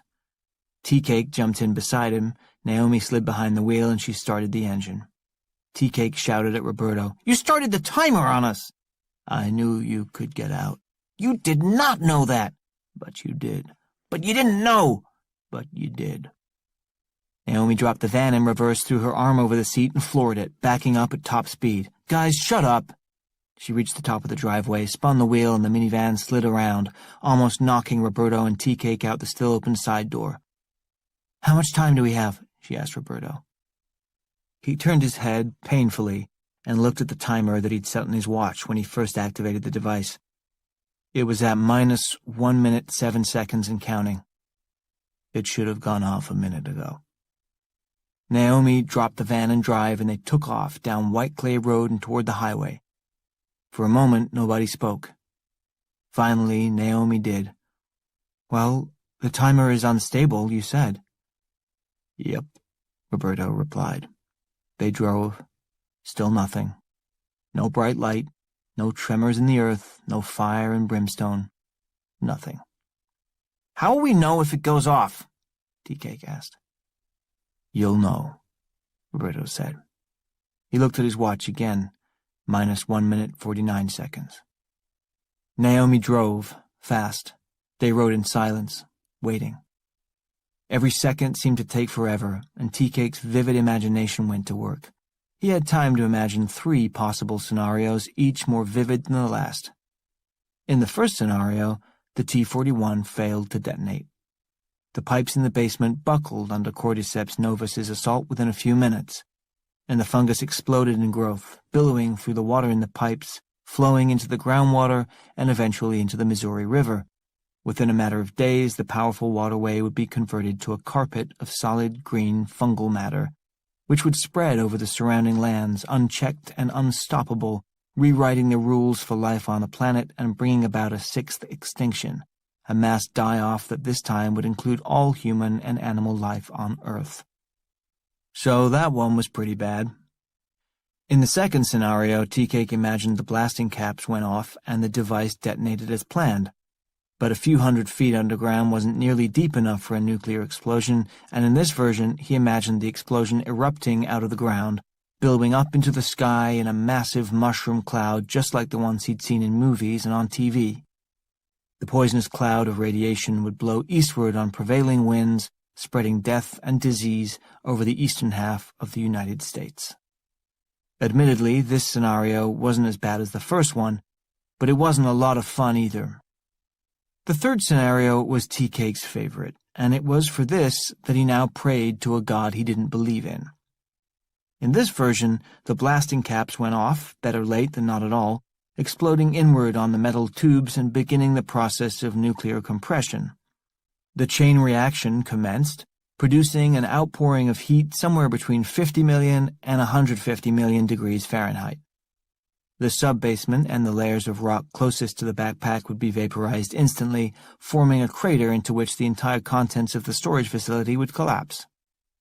All the unneeded furniture, the contents of homes that would never be reoccupied, the rat pack hoardings of 1,000 unhappy people, the stolen Samsung TVs, Mrs. Rooney's 27 banker's boxes filled with her children's school reports and holiday cards, her 42 ceramic coffee mugs and pencil jars made at Pottery for Fun between 1995 and 2008, her 7 nylon duffel bags stuffed with newspapers from major events in world history, and even her vinyl Baywatch pencil case stuffed with $6,500 in cash she was saving for the day the banks crashed for real. All of it. All the junk, in all the sealed boxes, in all the lockers, some of their contents long forgotten, all the shit. All of it would melt, collapsing downward into the cavity, forming a rubble chimney that would swell upward.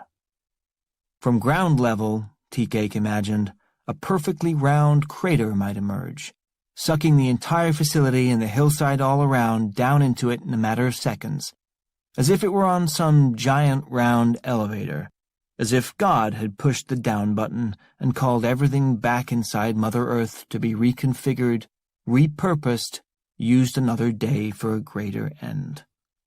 The fungus itself would be incinerated, Tea-Cake thought, burned off the face of the planet for good, and as the explosion settled, a harmless cloud of dirt and dust would rise up, all that was left of the Atchison storage facility and this fucked-up night.